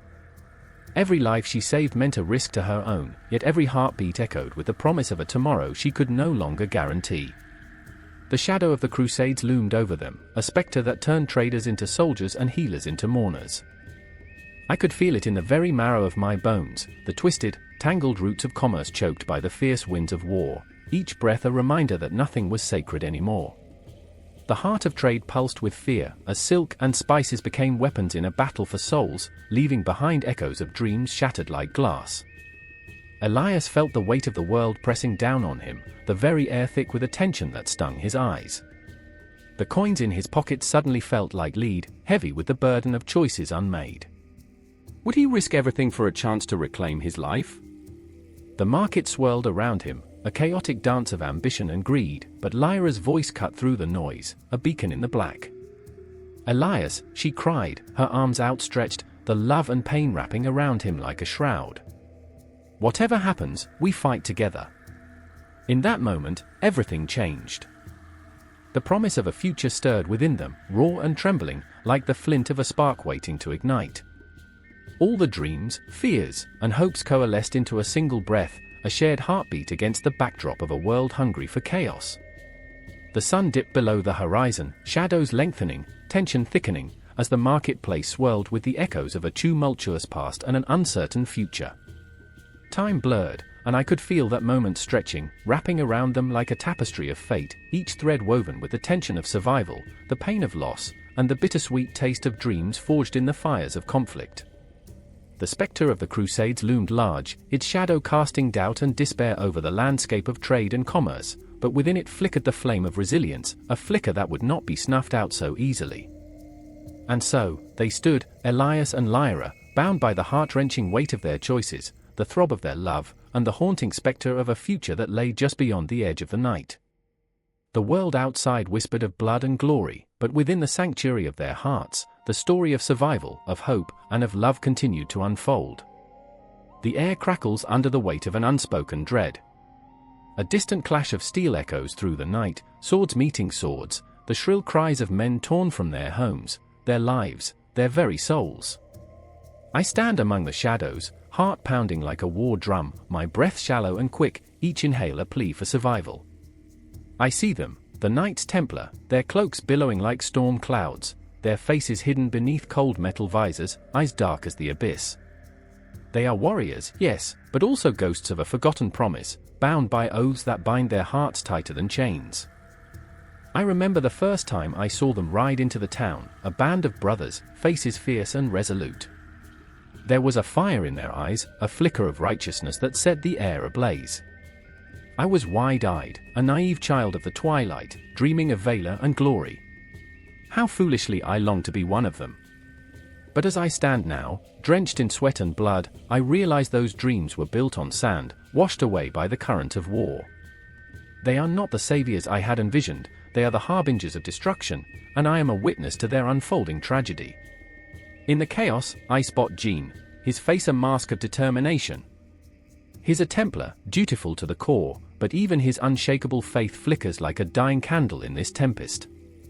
I watch as he charges forward, sword raised, a lion among sheep, yet I know the cost of that bravery. He carries a burden heavier than steel. His brother fell days prior, an innocent caught in the crossfire, a child, really. The boy's laughter haunts Jean's every step, a ghost tethered to him, while his heart screams for revenge against the world that snatched away the light. I want to reach out, to pull him back from the edge he dances upon, but the battle swirls around us like a phantom, dragging him deeper into the fray. I remember the moments before the storm, when we sat in the tavern, drinking mead, and he spoke of honor as if it were a tangible thing, a friend that would never betray him. Now, as the fire of battle flickers in his eyes, I see only shadows, shadows of doubt, shadows of despair. Then there is Isolde, fierce and unwavering, a healer in a world that has cast aside compassion. She darts through the chaos, her hands a blur, wielding her knowledge with the precision of a blade. I can see the steel resolve in her eyes, but underneath it lies a sorrow that weighs her down like armor too heavy to bear. I remember her laughter, oh, how it once rang through the halls like bells on a crisp morning. Now, it is a memory flickering against the darkness, a reminder of what was lost, of the innocence that crumbled beneath the siege of war. As she kneels beside a fallen soldier, I watch her hands tremble. A threadbare bandage, a soft, whispered prayer, and yet even the light of her kindness feels like a flicker against an unstoppable tide. The men she tends to are broken, shattered dreams, punctured hopes.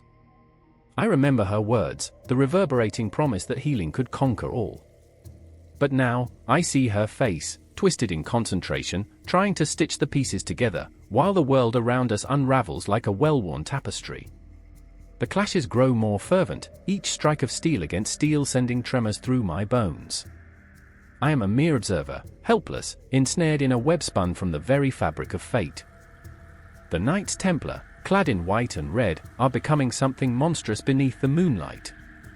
The very symbols they wear, the crosses, are stained crimson now, mingling with the earth, with the lives they once swore to protect. Jean roars, a primal sound that echoes through the din, and for a brutal moment, he is a tempest himself, a force of nature wielding justice. But with every swing of his blade, I see the flickering candle of his soul guttering lower, extinguished by revenge's insatiable appetite. I remember when he swore he'd protect the innocent, but now he is the storm, the very thing he fought against. The battle rages on, but time feels elastic, stretching and warping, like a nightmare that refuses to release its grip. I glance back at Isolde, her hands are stained with blood, not just from the fallen but from the despair of a world that seems beyond salvation. I remember her dreams of a life filled with healing, of tending to the sick by a warm hearth. But now, her heart is a battlefield, torn between duty and the desire to escape the horror unfolding before her. And then, amidst the chaos, I notice a figure cloaked in shadow, watching from the edges, an enigmatic presence, perhaps a harbinger of fate. There's something unnerving in their stillness, the way they observe the carnage without a flicker of emotion. Are they the embodiment of death or merely a reflection of the choices we make? Time ticks away, a clock that never stops, the rhythm of war echoing like a heartbeat, relentless, unforgiving. As dawn approaches, a pale light seeps through the darkness, illuminating the gruesome tableau before me. Blood-soaked earth, fallen warriors, and shattered lives echo the futility of it all. I watch Jean, his body trembling, the sword slipping from his grasp, the vengeance that fueled him giving way to a profound emptiness. I see Isolde falter, her spirit nearly extinguished, and I want to scream, to tear down the walls of fate that have bound them, but I am powerless. In that moment, a deafening silence blankets the battlefield, wrapping around us like a shroud, a moment of stillness before the storm resumes. The weight of 1,000 souls presses down upon us, and I realize, this is not just a battle, it is an unending cycle of pain, a loop that binds us all in its merciless embrace. I remember their faces, Jean, Isolde, the shadows surrounding us. They will haunt me, each heartbeat a reminder of what it means to fight against fate, to wrestle with the very essence of humanity. The dawn breaks, the light is merciless, and as we stagger toward the next moment, I know this is far from over. The cycle spins, the shadows deepen, and the echoes of the past entwine with the whispers of the future, a never-ending dance of despair and hope. The air was thick with smoke, curling and twisting like the desperate dreams of warriors who had long forgotten the taste of peace. I stood on the edge of a battlefield, heart racing, where the sun hung low, bleeding red into the horizon, casting shadows that danced over the bodies strewn across the ground. Each one a story, a heartbeat silenced, an echo of hopes dashed against the stone walls of Jerusalem. The clash of steel rang in my ears, sharp and metallic, a reminder of the chaos that had become the backdrop of our existence. I remember the fear in Khalid's eyes, a boy no more than 16, trembling as he clutched his sword like a lifeline. "We're fighting for God," he whispered, voice trembling, as if the weight of holy duty could mask the terror gnawing at his insides. I wanted to tell him that God had long forsaken these lands, that the cries of the fallen drowned out any divine promise.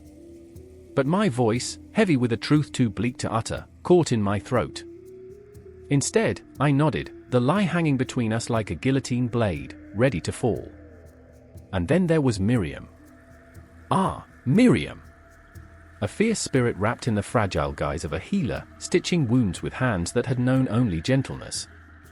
Her laughter once rang like bells in the market, bright and carefree, but now it was but a whisper, a ghost of what had been.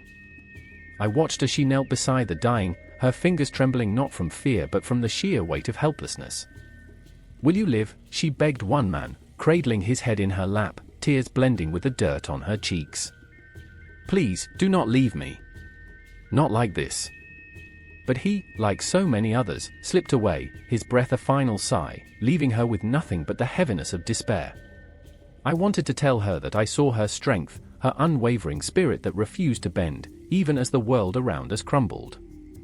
But the words fell flat in my mouth, drowned by the cries of the wounded and the moans of the dying. The battle raged on, a relentless tide of fury fueled by faith and blood. Each clash echoed the deeper conflict within us. We were mere pawns in a game played by those far removed from the mud and carnage. I could feel my heart pound in rhythm with the chaos, a steady drumbeat of violence that threatened to drown us all. Time twisted and contorted, memories flashing before me like the flickering torches that lit the night, moments of laughter, of camaraderie, of love, now tainted by the blood-soaked reality we inhabited. The shadows deepened as the sun surrendered to the night, cloaking the battlefield in an eerie silence that whispered of loss. Khalid, still by my side, suddenly turned, a fire igniting in his eyes. "Do you believe we will win?" he asked, voice steady, a fragile mask of hope. I hesitated, the truth clawing at my insides. Winning? What did that even mean anymore?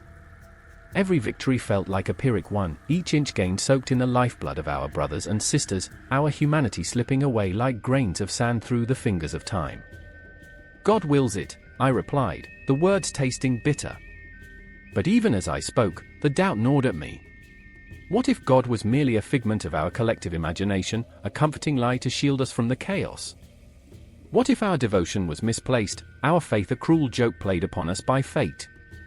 Miriam's voice broke through my thoughts, sharp and clear as a bell. "Look," she cried, pointing into the distance where the enemy's banners unfurled in the wind, defiant and taunting. The sight sent shudders through my spine, the sheer audacity of it, the audacity of war itself, an obscene dance of power where lives were mere collateral.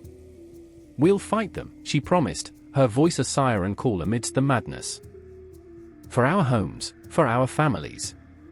But I could see the tremor in her hands, the flicker of doubt behind her fierce gaze. I wanted to shout that it wasn't just our homes, our families, but our very souls at stake. The weight of history pressed down on us, an unyielding force shaping our destinies, molding the nation-states that would rise from the ashes of our struggles.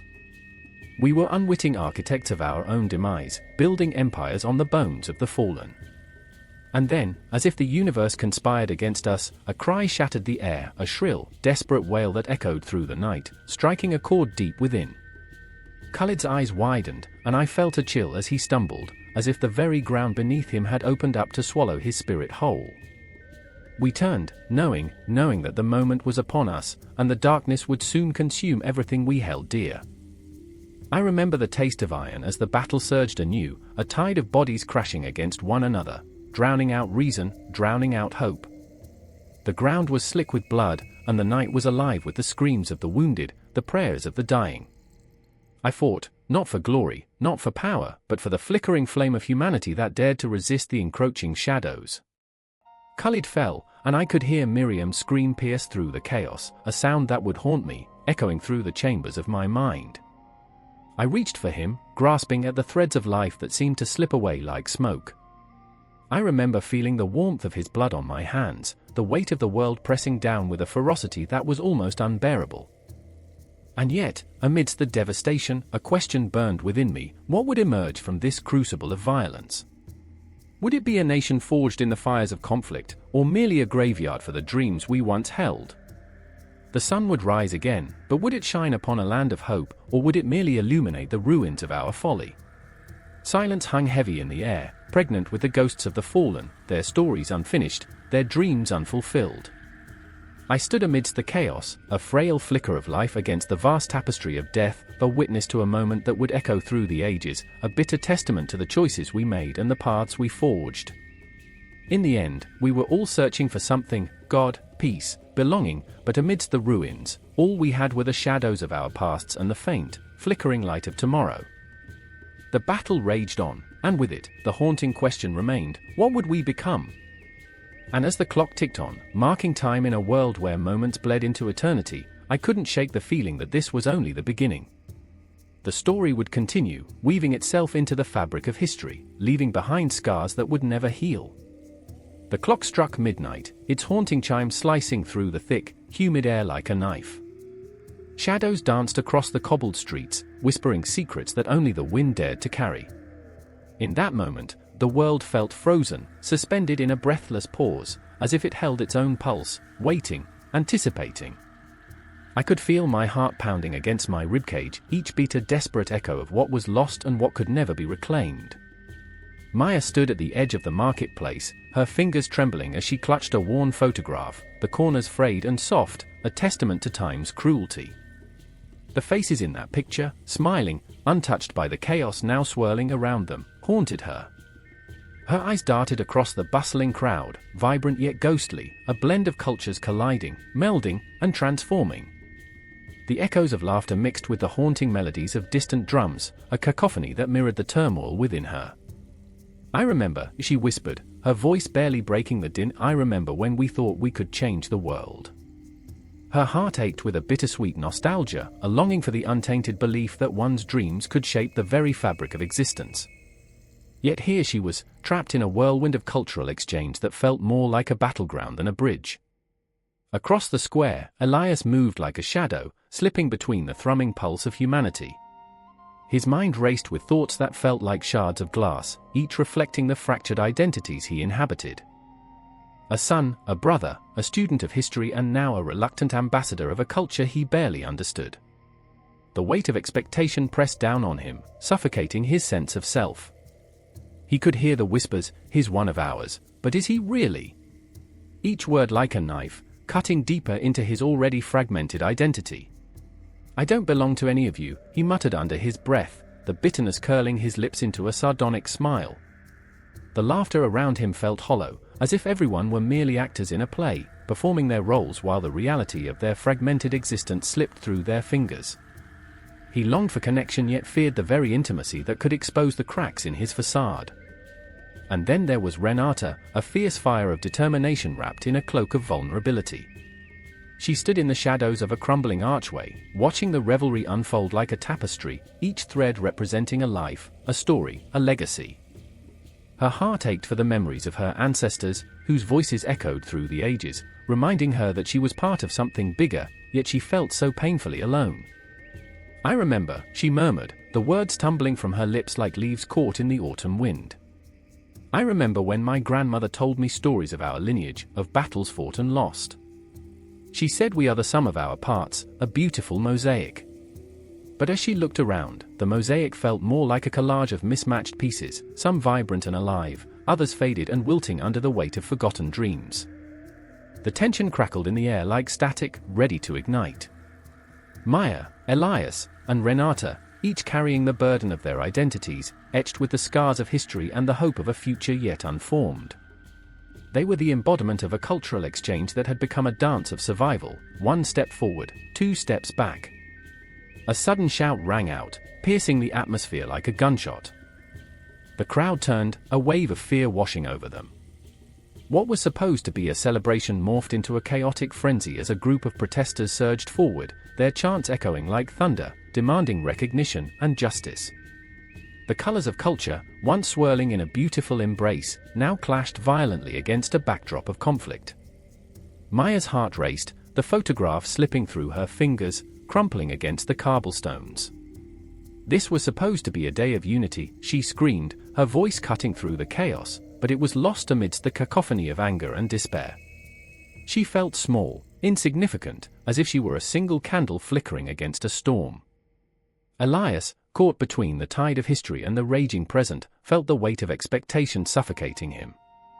"This isn't how it's supposed to be," he shouted, his voice trembling, the fear spilling over like a dam breaking. He longed to bridge the gap, to weave the threads of identity into a tapestry that spoke of hope, but all he felt was the relentless push and pull of opposing forces. Renata stepped forward, determination igniting within her. "We can't let this be the end," she cried, her voice rising above the tumult. "We are more than our differences. We can create something new." The ghosts of her ancestors hovered just behind her, their whispers urging her on, fierce and unyielding. She could feel their strength coursing through her veins, fueling her resolve. But as the chaos unfolded, uncertainty loomed like a specter. The clash of identities threatened to tear them apart, unraveling the very fabric of the cultural exchange that had promised unity. Each character felt the agonizing pull of their conflicting desires, the deep-seated fear of losing themselves amid the cacophony of voices clamoring for recognition. The air thickened with tension, each moment stretching into eternity, as the storm around them swirled with the weight of history, hope, and the undeniable truth that they were all connected, even in their differences. And so they stood, hearts pounding, souls intertwined in a fragile dance, caught in the midst of a maelstrom that threatened to consume them. Each heartbeat echoed with the urgency of 1,000 unsaid words, 1,000 dreams yet to be realized. In that explosive moment, they were more than individuals, they were the embodiment of a legacy, a testament to the enduring power of cultural exchange and hybrid identities. Each character, flawed yet fierce, held the weight of history and the promise of a future that shimmered just beyond the chaos, like a distant star waiting to be reached. The night was alive, electric with possibility, as the world around them spiraled into an uncertainty that felt both terrifying and exhilarating. And as they faced the impending storm, the realization dawned upon them: the legacy they would leave behind would not be defined by the battles fought, but by the courage to embrace their shared humanity, echoing through time like an immortal refrain, urging them to rise, to fight, and to connect. The air thickens with the acrid scent of iron and smoke, a silent specter clinging to the ruins of what was once a proud city. Shadows flicker like the ghosts of fallen knights, their armor rusted not just with age but with the weight of memories. These are the remnants of dreams turned to dust. I stand amidst the chaos, heart racing, as the echoes of a long-forgotten battle reverberate through my bones. A distant horn blares, slicing the air, a call to arms, a promise of valor, or perhaps, a summons to folly. I remember the stories they told us, tales woven with threads of heroism and betrayal, crusaders painted as saints in gleaming armor, the enemies draped in darkness. But reality? It whispers a different song, one filled with the cries of the innocent, the lost, and the damned. I feel it, an aching pull in my chest. There's a man before me, his name is Elias. His eyes burn with a fury fueled by loss, haunted by the specter of his family, taken by the very war that now consumes him. I can see the tension in his clenched fists, the way his jaw tightens, as if he were trying to carve out his own redemption from the stone of this cursed land. He murmurs under his breath, prayers or curses, I can't tell. For the glory of God, he says, but it feels like a lie, a cruel twist of fate. What glory is there in this? I want to scream it at him. This is not the path of angels, it is the road of despair. But my voice falters, swallowed by the weight of history. And then there's Isabel, fierce and unwavering, a woman forged in the fires of conflict. She is a healer, but don't let her gentle hands fool you. There's a tempest in her heart, a storm of thought swirling like the dust kicked up by shuffling feet. I watch as she bandages a soldier's wound, her fingers trembling not with fear, but with the terrible knowledge of what this war truly means. They call it a crusade, she says, looking up, piercing me with her gaze. But tell me, where is the crusade for our souls? Her voice pierces through the din, an arrow aimed at the heart of the matter. I remember the faces of those we were told to despise, the Saracens, the pagans, the infidels. But here, in this moment, they are not monsters. They are fathers and mothers, children and lovers. Each death is a story untold, a life extinguished. We are all just ghosts in the end, I whisper, and she nods, sorrow etching deeper lines into her brow. The horn blares again, and the ground shakes beneath our feet. It's a call to arms, but I can feel the tremors of something darker, a haunting realization lurking just out of sight. The past washes over me like a tide, images of fire, blood, the clashing of steel. I see the banners fluttering in the wind, splashes of red and gold, symbols of faith turned into instruments of war. Heroes or villains? I can't discern anymore. Voices blend into a cacophony, the cries of the living mingling with the echoes of the dead. My family, Elias says, his voice cracking, they were taken by the very men who claimed to save us. I want to reach out, to tell him that we are all victims in this twisted play, but the words stick in my throat.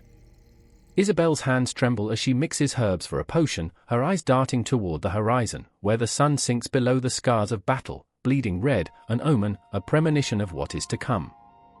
They used to say the blood of the martyrs feeds the soil, she whispers. But what of the soil that nurtures only hate? I feel the heat of her words, a fire igniting within me. Rage and sorrow meld into a single entity, and I realize, this is not just history, this is a narrative twisted and turned, reshaped by the hands of those who wield power. Each tale of Valor is a marionette, dancing on strings of propaganda, each battle a theater where the truth is but an afterthought. Suddenly, a scream pierces the air, a sound so raw it cuts through the fog of my thoughts, sending chills down my spine. The ground shakes again, but this time it's not just fear, it's the tremor of lives lost in an instant. I turn toward the sound, and in that moment, I see a child. A mere slip of a girl, eyes wide with terror, standing alone amidst the chaos. "Mama," she cries, her voice a haunting melody that echoes in the night, drowning out the clash of swords and the shouts of men. Elias stumbles forward, drawn by an instinct deeper than logic. "No!" I shout, but the word is lost in the maelstrom. He plunges into the fray, a single beacon of hope against the tide, but as he vanishes into the chaos, I realize that hope can be as fleeting as the wind. Isabel grips my arm, her eyes fierce, yet soft. "It's all a lie," she says, her voice filled with an unyielding strength. "They want us to fight, to forget the truth." The truth? What is truth when all around us is painted in shades of blood and betrayal? I see the shadows creeping back, the faces of the fallen, their eyes wide in disbelief, and I realize, they are watching. They are waiting. And in that moment, I know we are bound to this cycle, the cycle of memory, myth, and the relentless grip of history. The past is never truly gone, it lingers like a scent, a ghost that haunts our actions, our choices. We stand on the precipice, teetering between the tales we've been told and the reality that unfolds before us. No conclusion, no answers, just the throbbing pulse of life and death, love and loss, echoing through the ages.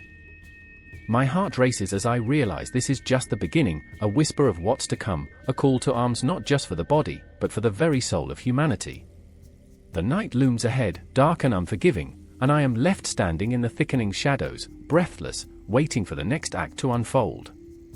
The sun hung low in the sky, a blood orange orb that cast long shadows over the cobbled streets of Constantinople. The air thickened with the scent of smoke and dread. I stood among the throngs of people, a sea of faces twisted with fear, their eyes reflecting the chaos that rippled through the city. I remember the moment when the distant sound of clashing steel snaked its way into the marketplace, slicing through the murmur of anxious whispers. It felt like a heartbeat, a pulse of impending doom. Across the square, a soldier named Alden gripped his sword, knuckles white against the hilt.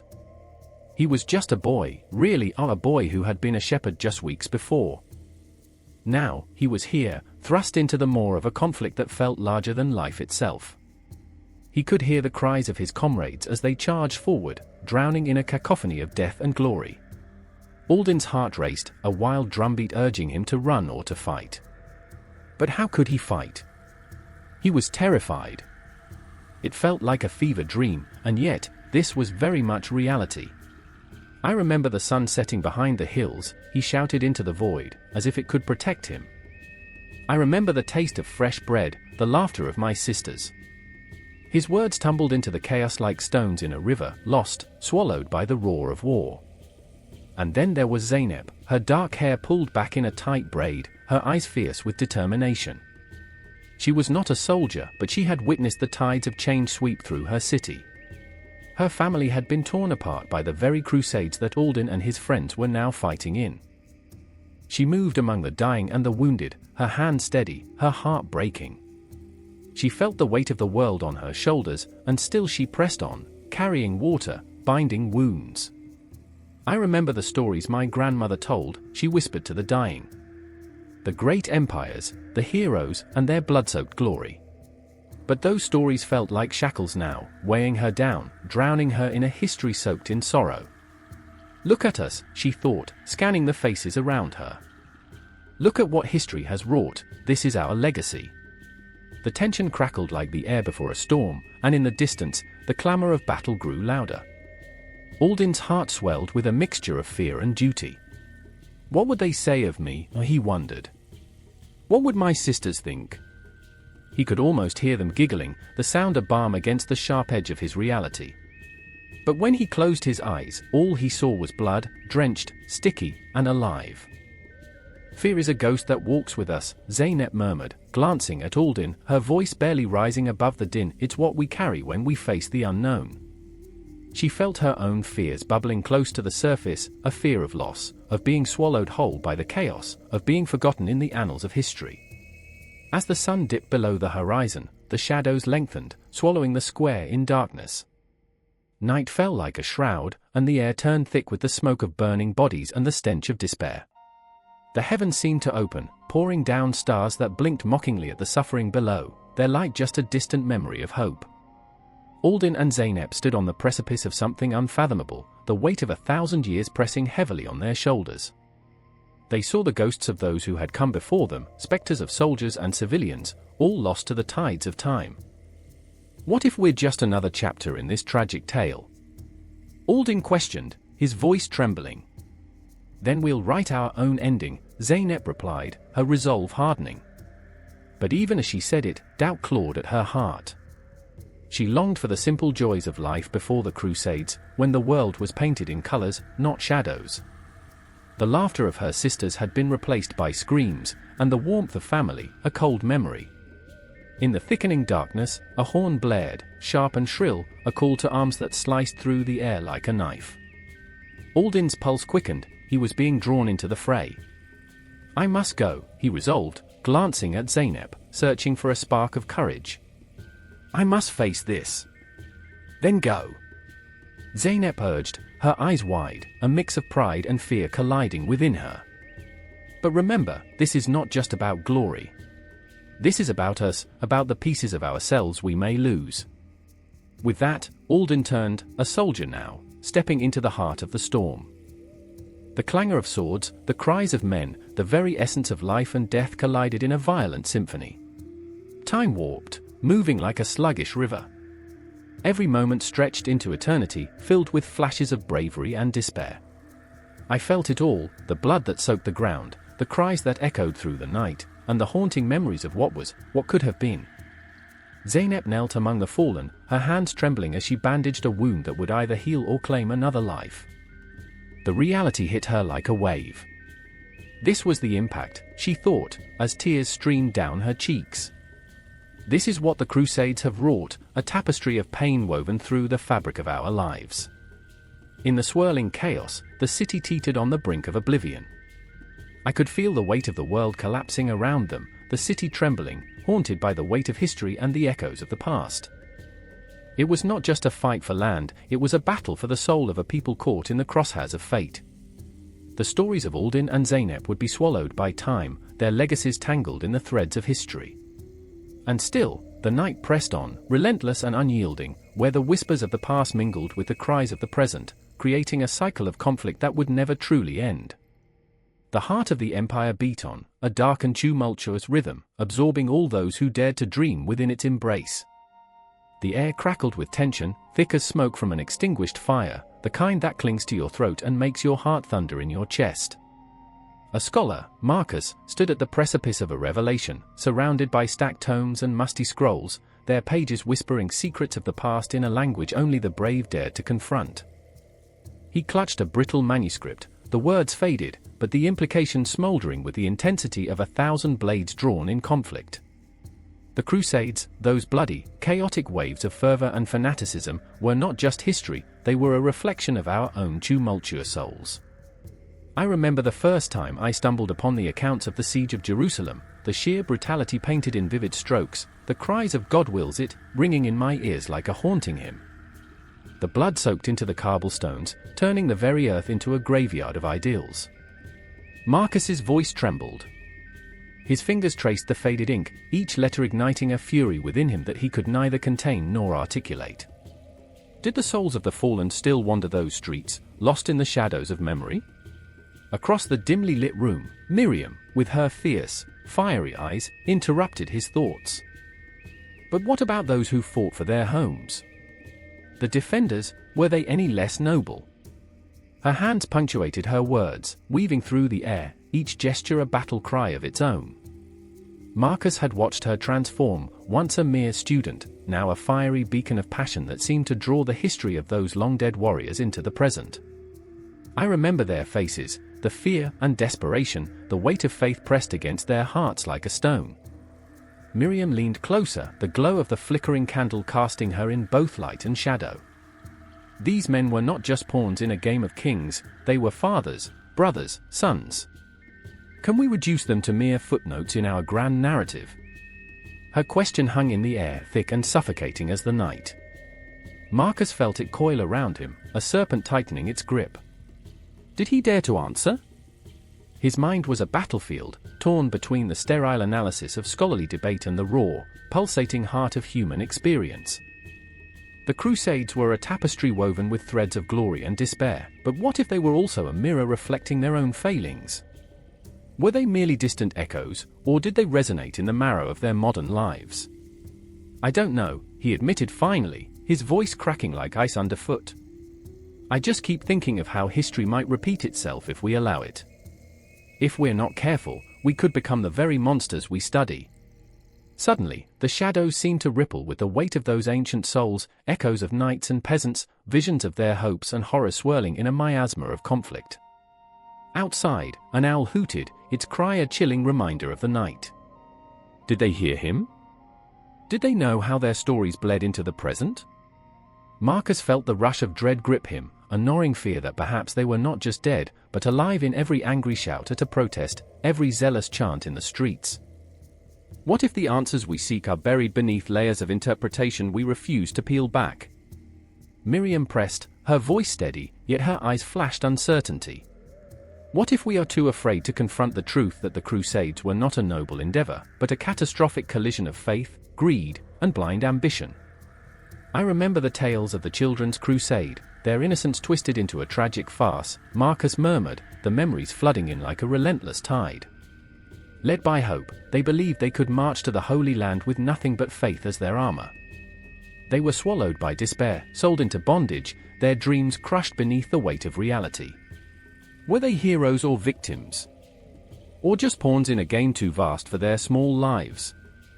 Their voices resonated against the walls, a symphony of conflict that echoed through the halls of their minds. History was not just written, it was felt, clawing at the very essence of their beings. The books, the debates, they were living entities, each one breathing life into the past, demanding recognition, begging to be wrestled with, grappled with, understood. I need your help, Marcus finally said, a hint of desperation creeping into his voice. we must write something that captures not just the facts, but the blood and sinew of those times. It has to be raw, visceral, something that stirs the very soul of anyone who picks it up. Their eyes locked, a silent pact forged in the fire of shared conviction. In that moment, the room blurred, and the weight of centuries bore down on them. They were not merely historians, they were conduits of the past, tasked with relaying the anguish of ages to the present. The Crusades were not a distant chapter, they lived in the hearts of the weary and the hungry, in the cries of the oppressed and the echoes of the forgotten. The clock on the wall ticked mercilessly, each second a reminder of fleeting time, as outside their sanctuary, the night deepened. The walls seemed to pulse, alive with the stories of the doomed and the brave. Marcus, Miriam, and the specters of history, bound together in an unending dance between interpretation and reality, the past bleeding into the present, the ghosts of the Crusades haunting every word they dared to speak, to write, to immortalize. And as they prepared to plunge into the churning waters of scholarship, a chilling thought lingered just beyond the edge of consciousness. Were they merely repeaters of history's mistakes, or could they be the torchbearers of an insight that might finally illuminate the darkness? The question loomed, heavy and unyielding, as the night stretched on, an indelible echo of unresolved truths begging to be confronted. The air was thick with smoke and the acrid smell of gunpowder. In the distance, a city burned beneath a twilight sky, the flames licking the heavens, casting shadows that danced like lost souls against the crumbling walls of a once great fortress.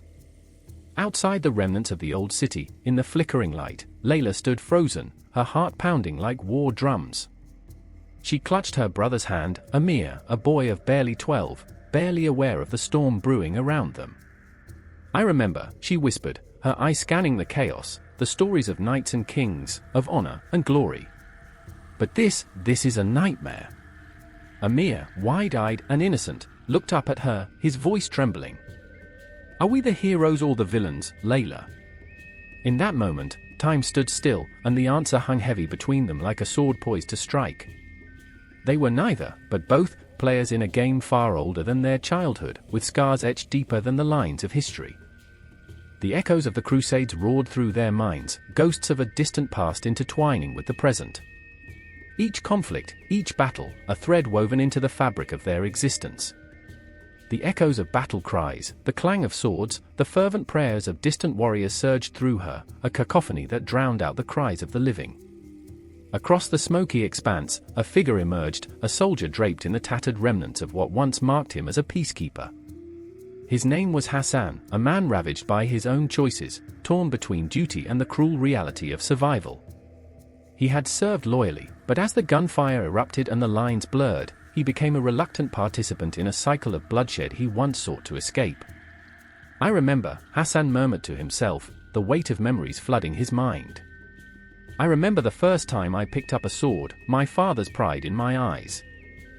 I thought I could change the world, make it better." He clenched his jaw as he watched the shadows of children darting through the alleyways, fear etched into their small faces, a reflection of his own lost innocence. Layla and Amir, caught in the crosshairs of fate, were just trying to survive. Layla felt the ground tremble beneath her feet, the world blurring into a haze of memories and nightmares. "We have to find a way out," she urged Amir, but her voice was swallowed by the chaos, the roar of history crashing down around them. Hassan's eyes caught the glimmer of hope flickering in Layla's gaze. "Take them," he shouted over the noise, "get them to safety." But the moment he took a step forward, he was pulled back by the chains of his past. The faces of those he could not save haunted him, taunting him. He was a ghost in his own life, trapped in a cycle of violence that felt as ancient as the stones underfoot. The tension in every heartbeat mounted as the shadows of the past loomed larger, whispering doubts and fears. Layla, feeling the weight of her brother's innocence, turned to Hassan. "Can you help us? Please? You once were a defender." "Defender," Hassan spat, bitterness coating the word like poison. "I was a fool." He gritted his teeth, grappling with the legacy of a misguided past.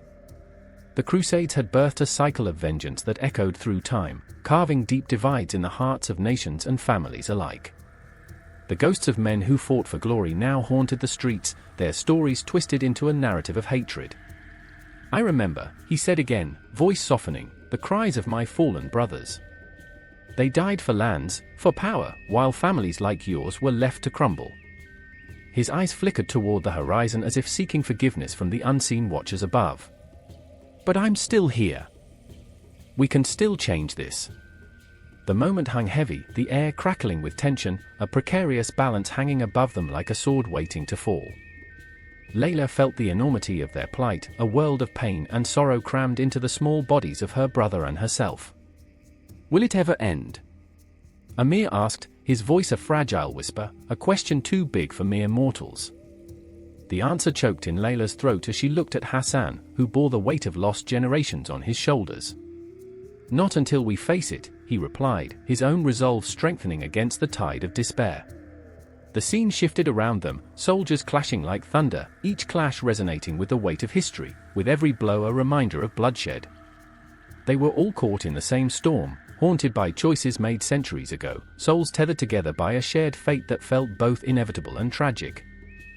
Amir squeezed Layla's hand tighter, grounding her against the chaos of swirling memories, the screams, the fire, the shadows that moved with intention. What did they fight for, Layla? He asked, looking up at her as though she held the answers to the universe. His eyes, innocent and trusting, cracked her heart wide open. I wish I knew, she finally admitted, her voice breaking. But it was Hassan who stepped forward, a man shaped by loss and regret, and in that fragile moment, he became their beacon. They fought for something larger than themselves, he declared, the flame of conviction igniting within him. But that something has been twisted. The past does not define us, we define the future. The world around them trembled, a conflict as old as the sands beneath their feet. And as the shadows of history loomed, Layla, Amir, and Hassan stood on the precipice of change, hearts beating as one against the tide of despair. In the end, it wasn't about the battles fought or the heroes fallen, it was about making a choice. A choice intertwined with the threads of their ancestors, echoing through time, a choice that coursed through their veins like a river of hope and despair, urging them on. As the night closed in, the city continued to burn, but within the hearts of those three, something flickered anew. A fragile flame against the dark, a whispered promise that echoed through the corridors of time, joining the past to the present, bound by the blood of history yet to be written. And so, the shadows lengthened, whispering secrets of a world that had always been at war, reminding them that history would never truly die, it would simply evolve, and with it, so must they. The air crackled with tension as the sun dipped below the horizon, painting the sky a blood-red hue, a cruel mockery of the battles that had raged nearby. I stood in the shadow of a crumbling tower, the remnant of a once mighty fortress, its stones whispering the echoes of long-forgotten screams.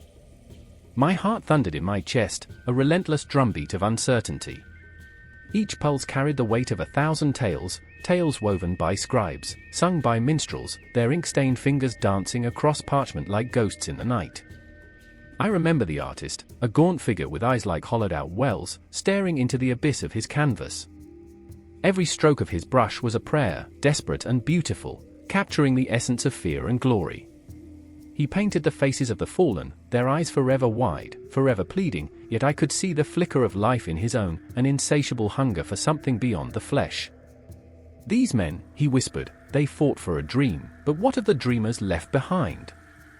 His sadness clawed at me, a raw wound unhealed. And then there was the poet, heart aflame with verses that bled onto the page, words that stitched together the fabric of despair and hope. What is a crusade? She would ask, her voice shaking like the leaves of ancient oaks in a storm. Is it a holy war? A pilgrimage? Or simply the madness of men? Her reflections hung in the air, heavy and pregnant with meaning, each syllable a shackle binding her to a past she could not escape. Her ink turned to blood as she wrote of knights and their promises, painted with the stark reality of betrayal. I could see the shadows of doubt dance in her eyes, haunting her dreams, transforming the glorious tales into nightmares. Nights were silent, save for the distant wailing of the wind, a chilling reminder of what lay beyond: war, devastation, and an unquenchable thirst for power. I remember the artist's laughter, a brittle sound cracking through the oppressive darkness. If only they knew, he mused, that these battles turn their glory into stories, and stories into ashes. I felt the truth in his words, a bitter taste in my mouth. The tales of the Crusades were not merely noble and grand, they were drenched in the blood of innocent lives, twisted and reshaped by those who wielded the pen with as much ferocity as the sword. I remember walking through the market, the air thick with the scent of spices mingling with sweat and despair. Merchants shouted their wares, and in every face, I saw flickers of dreams extinguished, visions of peace turned to dust as the clangor of swords rang out like a mournful symphony.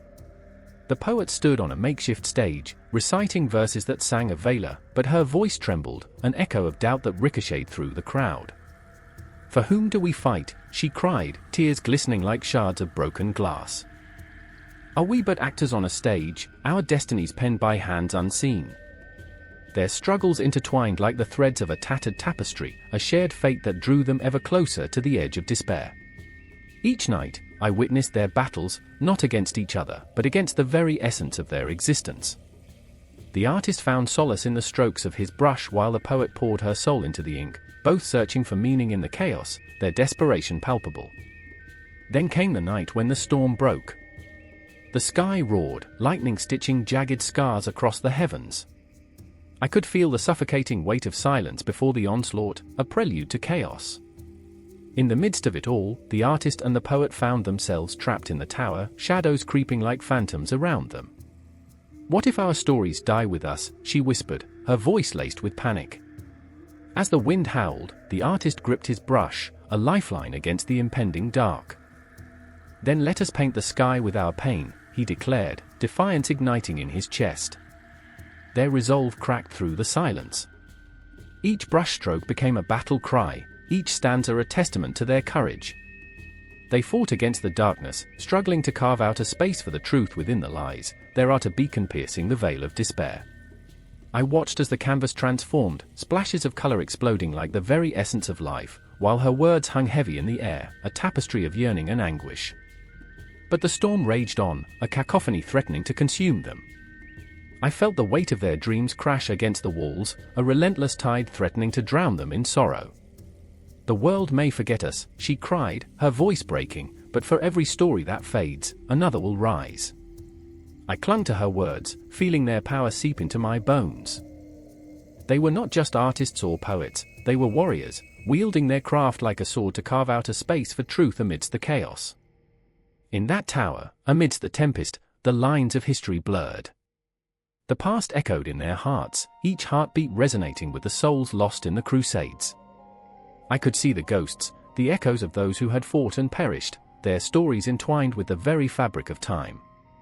The artist, the poet, and I, bound together by the weight of our shared humanity, caught in the relentless cycle of creation and destruction. And as the storm finally broke, unleashing its fury upon the world, I felt an overwhelming surge of rage and sorrow, a world that had twisted the threads of art and literature to fashion the narratives of war. But in that moment, I also felt an ember of hope flicker to life, a belief that their stories could shape not just perceptions of the Crusades, but the very essence of what it meant to be human. Their struggle, raw and unyielding, would echo through the ages, a relentless reminder of our shared plight, and the power of art to transcend the darkness. I remember, the artist painting, the poet writing, and the storm raging outside. It was no longer just their battle, it was ours, woven into the very fabric of history, an eternal dance between creation and destruction, forever entwined. I remember the night the stars fell silent, cloaking the world in a heavy shroud of dread. The air crackled, thick with tension, as the flickering torches cast long shadows on the stone walls of the ancient castle. The scent of smoke mingled with sweat, a pungent reminder that the past was not merely history but a living, breathing horror. Beneath the flickering flame, 3 figures stood, their faces painted with the shadows of their choices. Isabella, knees trembling and heart racing, clutched her husband's hand, her fingers digging into his flesh like a vice. "They're coming for us, aren't they?" Her voice was a whisper, terror curling around every syllable. She wore courage like a second skin, but the fear in her eyes betrayed her. She had seen too much and lost even more. Each battle had taken with it a piece of her soul, and now, standing in the jaws of another conflict, she felt a yawning emptiness, a void that threatened to swallow her whole. Beside her, Thomas, the once idealistic knight, now a disillusioned warrior, stared into the darkness beyond the castle walls. The echoes of the past haunted him, the blood-soaked fields of the Holy Land, the faces of fallen comrades, the cries of innocents caught in the crossfire. He had entered the Crusades with dreams of glory, but what had he found?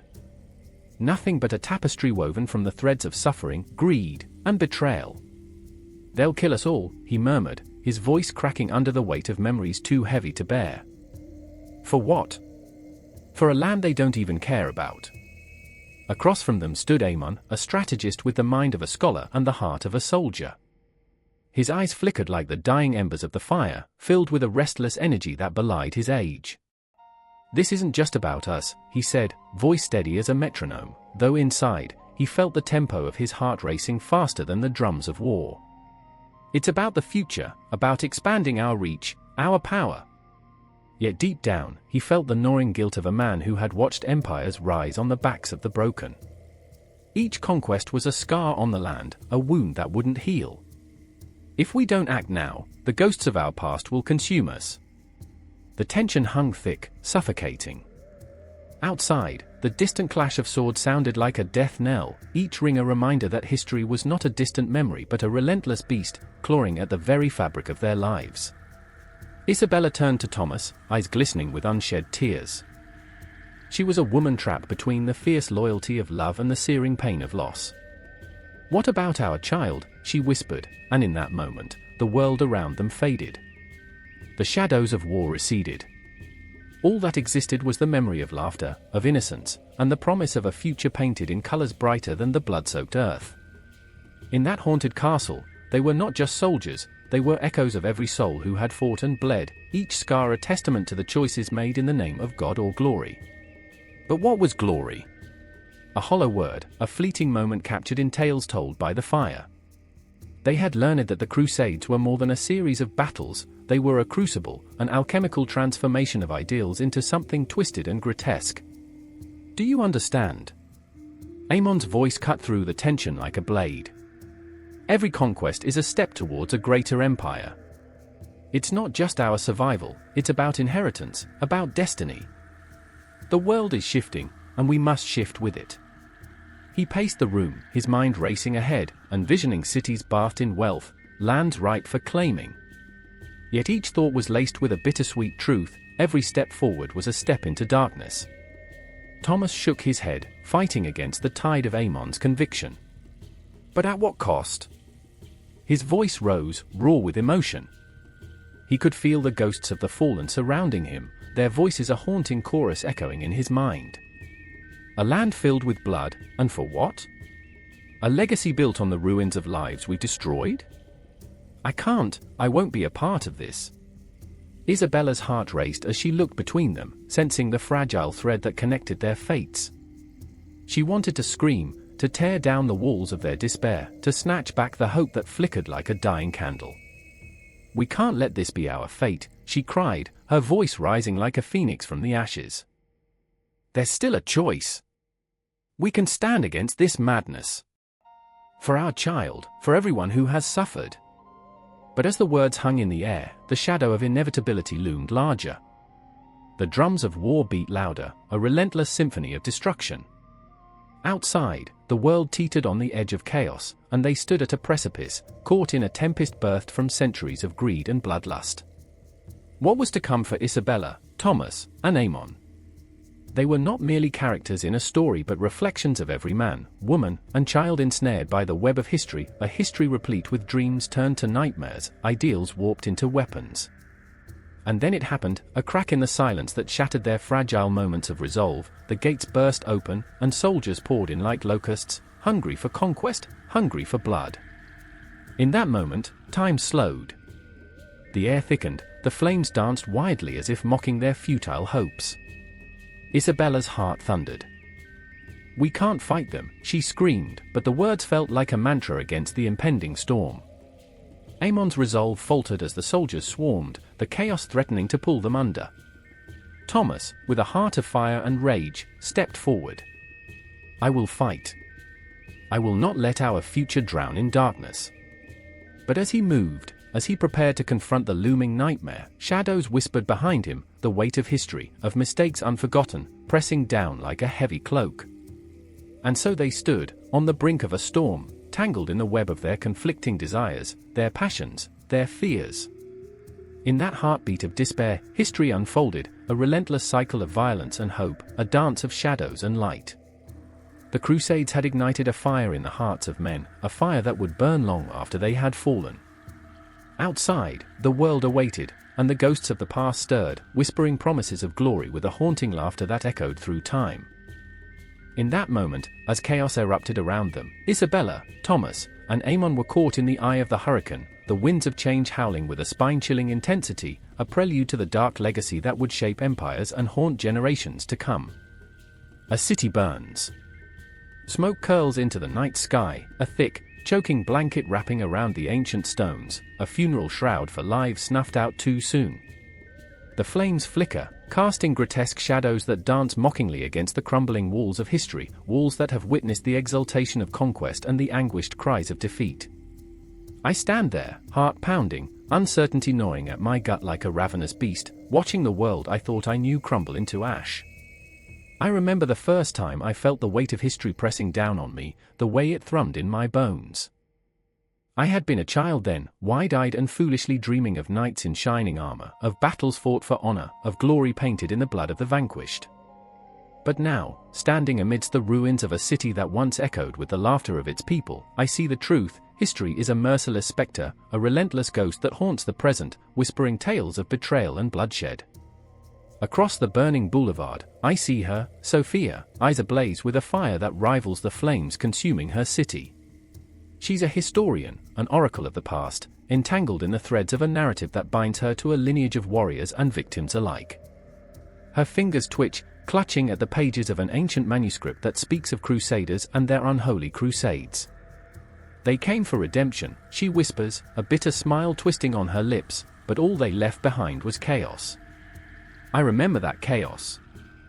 It's in the way her breath hitches as she recounts the sieges, the betrayals, the endless cycles of violence. Each word she speaks is a cut, a wound that never fully heals. She's fighting a battle of her own, a war against the ghosts of her ancestors who painted their conquests in shades of righteousness. What if they were wrong, she asks me, eyes drenched in sorrow and defiance. What if the history we cling to was just a tapestry of lies? But she's not the only one in this hellscape. Over there, in the shadows, lurks Amir, a soldier draped in the weight of his forefathers' sins. His body is a canvas of scars, stories etched in flesh, each one a reminder, a testament to the violence that has seeped into his veins. He watches Sophia with a mixture of longing and resentment, as if her words are both a balm and a dagger. "You think you understand our pain," he growls, voice low and dangerous, haunted by the echoes of betrayal that reverberate through his past. "You, with your books and your theories, live in a world of ideas while I'm drowning in blood." The air thickens with their unresolved tensions, swirling like the smoke that chokes the city. I feel it clawing at my insides, the way history twists and distorts, turning allies into enemies, lovers into foes. I remember a lesson from long ago, whispered in hushed tones by a weary teacher: history is not a straight line, it's a labyrinth, a maddening spiral that leads only to darkness. And then the confrontation erupts. Sophia, fueled by her righteous fury, steps forward, her finger pointing like an arrow at Amir's heart. "You, who carry the weight of your lineage as though it's a badge of honor. You think you're fighting for something noble, but all you're doing is perpetuating the cycle." Amir's face contorts, a tempest brewing in his stormy eyes. "And you think your words will change the world? You are a ghost, a whisper in the wind. I am flesh and blood. I will fight, bleed, and die for what I believe." It's a moment suspended in time, the heartbeat that stretches into eternity.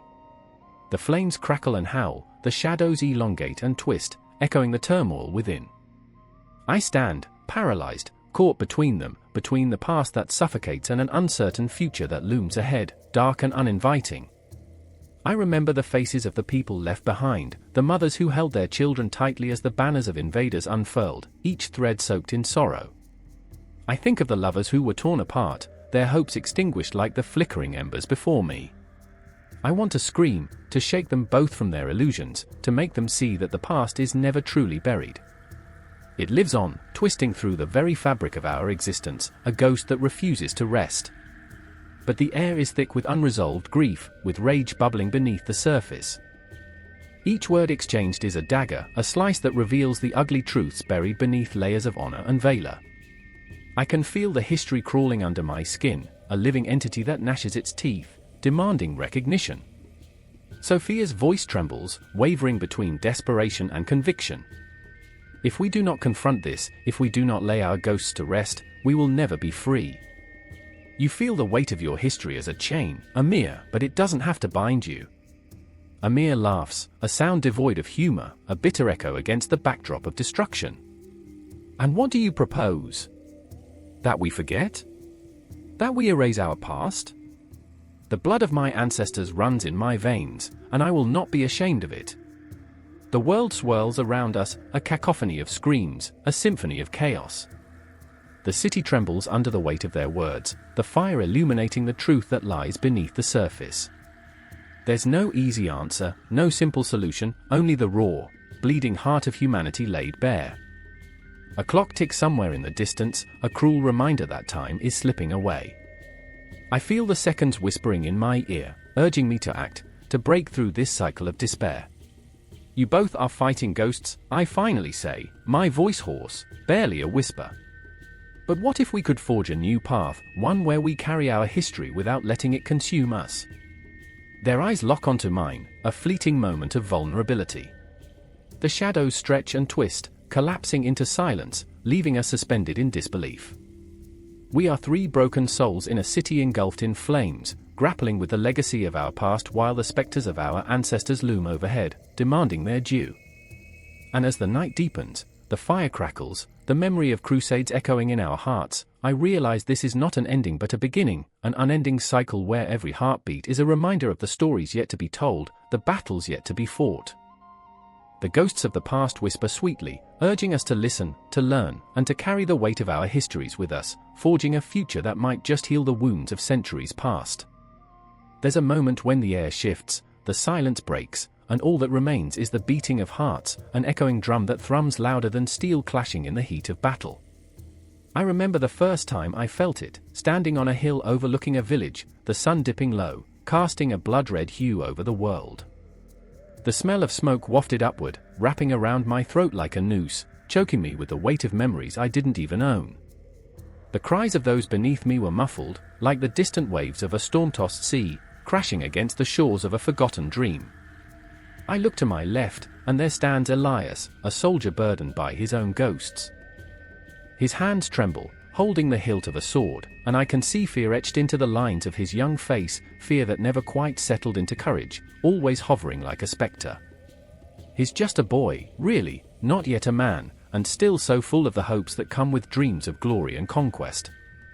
"What are we doing?" he whispers, the urgency in his voice scraping against the silence. I want to tell him we're fighting for something greater, but the truth is, I no longer understand what that is. A flicker of doubt passes through me like a chilling breeze. I remember my own reasons, justifications wrapped in the righteousness of faith, the promise of paradise for those who fell in battle, but now those reasons feel like fragile glass, ready to shatter under the weight of reality. I look at Elias again, and my heart breaks a little more, knowing that soon he may join the ranks of the fallen, his dream crushed beneath the boots of those who promised him honor. And then there's Myra, her spirit like a wildfire, fierce and unyielding. She stands at the edge of the chaos, a healer with neither time nor patience for the wounded pride of men. Her eyes dart, sharp and calculating, searching for something to salvage from the wreckage of humanity. "We need to move," she urges, her voice a whipcrack of determination. "There are lives to save. This is madness." She gestures toward the cries, the blood-soaked earth, and I can see the battle within her, caught between the desire to heal and the horror of what we unleash.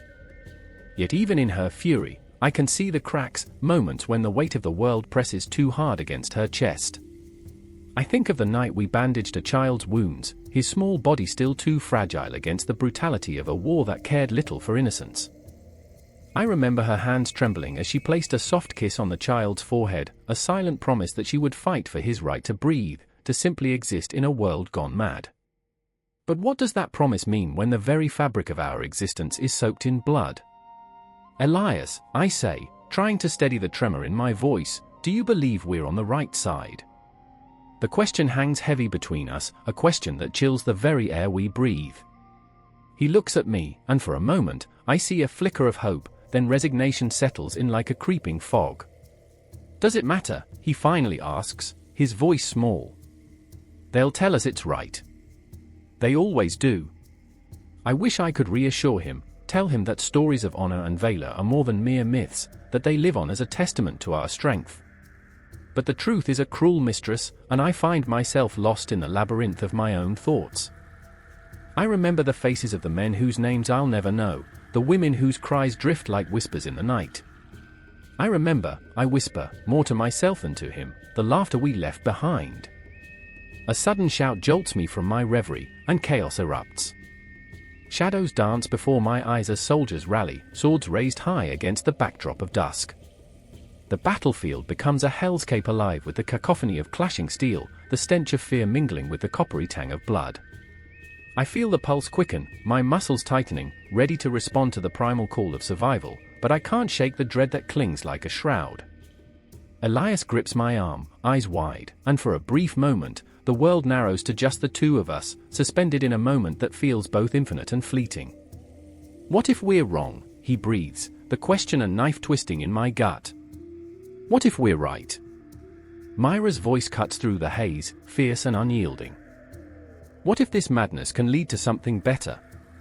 Her words hang suspended, a fragile glimmer of hope in a landscape heavy with despair. I want to believe her, to grasp that shimmering possibility, but the weight of history presses down, reminding me of all the souls lost in the name of righteousness.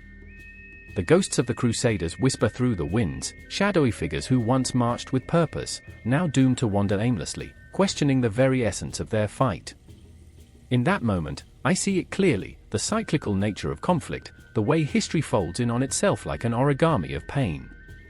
I remember the faces of those who believed in their cause, their eyes burning with zeal, only to become mere echoes in time, their victories hollow and their sacrifices forgotten. I want to scream at the universe for the injustice of it all, for the way we're all just marionettes dancing on strings pulled by unseen hands, our fates intertwined in a tapestry stained with the hues of agony and hope. We cannot forget, I whisper, feeling the weight of the world on my shoulders, that love is as much a weapon as a sword, that compassion can carry more weight than any shield. As the clash of swords rises, a symphony of chaos, I know the fight has only begun. The terrain is set, and the players are ready, but beneath the surface lies an unseen battle, one we waged long before the first sword was drawn. I glance at Elias and Myra, knowing we stand on the precipice of something immense, something eternal, where lessons from the past echo through the hollow spaces of our souls. The clock ticks relentlessly, a haunting reminder that time waits for no warrior, no healer, no dreamer. The universe spins on, indifferent to our struggles, our pain. But even amidst the chaos, one truth remains: every heartbeat is a chance to choose again. And as we step forward, our destinies entwined, I know this fight will reverberate through time, teaching us lessons we desperately need to learn, even if we don't realize it yet. Together, I say, and their nods feel like a promise, a fragile, shimmering bond against the darkness that threatens to consume us all. And as the horizon blazes with the fires of conflict, I sense that this is only the beginning.